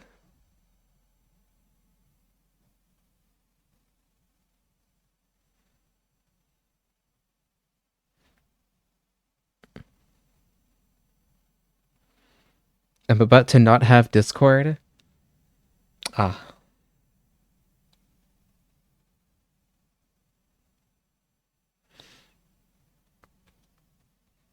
I mean, okay. I don't want to say this as like officially this chat room is always open. There's just no guarantee that someone will be here. But officially, this chat room is always open as an IRC room. And you are all free to come here when you need to. I also put the plunge in the Debian last night, but I realized I don't know what to do if my Wi-Fi doesn't work. That's more likely to happen to you on Windows, believe it or not. I've had that happen to me more on Windows.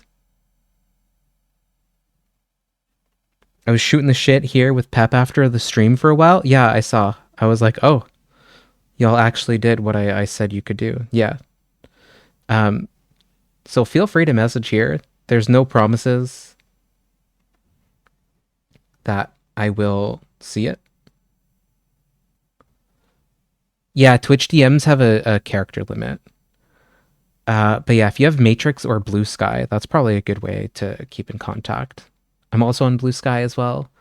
I have been considering hosting either an IRC chat on a domain or figuring out the pains with Matrix. What's happening with Discord? They're moving to...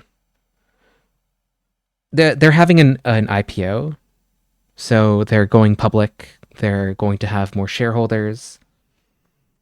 Yeah, they're going public, and normally what that means is that you're gonna start to see more monetization, more poor features being implemented. Anything that will drive profit but not necessarily keep user retention or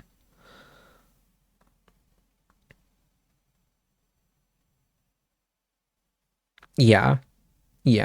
I mean, I'm gonna be honest, just putting in a games guy is personally a yikes, because like, show me a games CEO that isn't fucking up their company right now. Rocket Chat is very good. I've heard good things about Rocket as well. I've mostly just been trying to find what the best course of action is for me. In terms of like a good lifeboat. Time to move back to Skype. So, Pep, I don't know how to tell you this, but they killed Skype. Like, Skype is dead. They killed that like this year. Like, they officially took Skype offline. Does MSN Messenger still exist? No, I'd still be there. Didn't AIM go open source? I think it did. Or at least the protocol went open source, the XMPP protocol. And if you like this kind of content, remember, we have a whole award-winning podcast. Oh, the medical mysteries. I'm getting a SIP/VoIP and Signal. Oh, nice. I'm on Signal. Signal is decent. But yeah, I'm either going to look at hosting an IRC as a backup chat, just in case if Discord goes down, and we want a place to hang out while we pick up the misery of what happened. Blue Sky is relatively nice. Well, you have to be okay with Jack Dorsey, but like, he's better than the new Twitter guy, if that's the best way to say that.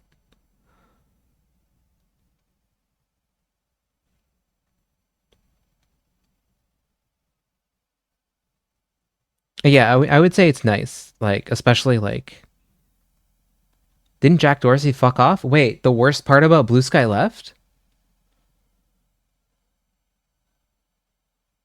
Oh.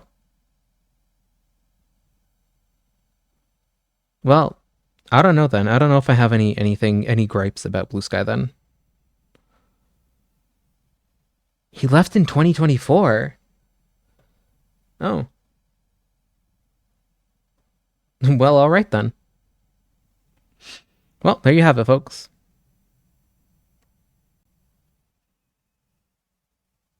I haven't done any social media. I'm a hermit.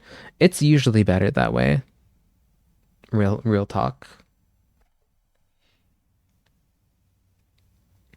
But yeah, this chat room, I don't want to say is always open, but this chat room's always open. There may not be anyone here, but you can always ask if anyone's here. And if someone replies, then you're both here, and feel free to chat. Provided we don't ever have a weird situation happening here. I don't plan on locking this channel down after streams. If like, what chat room? There's a link somewhere. No, like this chat room, like right here in Twitch chat. You technically can like go to it as an IRC room, right?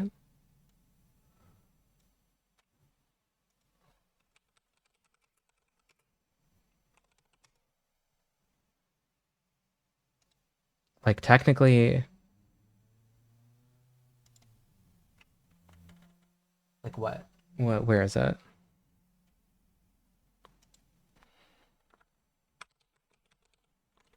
How do you pop out Twitch chat again?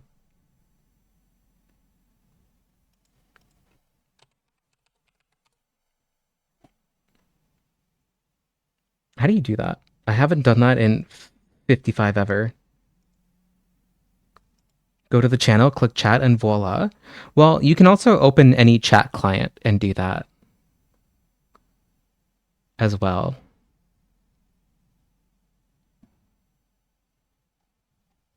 You know?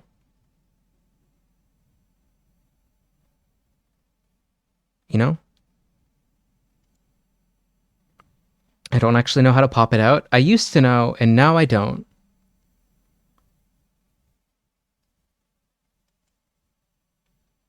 I used to know how to do it.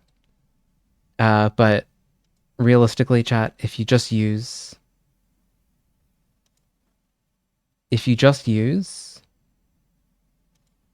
Oh, here. There we go. Gear button, pop out chat.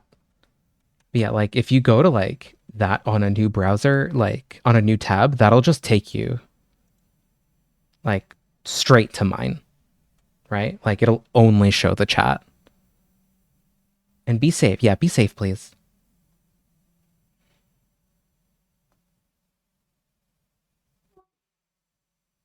All good? Nothing to worry about? Okay. Glad to hear.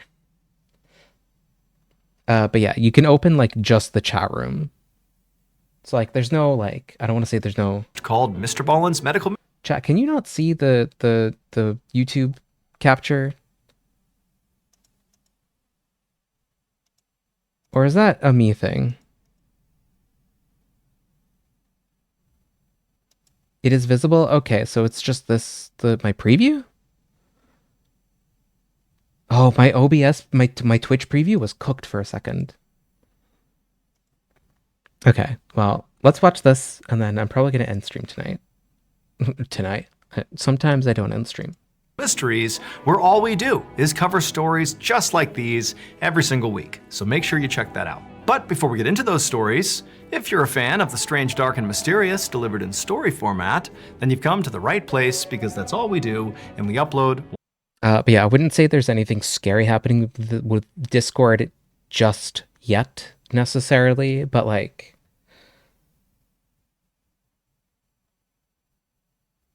the path that they seem to be on is a slow burn. Yeah, exactly. It seems like, you know, better that I start prepping now for its eventual downfall than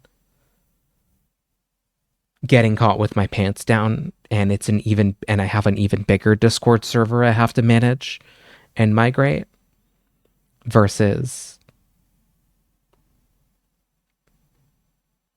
maybe I have something else going on and ready to go. It'll die like online free-to-play games run by a company with a lot of money. That sounds exactly like the plan. I'm going to be right back, chat. I'm going to hit play and then I'm going to run away and then I'm going to come back. But I'm just grabbing something. Once a week. So if that's of interest to you, please swat the like button like it's a fly hovering over your food. Also, please subscribe to our channel and turn on all notifications so you don't miss any of our weekly uploads. Okay, let's get into today's stories.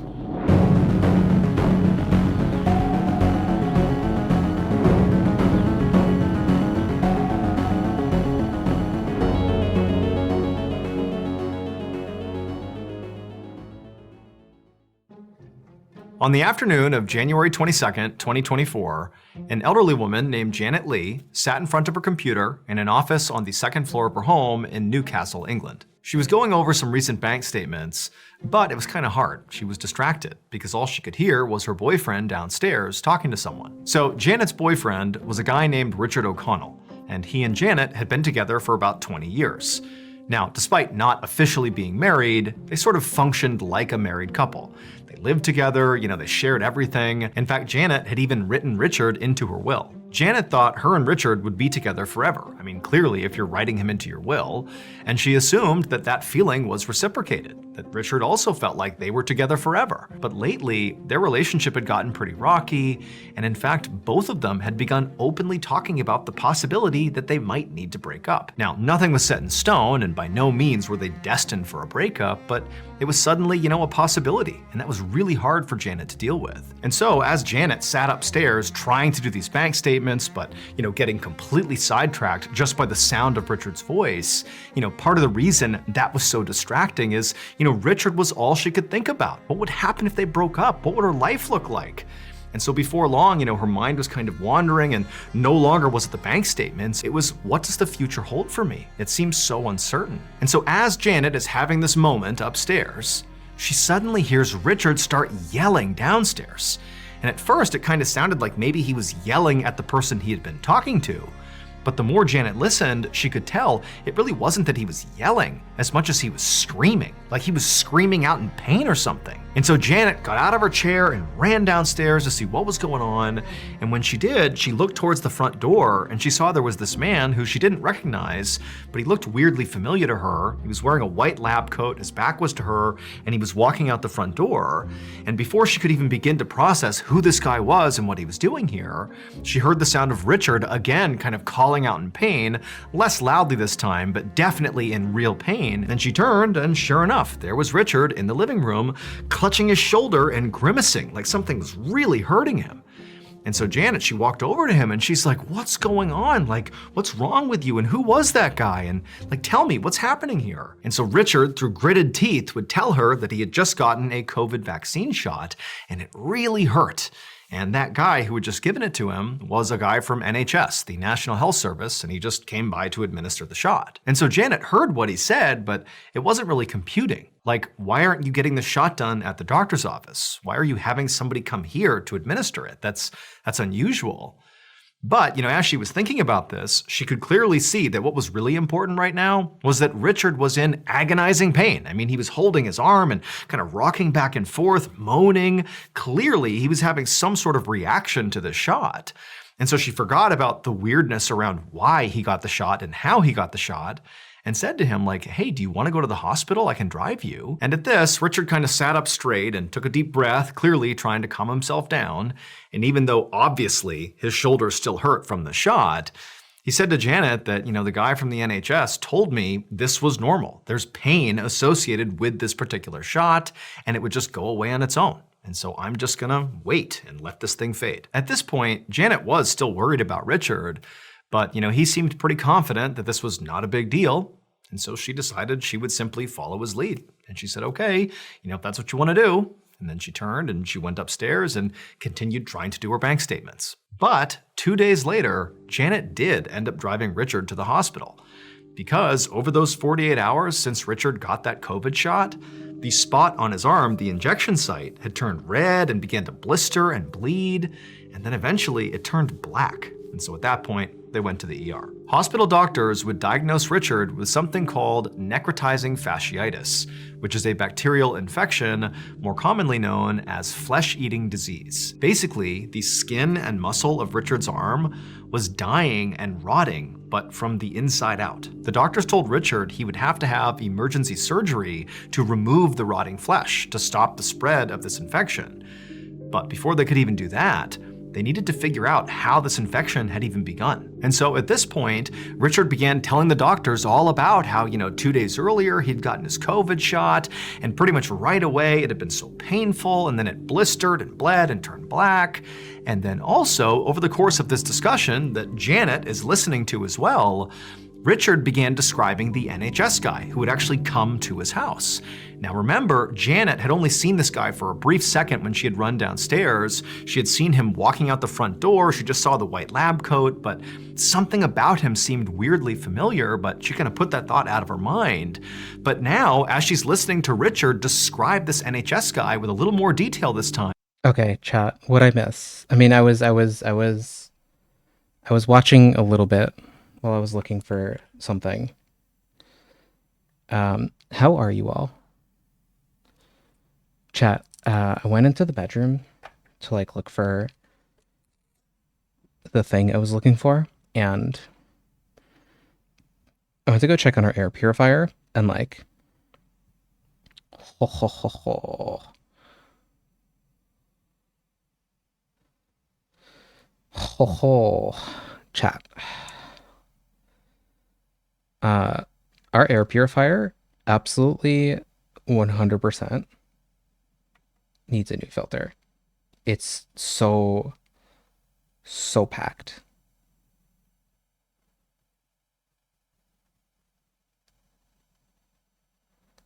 Like there was the little warning light for it that came on, but like I opened it and like, ew.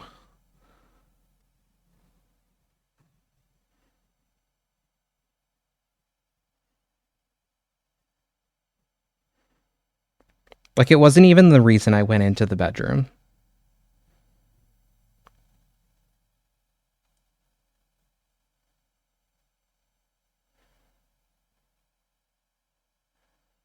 It was just total happenstance.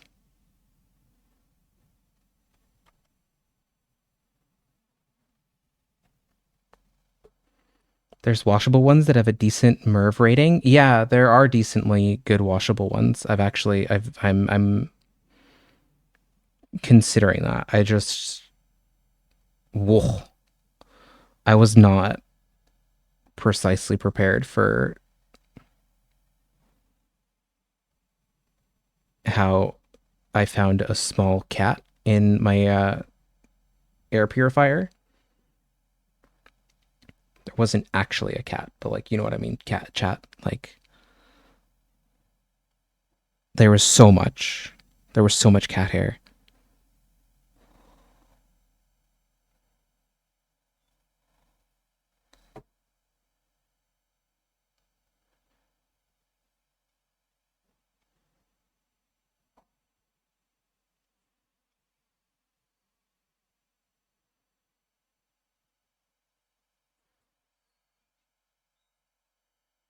I got a shot from a door-to-door CDC guy giving COVID shots and dosed with flesh-eating bacteria.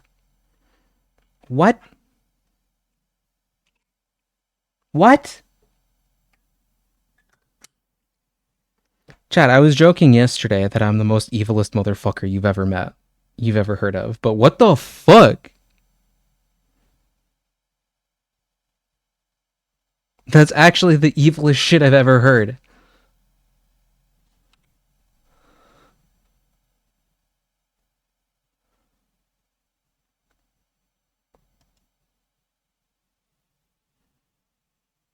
Necrotiting fasciitis. Oh shit. Bacterial infection, more commonly known as flesh-eating disease. Basically, the skin and muscle of Richard's arm was dying and rotting, but from the inside out. The doctors told Richard he would have to have emergency surgery to remove the rotting flesh to stop the spread of this infection. But before they could even do that, they needed to figure out how this infection had even begun. And so at this point, Richard began telling the doctors all about how, 2 days earlier he'd gotten his COVID shot, and pretty much right away it had been so painful, and then it blistered and bled and turned black. And then also, over the course of this... Vaxxed? Vaxxed? Question mark? Vaxxed? Vaxxed? I personally know a few people who have been affected by the vaccine, and I think we should really have a moratorium on them and do a complete overhaul of how we do the science here. Chat, please rate my RFK impression from a 0 out of 10 to a 0 out of 10. Discussion that Janet is listening to as well, Richard began describing the NHS guy who had actually come to his house. Now remember, Janet had only seen this guy for a brief second when she had run downstairs. She had seen him walking out the front door, she just saw the white lab coat, but Not a real photo of the man in the lab coat. something about him seemed weirdly familiar, but she kind of I knew exactly who you were doing. If I told you, I was literally grabbing my neck. Like grabbing my voice box and like literally vibrating it up and down to get that effect. Like, I genuinely don't even know how like that happens naturally. Hi, Small.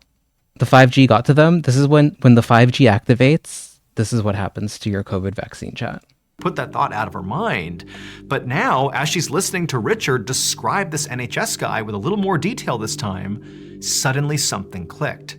She realized she knew why this guy seemed so familiar. And this realization filled her with horror. It would turn out that NHS nurse was not the Unijector, the Unabomber, but for injections. Really an NHS nurse. Instead, they were a man that both Janet and Richard knew very well. However, they were extremely well disguised, and so Janet and Richard did not recognize them. This man's name was... Yo, that's RFK. That's RFK. He was our congressman. Can you imagine? Given a flesh-eating disease by my congressman. Now that I've said it, it's gonna happen.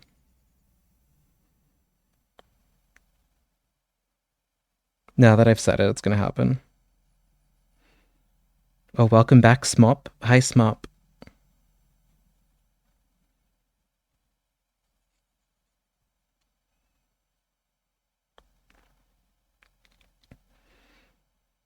Pep, not to be like completely like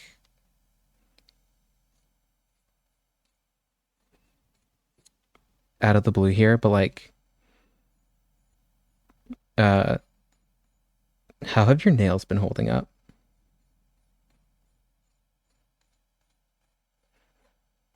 Oh, I'm asking Pep specifically. Because today I bonked my fingernail, my index finger on my left hand, and I like popped the nail off a little bit and it came off and I glued it back on. But like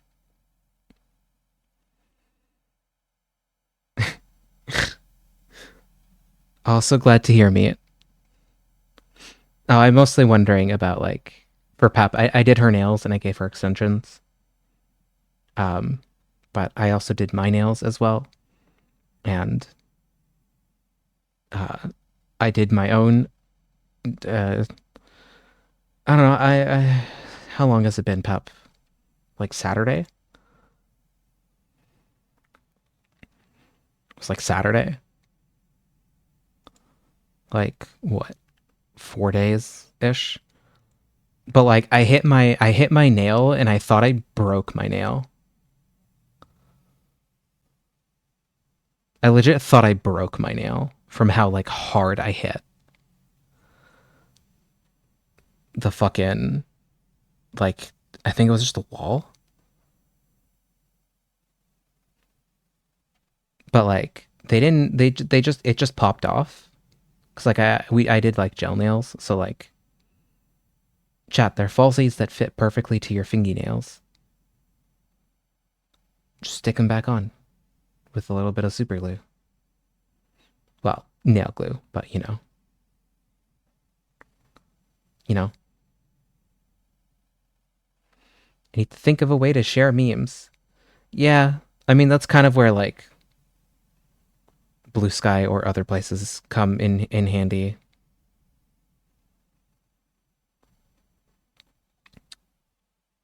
Industrial grade super glue? Well,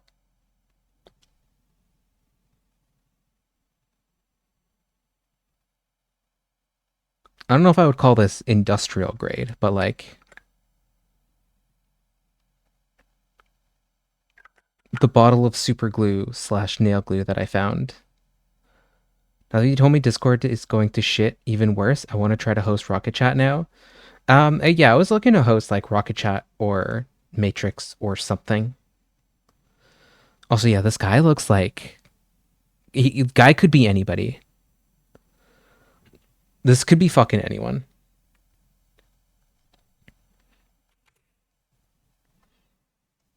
Thomas Kwan. And Thomas, after coming inside their home, did not inject Richard with COVID-19 vaccine. Instead, he injected Richard with a deadly pesticide called iodomethane. What? That pesticide immediately caused that excruciating pain that Richard was feeling that caused him to scream out and ultimately kill. Matrix is so shit I can't. Yeah, I've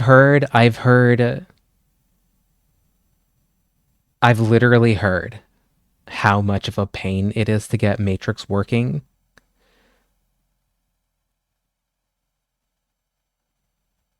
Yeah, like it has all these features, but like it has the same problem that a lot of other federated services do, where like it can do all these things. Okay, how do I use it? Okay, so get a server, start hosting, or find a place to join, and then hope all the other places have agreed to allow your account to be elsewhere. It's an absolute pain to use, and hosting is 100 times worse. Yeah. Discord might not die. Twitch is corpo. YouTube is corpo. It might thrive just fine. I think Discord has the problem of it's not...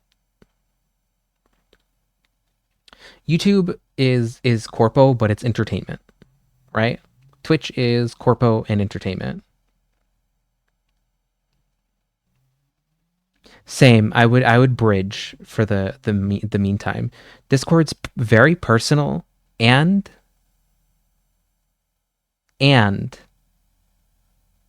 top of that, it's a messaging app for gamers. The business case for it is nothing. Why would a business use Discord? Slack is right there. The only reason you would use Discord is it's cheaper or you're a small place and you don't need nor can afford to use Slack. And you don't want to hassle with self-hosting something else, right? Or Gag, Zoom. But like even Zoom doesn't have a chat client if you want to talk in text. Unless they do some sabotage of Slack. Okay, so the other thing about Slack is that Slack isolates instances. Like at the higher corpo levels, like you're running your own instance of Slack. And you just pay Slack to like make sure that your shit stays up. And that's that. Like that's all you use it for. That's all Slack does, like, at the end of the day for bigger places. Like, when I tell you that, like, Discord and Slack aren't any different, like, they really aren't.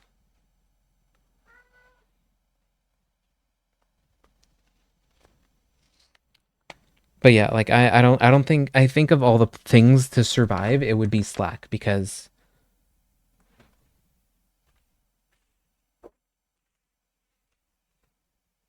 they just do the text chat better than Discord does. I mean, flesh in his arm. It would turn out Thomas Kwan was, and they also have like better business applications, like plugins. Like you can make a bot very easily with your organization. Discord doesn't quite have the same level going for it yet. You can combine it with like all these like other like it works with other business programs.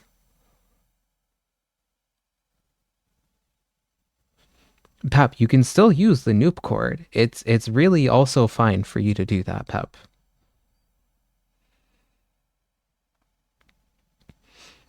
I mean, like, we're definitely holding the funeral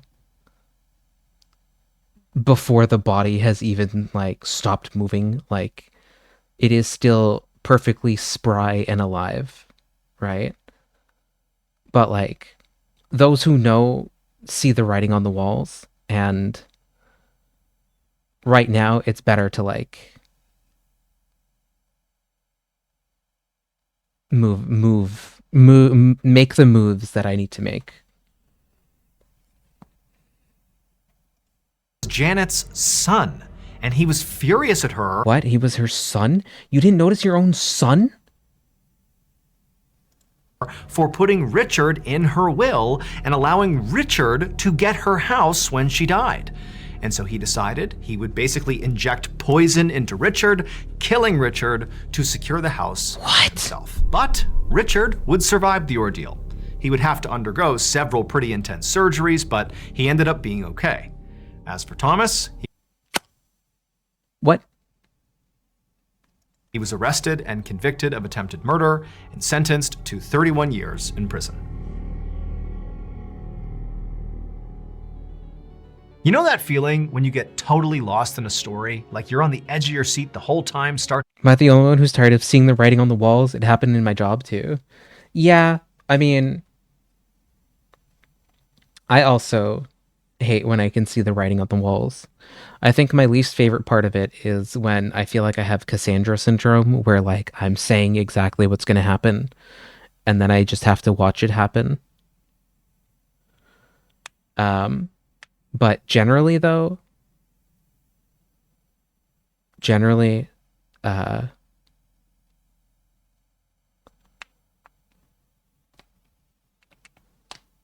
yeah, there's definitely going to be more writing than walls in the next few years.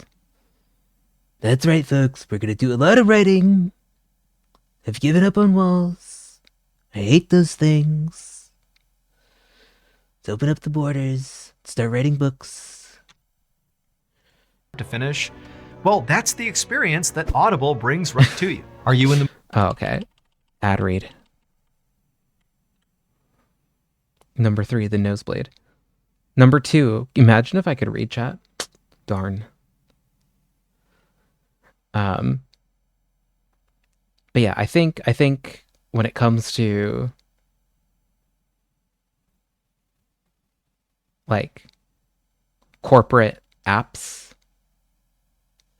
that depend on like, you know, Discord has a subscription system. They have started to experiment with putting ads in for free users. They tie in with game studios to like push a game every now and again. But like, I don't think Discord's ever turned a profit. So going public and selling their stocks is everybody who originally bought in looking for an off-ramp. And then everybody who's going to buy in is going to go, okay, well, Discord, I need you to start making money. I didn't buy you valued at $10 billion or whatever the fuck they're valued at for you to not make any money, right? That number's got to go up for me. And how are you going to do that? Well, you need to have year over year profits. And how do you do that? Well, you start squeezing the life out of everyone that's left on the platform. And how do you do that? More ads, more partnerships. Discord never made money? I don't think so. They've been like constantly like getting like letting go of people and downsizing.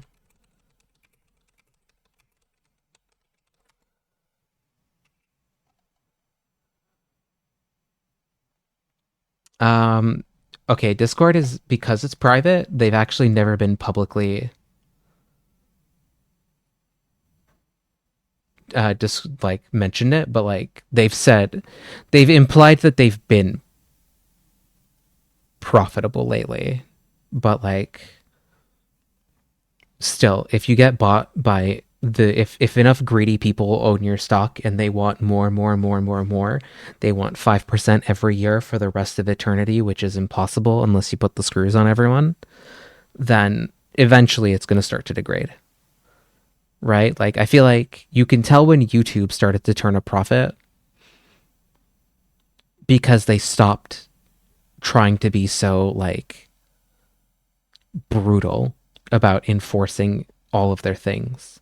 They stopped trying new gimmicks. That once they found something that worked, they let go.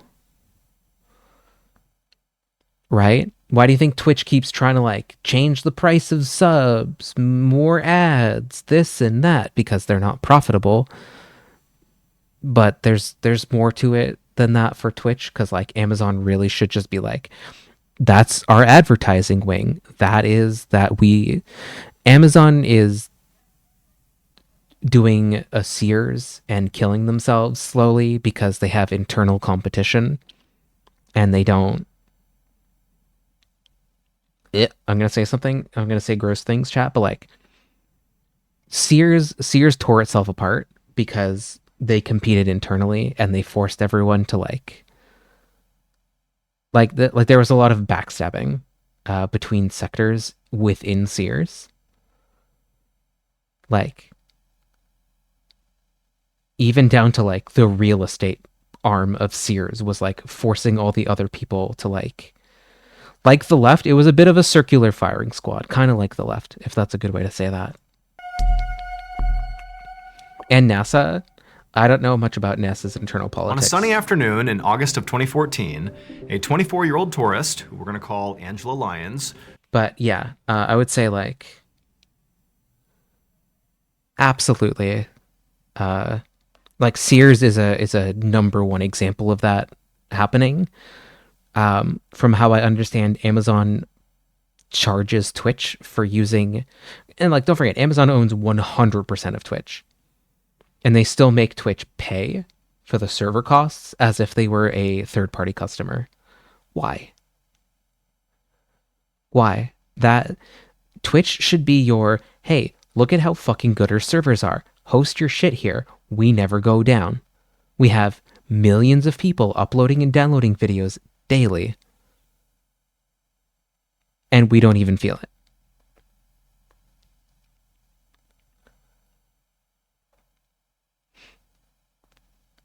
NASA holds internal competitions for funding of projects against its own departments.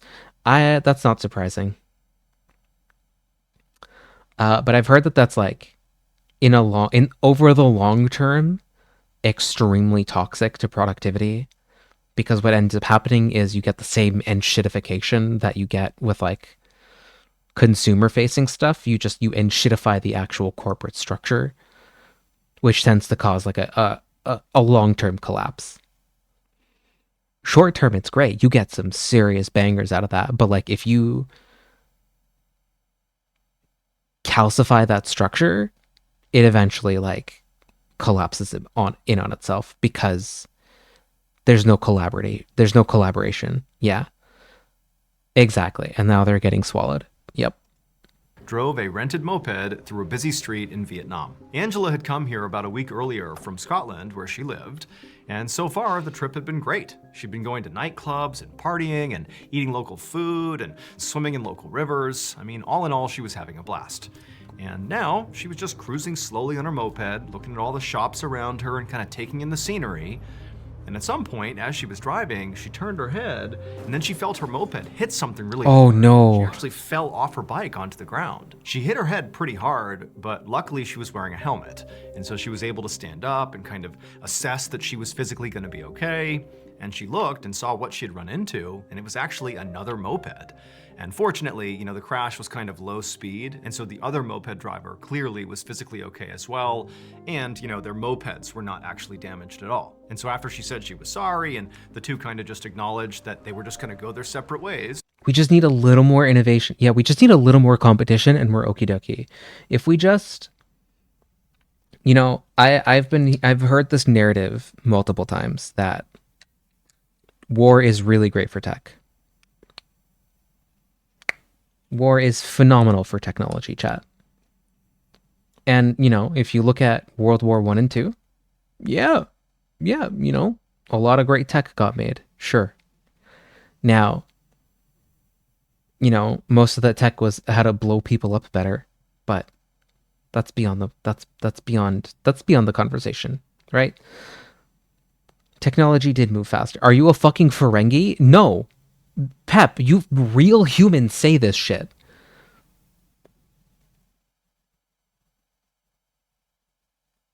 Pep, I had been hearing that all my life, and then I watched Star Trek and I went, oh, that's what they're doing. That's what they're doing. Yeah, a lot of dead people got made. It's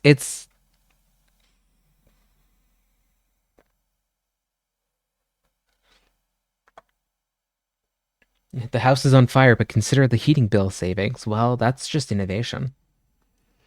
But yeah, there are people right now today in tech being like, actually the true technology company, the real technology companies are military tech. And actually, more war is good because it puts a higher demand on military technology, which is, at the end of the day, the true technology. Therefore, I won't even say names, but like I know the person I'm talking about is an American corporatist from the technology world. To which a lot of people would be like, oh, I loved what he did up until this point. But like, yeah. A lot of people genuinely.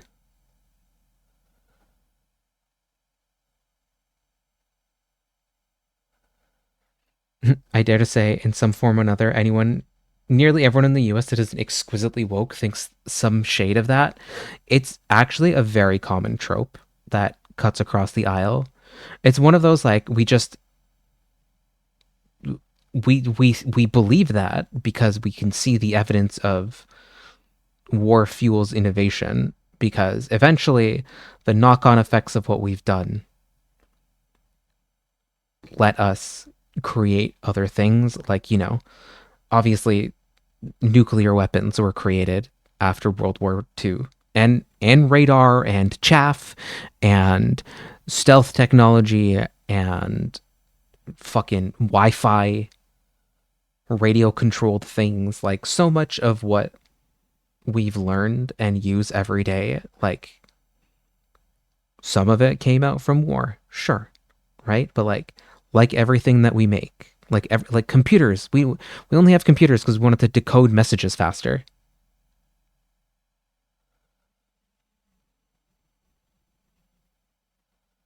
Right? Like, the only reason we made computers is because the Germans were sending messages that were too slow. It took too long to crack a message.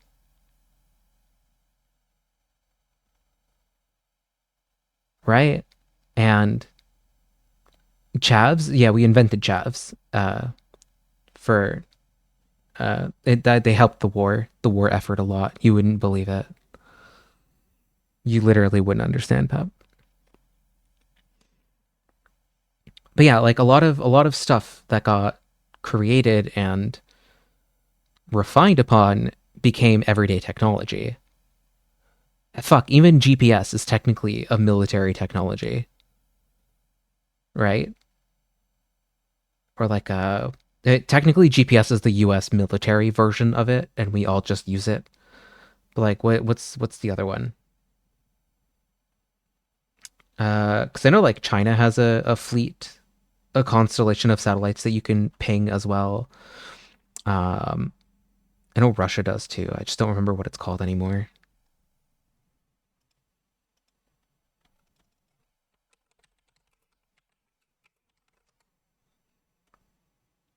GLONASS. Yeah. How, what is that? Like, what's the whole name for that? Globe. Oh man, I'm not reading all that. I mean, I could, but it more or less translates to like global positioning system.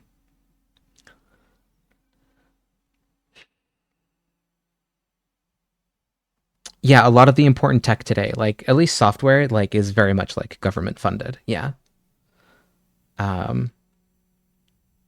You can see, not to be like the most wokest, not to be the wokest open source enjoyer, but like You can see the corporate theft of open source in almost everything we use today. Most of web technology, most of our phones, even your MacBook benefits off of free work that people put in for non-capitalist reasons that the capitalists then took. We gave them the freedom to do that. Yes, but so much of the work that, like, a lot of work was done for free or paid for by the government that then people took and profited off of. I don't know why I got into this chat. Oh, because I was being a fucking Ferengi talking about things. And then they commodified it. They did, yeah. But, like, I mean, if you look at the open source stuff and the philosophy behind it, you should be allowed and able to host your own entire, like, chat.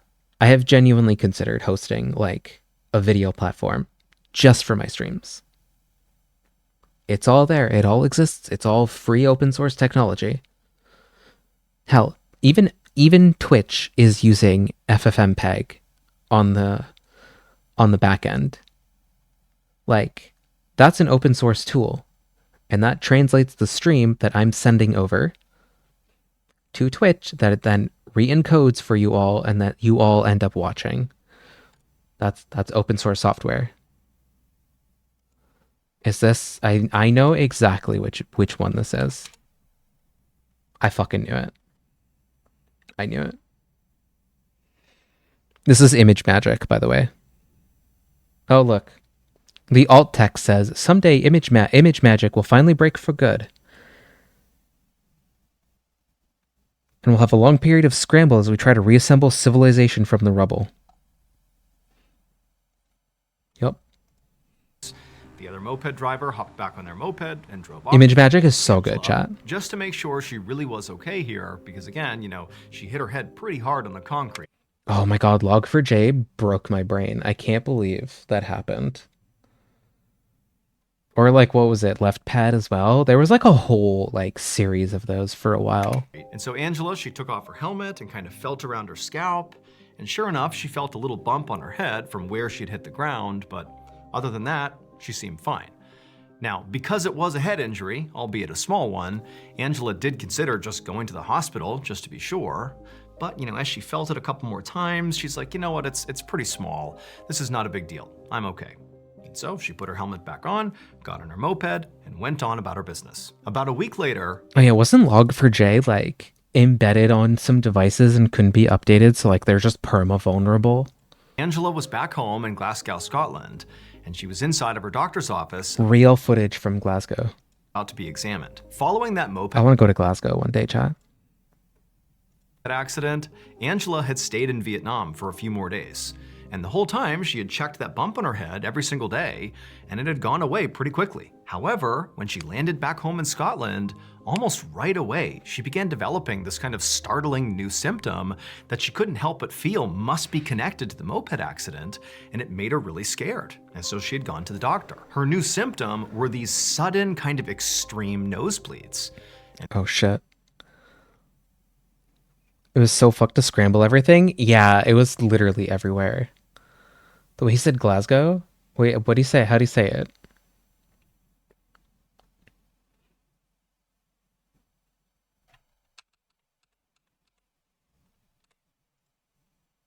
Business. About a week later, Angela was back home in Glasgow, Scotland.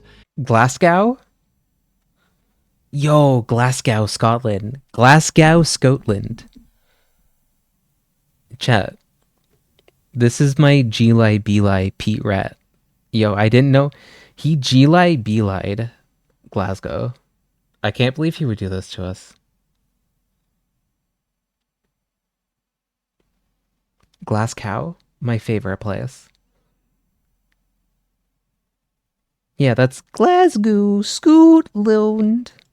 and she was inside of her doctor's office about to be examined. Following that moped accident, Angela had stayed in Vietnam for a few more days.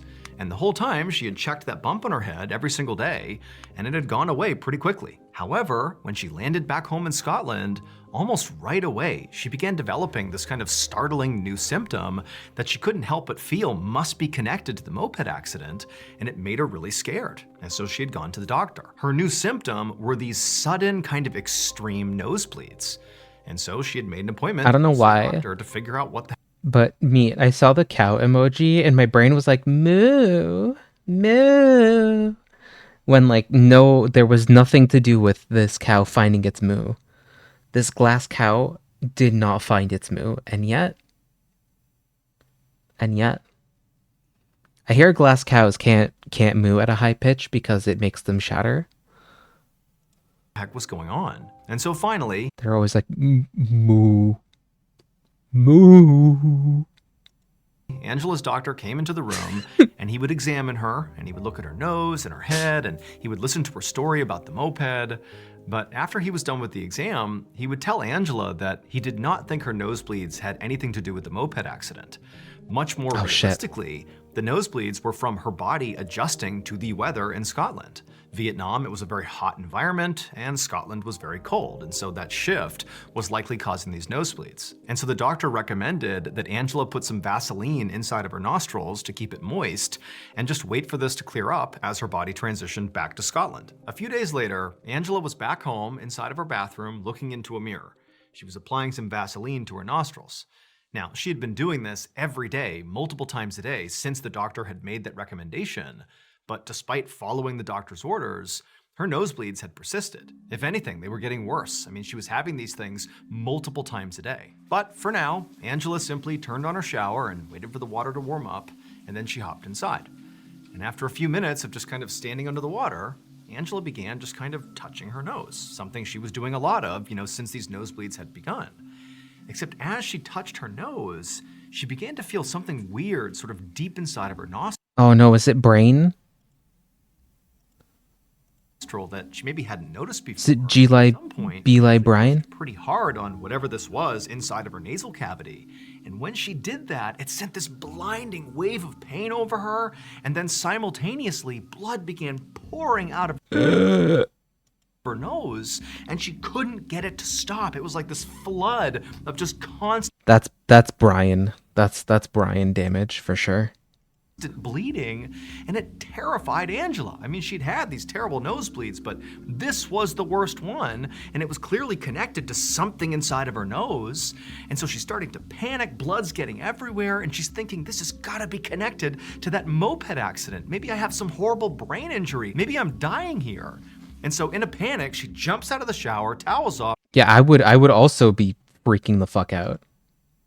Gets dressed, and rushes to the nearest hospital. When Angela got to the emergency room, a nurse quickly brought her into an exam room and had her sit down and tilt her head back so the nurse could look into her nostrils to see what was going on.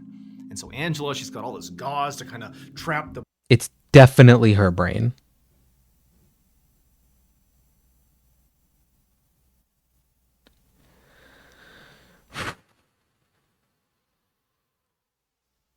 Pep.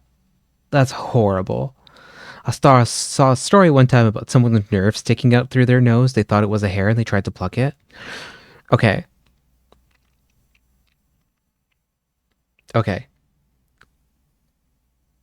Despite never having an exposed nerve, my brain is somehow able to perfectly simulate exactly how bad that should feel.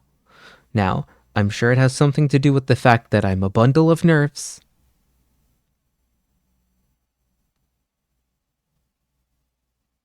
And, they all know how they all feel raw because, I'm always exposed, chat.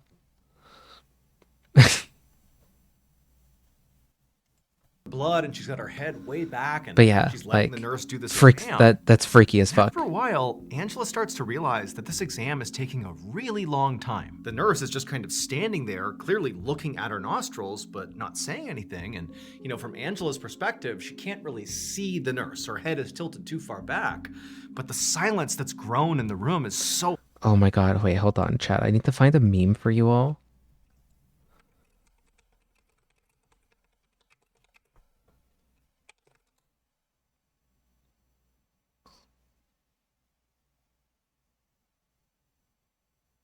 There, okay, I found it. I found the video. I showed this to Sin last night, and I was like, this is the most noobcore meme. I vote that she has a bug in her nose. No, see, what happened was she ate the fries that freeze you in time, but she ate them just before entering the hospital, and she tilted her head back. Check it out, chat.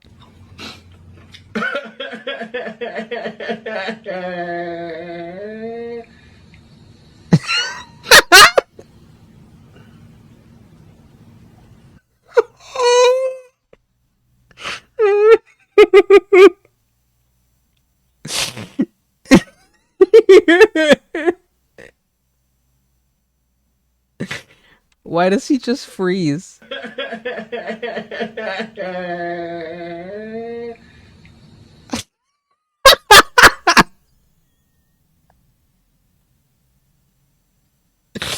Chat, it's entirely the fucking this.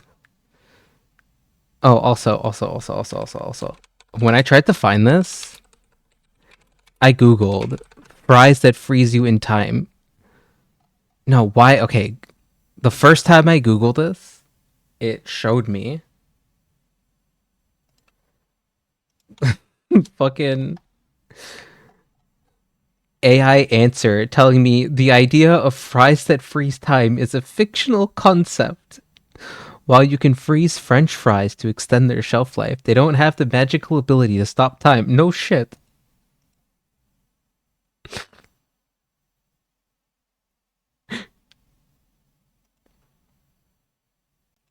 Small, is this the string that freezes time? Pause the stream for a bit until the graphic story is over. That's fine. That's fine. Well, we'll let you know in a minute. The legend is a rather strange story that has to do with ear piercing. Oh no.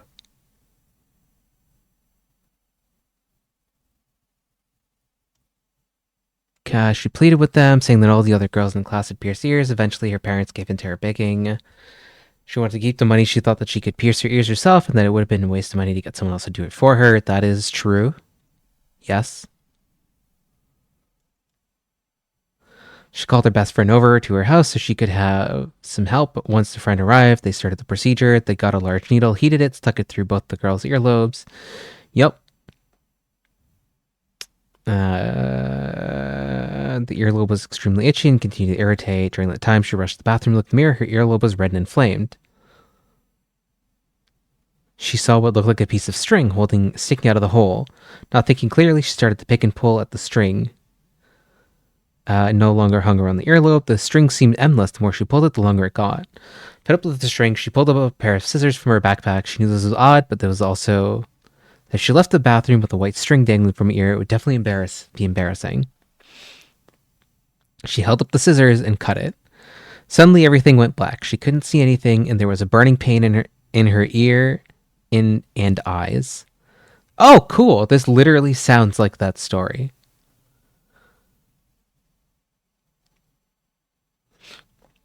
She was rushed to the emergency room of a local hospital where a doctor examined her. When she told the doctor about the white string and what happened. What?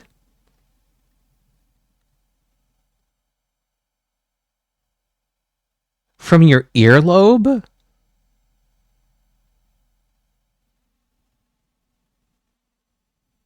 What?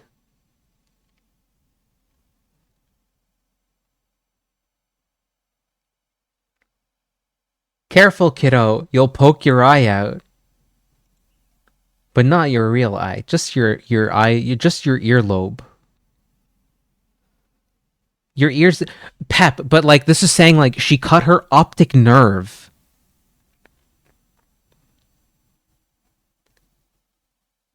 The doctor examined her. When she told the doctor about the white string, A shocked expression appeared on the doctor's face. I'm sorry, but that wasn't a white string. That was part of your optic nerve. If you severed a big part of the nerve, like you said, then that means you'll be blind for the rest of your life.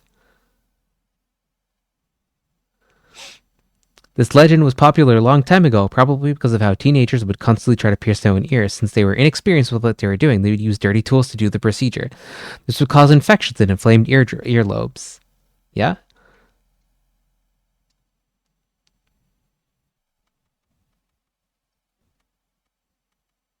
Sounds like me, TBH.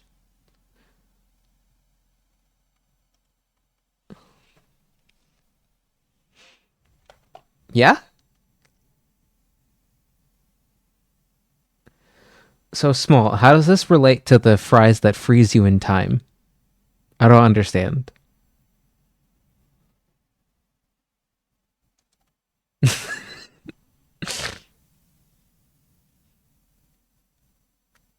Yeah, thankfully my ears are also okay.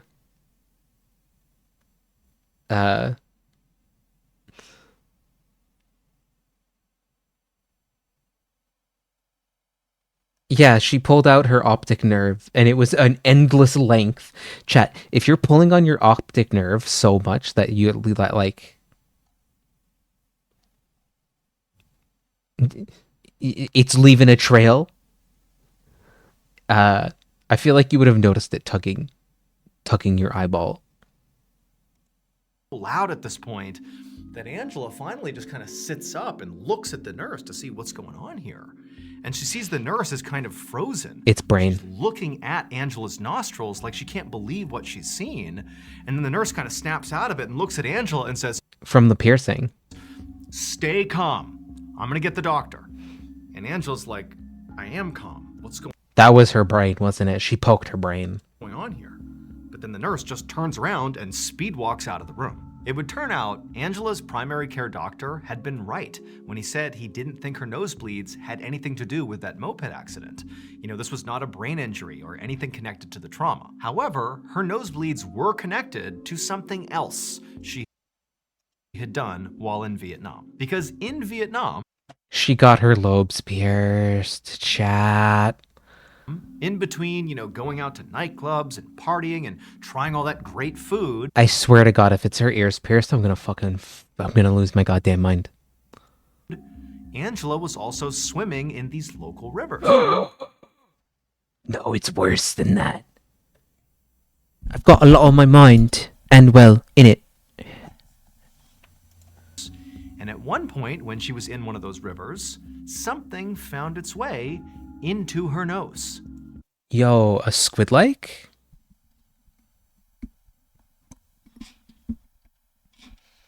There's a bug in her nose. What did I say? I'm going with she should try putting more worms in her brain. A 3-inch long, blood-sucking leech.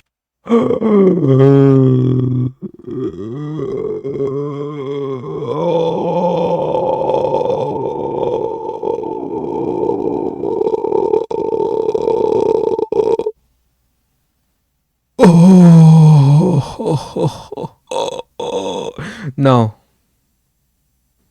Child, I'm never going outside again. It had been living deep inside of Angela's nostril and sinus cavity for over a week, separated from her brain only by this extremely fragile bone that's only about a ½ millimeter thick. Hospital doctors would spend about 30 minutes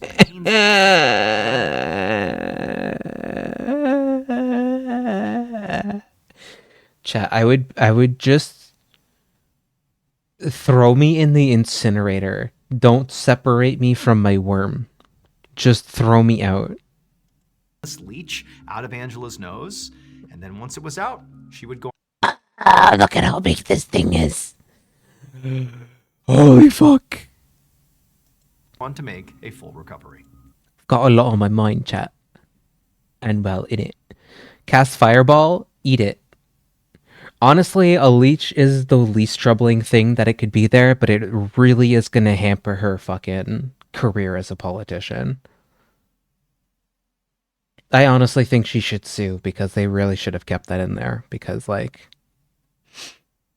you know, I don't want to tell you the worm takes you places. but it takes you places, okay?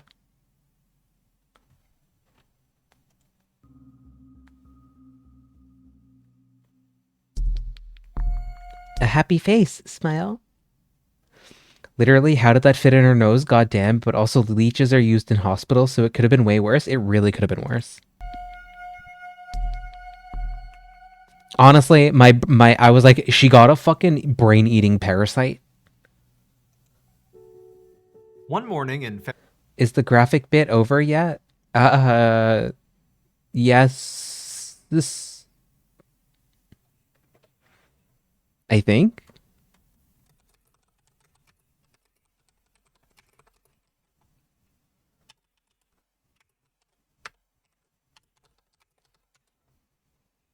February of 1987, a 45-year-old woman named Janet Overton stood in front of her bathroom mirror outside her home in Dana Point, California. Janet was a member of the board for the school district that her 17-year-old son attended, and she had a big meeting that day. But as she looked at herself in the mirror, she looked terrible. She was pale and exhausted, and she had these big dark circles under her eyes. Now, Janet knew why she looked this way. It's because the last couple of days, she'd felt really sick, kinda out of nowhere. She'd been all stuffed up, she had bouts of nausea off and on, she wasn't sleeping very well. She figured she just had a bad cold and hoped if she could just kind of muscle her way through it, she could avoid going to the doctor. But now, here she was, about to have this big school board meeting, still feeling sick, still looking terrible. But instead of kind of canceling her plans and going to the doctor, she just caked on more makeup, did up her hair, and headed out the door. Yes, girly. Janet suddenly woke up in the middle of the night feeling so nauseous that she leapt out of her bed and ran to the bathroom and vomited. And then afterwards, she just sat on the ground sweating and shaking. So over the last few weeks, Janet's cold had not really gone away. In fact, if anything, it had just gotten progressively worse. Now, Janet had gone to the doctor about it eventually, and the doctor had agreed with her that, maybe you do have some really bad cold or some other Oh, but like puking is usually a sign of something else, chat. virus here. But the only thing they told her to do was just, rest and stay really well hydrated, and whatever this is, it'll just run its course. And so that's exactly what Janet had been doing over these several weeks, but it hadn't helped. Janet's nausea had gotten so bad and so severe that she basically couldn't eat. And then she had also fallen behind on her work for the school board because she was so weak all the time. Janet forced herself to stand up off the bathroom floor. Then she turned on the sink and began splashing cold water on her face. But as she did that, she noticed something new. She saw there was this red, scaly rash on her arms. And so she stepped back and pulled her sleeves up, and she saw the rash extended up onto her shoulders and up onto her neck and down her back. Oh, that's bad. That means that's a squid like, chat. Bootstraps, rub some dirt in it and hang in there, champ. $13,000. Several weeks. Yeah, several weeks. That means bad? Yeah. My sister might have norovirus right now. Oh no, that's unfortunate. And when she touched it, it really hurt. I mean, this is a brand new symptom here, and she could tell it had to be connected to whatever this mystery illness was, and it terrified her. Like, what was happening to her body? And so she decided that night she had to go to the ER. The next day, Janet laid in a hospital bed with an IV in her arm and her husband and her son sitting right beside her. She still felt absolutely horrible. She still felt nauseous, she had cold symptoms, and that rash had now spread up to her neck and onto her face, and it had begun to blister. All night, the doctors had been running tests on Janet to try to figure out what was going on. But every test they ran came back negative. She didn't have the flu, and she didn't have at least any known infections or diseases that could cause these symptoms. I love when he says any known, as if like he's holding the secret. And so the doctors were at a loss. However, scans of Janet's abdomen did reveal something concrete. She had all these ulcers in her stomach. Ooh. Which basically are like open sores in her stomach lining. And so the doctors told her very likely it was these ulcers that were causing her extreme nausea and making it really hard to eat. But like everything else they were seeing with Janet, they had no idea why she was developing these ulcers in the first place.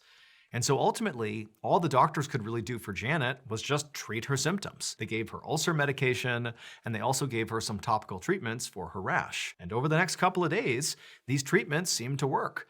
You know, her ulcers went away and her rash basically disappeared. And H. pylori? Yeah, I could believe that.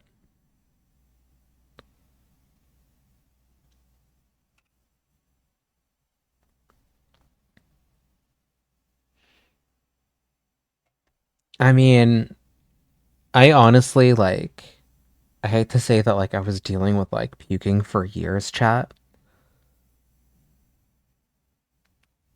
But, like, just because of the slow turnaround time with, like, specialists in Canada, like, I was dealing with this for, like, damn near 2 years. And I think the conclusion, which, like, at this point,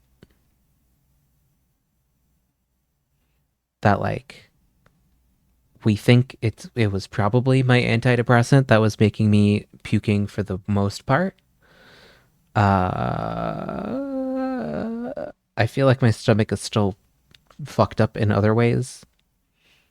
But, like, I stopped that med, and I'm not having, like, violent puking episodes every, like, week.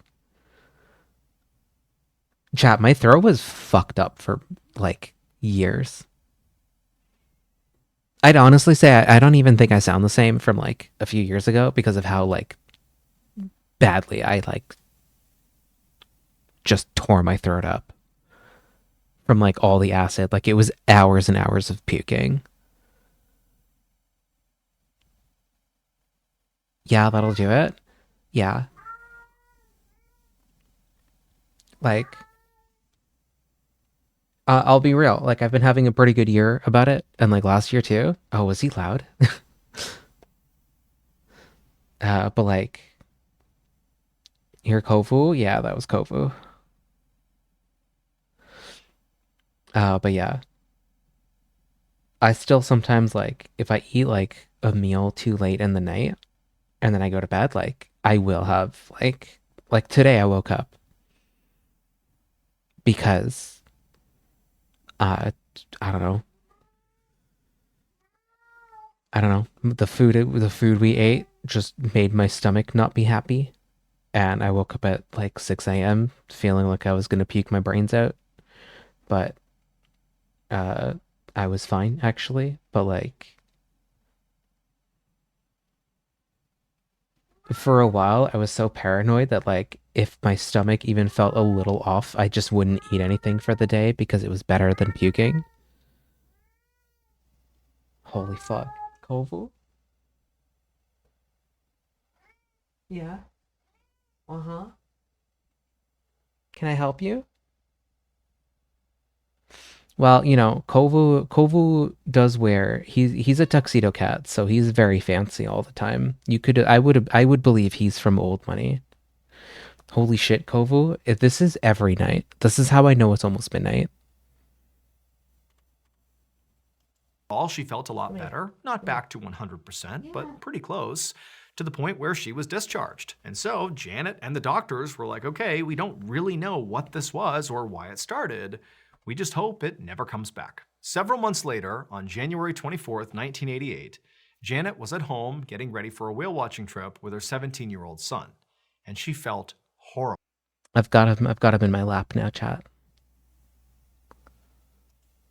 Ever since leaving the hospital, she had periodically just kept getting sick over and over and over again. And each time she would go back to the hospital and they would just, treat her symptoms because no one could figure out what was wrong with her. And then eventually she'd get better and go back home and the cycle would repeat. And so on this particular day, even though Janet felt sick as a dog, she just told herself she was going to push through this and try to have a good day with her son on this whale watching trip. Oh, so shit. she put on a ton of makeup. Chat. I didn't get back to the vet. I just remember I was going to email them back. I need to do that. Oh, I'll do it in the morning. It's too late to bother now. makeup. She It's not urgent. Just I remembered they emailed me and I just didn't reply back. put her hair up, slammed some coffee, and then went downstairs to meet her son. Then the two of them headed outside, walked over to the car, and right as Janet was about to grab the car door handle and get inside, she stood there for a second and then just collapsed. Janet's husband and son immediately rushed Janet to the hospital, but by the time they got there, it was already too late. Janet was dead. Her doctors were obviously baffled because they had been baffled for months now. Nobody knew what was happening to her. And so ultimately, they brought in a coroner to do an autopsy to try to figure out once and for all what was going on with Janet. And as soon as the coroner cut open Janet's stomach to examine the contents, he was hit with this smell that was very distinct that instantly told him exactly what had killed Janet. And as soon as he smelled it, he stopped what he was doing and contacted the police. And the police was it poison? Immediately sent detectives to Janet's house, and they began gathering up all these items inside the house to be tested. And the results of these tests confirmed the coroner's theory. As Janet got sicker and sicker, she had this mentality of like, I'm gonna push through this thing and not go to the doctor. I'm just gonna pretend this isn't even happening. And so when she was caking on all that makeup every day and chugging all this coffee, to combat the tiredness, that was all just an effort to, pretend this wasn't really happening. Oh my God. But what she didn't realize is that the makeup and the coffee were poisoned? Were actually killing her. It would turn out there was a deadly chemical in her makeup called selenium that was slowly killing her. And then in her coffee was cyanide. Well, what? Why was there cyanide in her coffee? Man, apparently you could, not only did they get the good lead in the 80s, they also got cyanide in their coffee and selenium in their makeup. This ain't even fair, chat. That's not even fair. They get all the good stuff and I only get microplastics.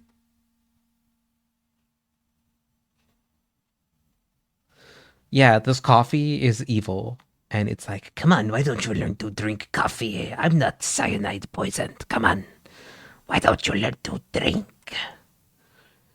And then I pick up a fucking drinking habit instead of cyanide coffee habit. Cyanide has a very distinctive smell. It smells like almonds, and that's what the coroner smelled when he opened up her stomach. But these Oh my God, hey baby, I got almond coffee for us. Deadly chemicals did not appear in her makeup and coffee naturally. They were put there by Janet's husband. He believed Janet was having an affair, and so he set out to murder her. He first began placing the selenium in her makeup, and it was slowly killing Janet, but it was not happening fast enough. And so finally, on the day of the whale watching trip, her husband put the cyanide in her coffee, and it killed her pretty much right away. But why?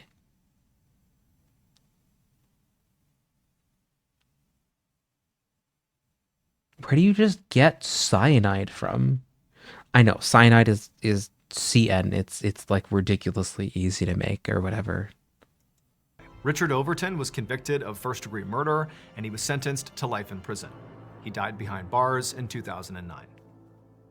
He said she was cheating. He thought she was cheating. In case you haven't heard yet, our newest... There's a video I want you to watch, but it might be too much for stream. It might be too much for stream right now.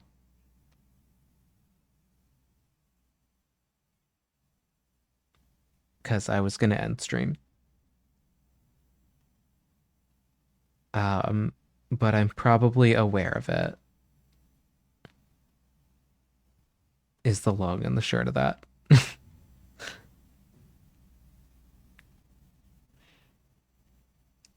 Chat, this was sick.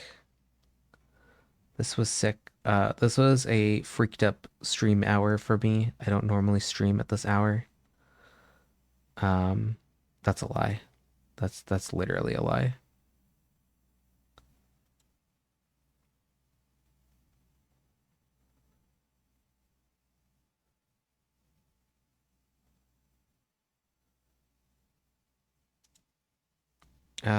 What is this? What is... Oh. I think I know of this story. Yeah. Yeah, I think I know this story, actually.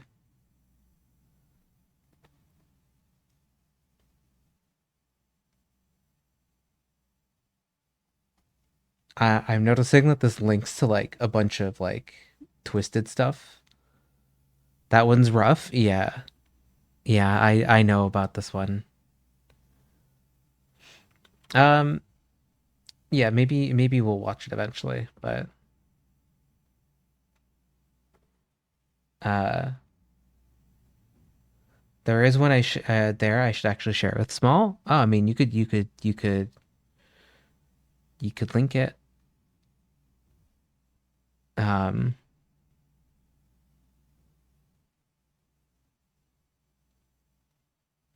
the fucking clown dude. I mean, I'll also do the clown dude. I'll also hear about that too.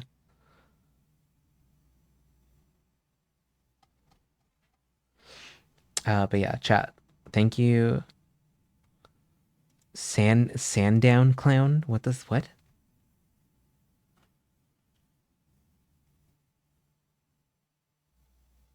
Oh, this looks neat. I love clown.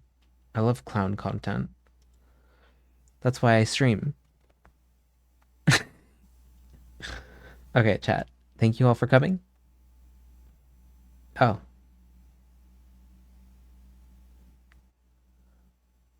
Sandown clown? Oh, isn't that thing that some towns have in the US? Sorry, awful joke.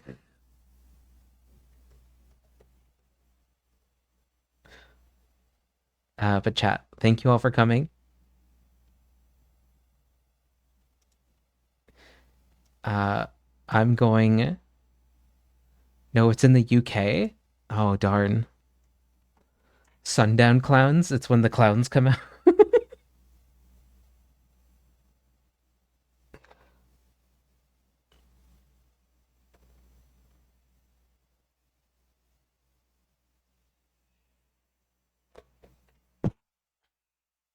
Oh, careful now. I don't know how if you like clowns, but this is a sundown clown town. Yeah, that's right. Yeah, the clowns come out at night.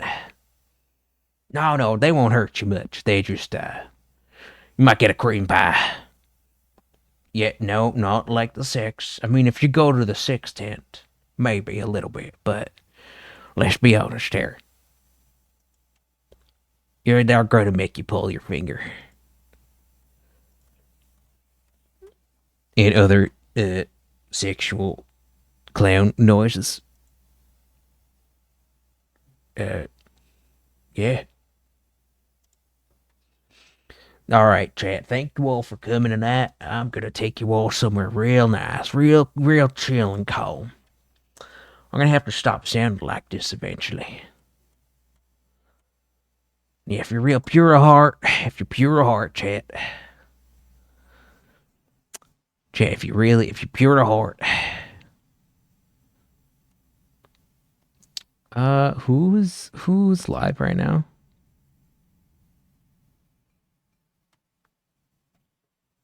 Who's live right now? Oh my god, I'm so tired.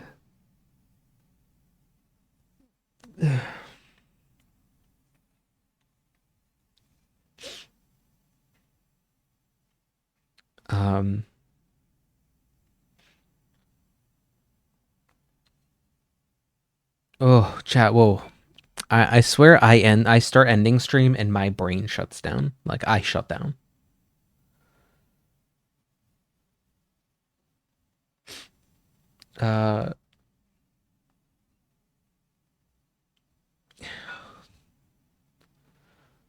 What?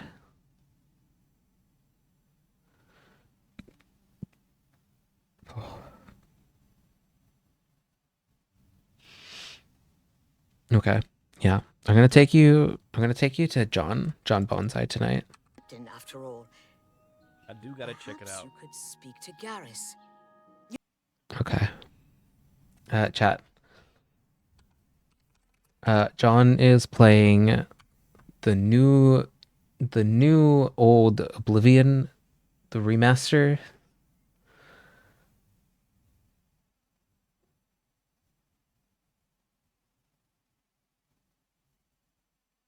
Yeah.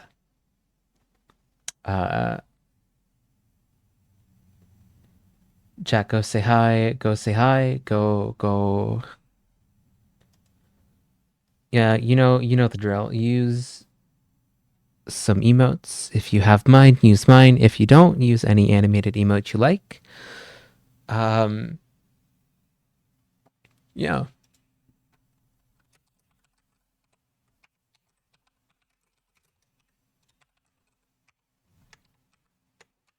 You know, we have options. Anyway, chat. I'll see you all later. I will come by another day. I don't know about Thursday. I don't know about Friday. If I'm not on for a few days, just know I'm struggling with a new operating system. I promise Debian is not that bad. I daily drive it. I mean, I know I'm a tech person, so like I'm probably biased and more capable of understanding it and vibing, but yeah.